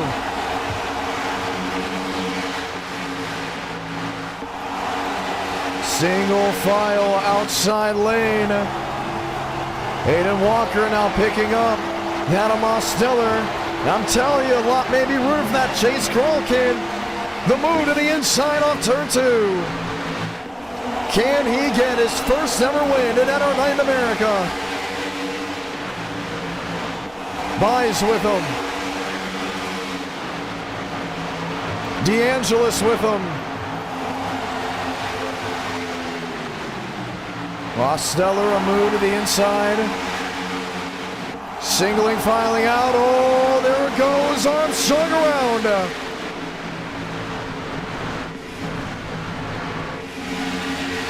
Was it a multi-car incident or just a single car spin? Just a single car spin. They stay green. Let them race.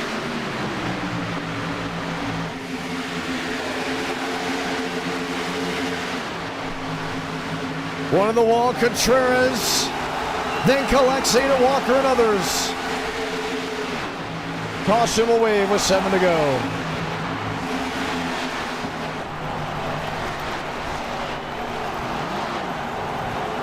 And just when you thought Aiden Walker was going to have a shot.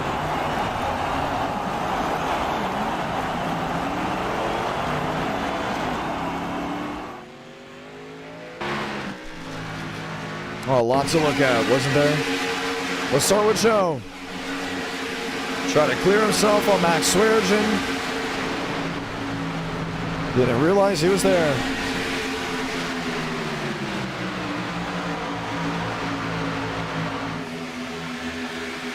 Then Mose with the 23.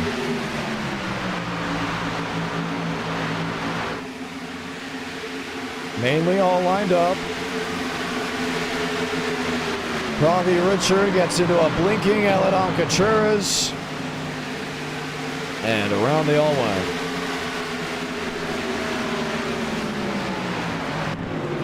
Late race caution.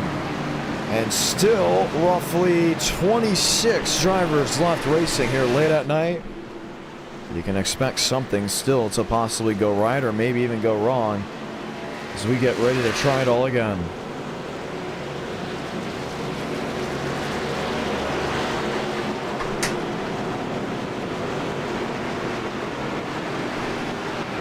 Five to go this time. Dale Greenwood is in. Max Swearengin is in. It will leave Mosteller the race leader. 6 to go. We'll come to 5. We'll have a 4-lap shootout. We'll be ready to try it all just once more. Always great to speak with certain drivers. You know, we have never spoken to Nolan Drake. Drake, John Ramos, how you feeling? Hey, I'm doing pretty good, John. You're hanging out there in the 5th position. Drake, we haven't talked about you in a long, long time. What is it going to take to have you in victory lane? Just got to get lucky. You think that's what it's going to come down to? Usually I'm not on the luckier side. I usually get wrecked on about the last lap every race. Well, you got some heavy hitters still up there. Anyone you would like to work with in this group that's surrounding you? I really like working with Frank. Yeah, he's hanging out there in the 4th position. Anyone else by chance? Not necessarily. Just go with whoever you find on the racetrack. That is cool to see. Well, we're going to get the 1 to go this time by. Good luck. Thank you, John. Continue to look around. Who are we seeing? Who are we going to talk to? I'm trying to find Max Steinmeier. I know he's been involved in an incident. I don't see him on the left side leaderboard. There could be an elusive Sean Rowe there. There is. He's back in 19th. Sean Rowe, John Ramos, you're back in 19th. What is it going to take for you to get to this field quickly? It's going to take a lot of heroics. Racing fronts. It's an interesting package. I don't know. Might have to make a couple of 4 or 5 wide moves just to gain some spots. Well, it's going to be fun to see. Do you think this ends here, or do you think we go to overtime? I don't see us making a lap. I don't know. There's some toasters out on the track right now, so this is going to be interesting. There will probably be a humongous one coming up. All right, let's get ready to see. Sean Rowe, that's who it was. Pace truck, hard left on the pit road. Crowd on its feet once again. Mosteller, Chad Hornish. Part of that late night thunder. Ford, Chevrolet, 4 to go from Talladega.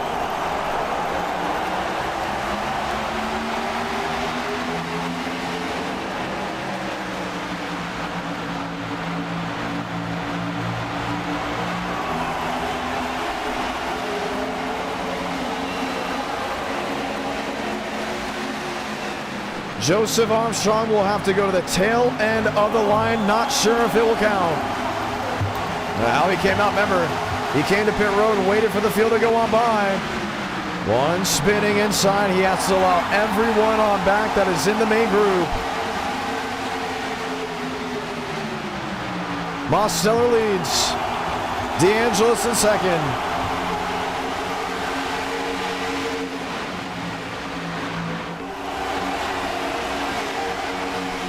DeAngelis shoving Mosteller. Nolan Drake there in third.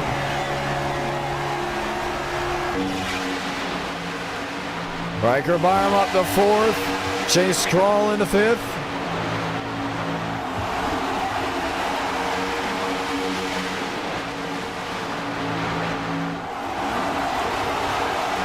There's single file on the bottom, but someone's going to make a move at some point. The goal, get to the white, then let all heck break loose.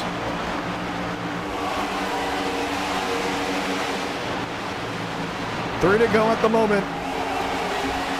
Two to go this time. And someone's got to make a move. Mosteller sideways. Off the nose of Frank DeAngelis. He does not go for a full spin. We stay green. Now they're three wide. DeAngelis and a Drake.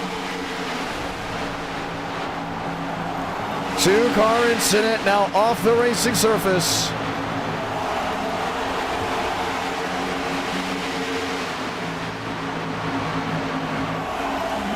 Zachary Cartledge goes for a whirl as well. And keep it on Sean Rowe from 19th to 2nd. Keith Ingram right with him on the outside lane.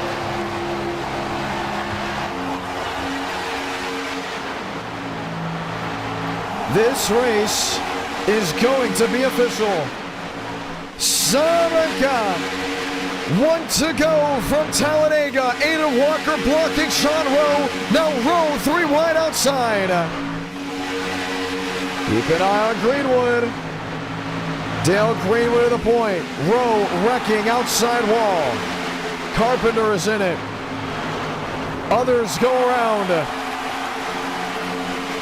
Is this the race that Chase Crow needs to finally find victory lane? Or does Greenwood end the drought of winless streaks?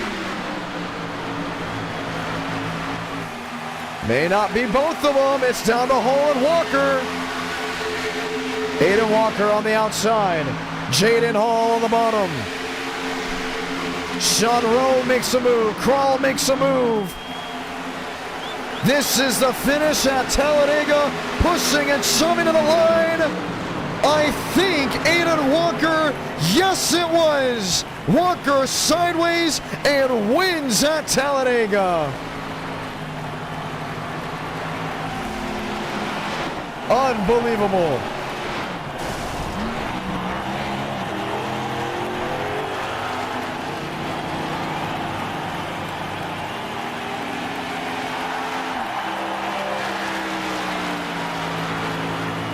Man. Jackson Bynes disqualified. The top three does not stand. He went below the yellow line, causing a wreck, which means Sean Rowe finishes third. Lane Sanders finishes fourth. Chase Crawl ends the night with the top five. Aiden Walker with the how did he do it moment. What a finish at Talladega. Watch back. The second Jackson Bynes came up. And that was it. But look at the blocking we saw for a full lap. Jackson Bynes is 22, disqualified. Will not finish third.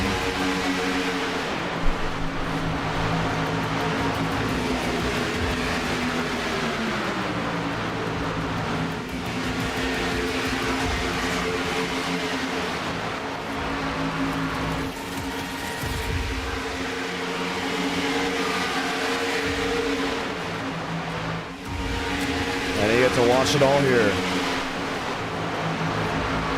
Pushing, shoving, shunting.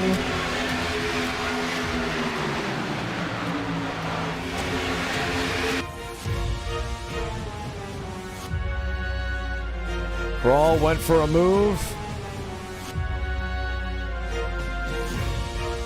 And Buys went right to the apron.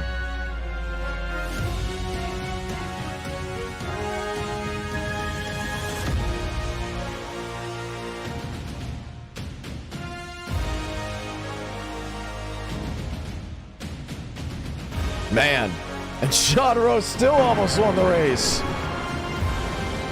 That's a finish. 6 100s between the top 4.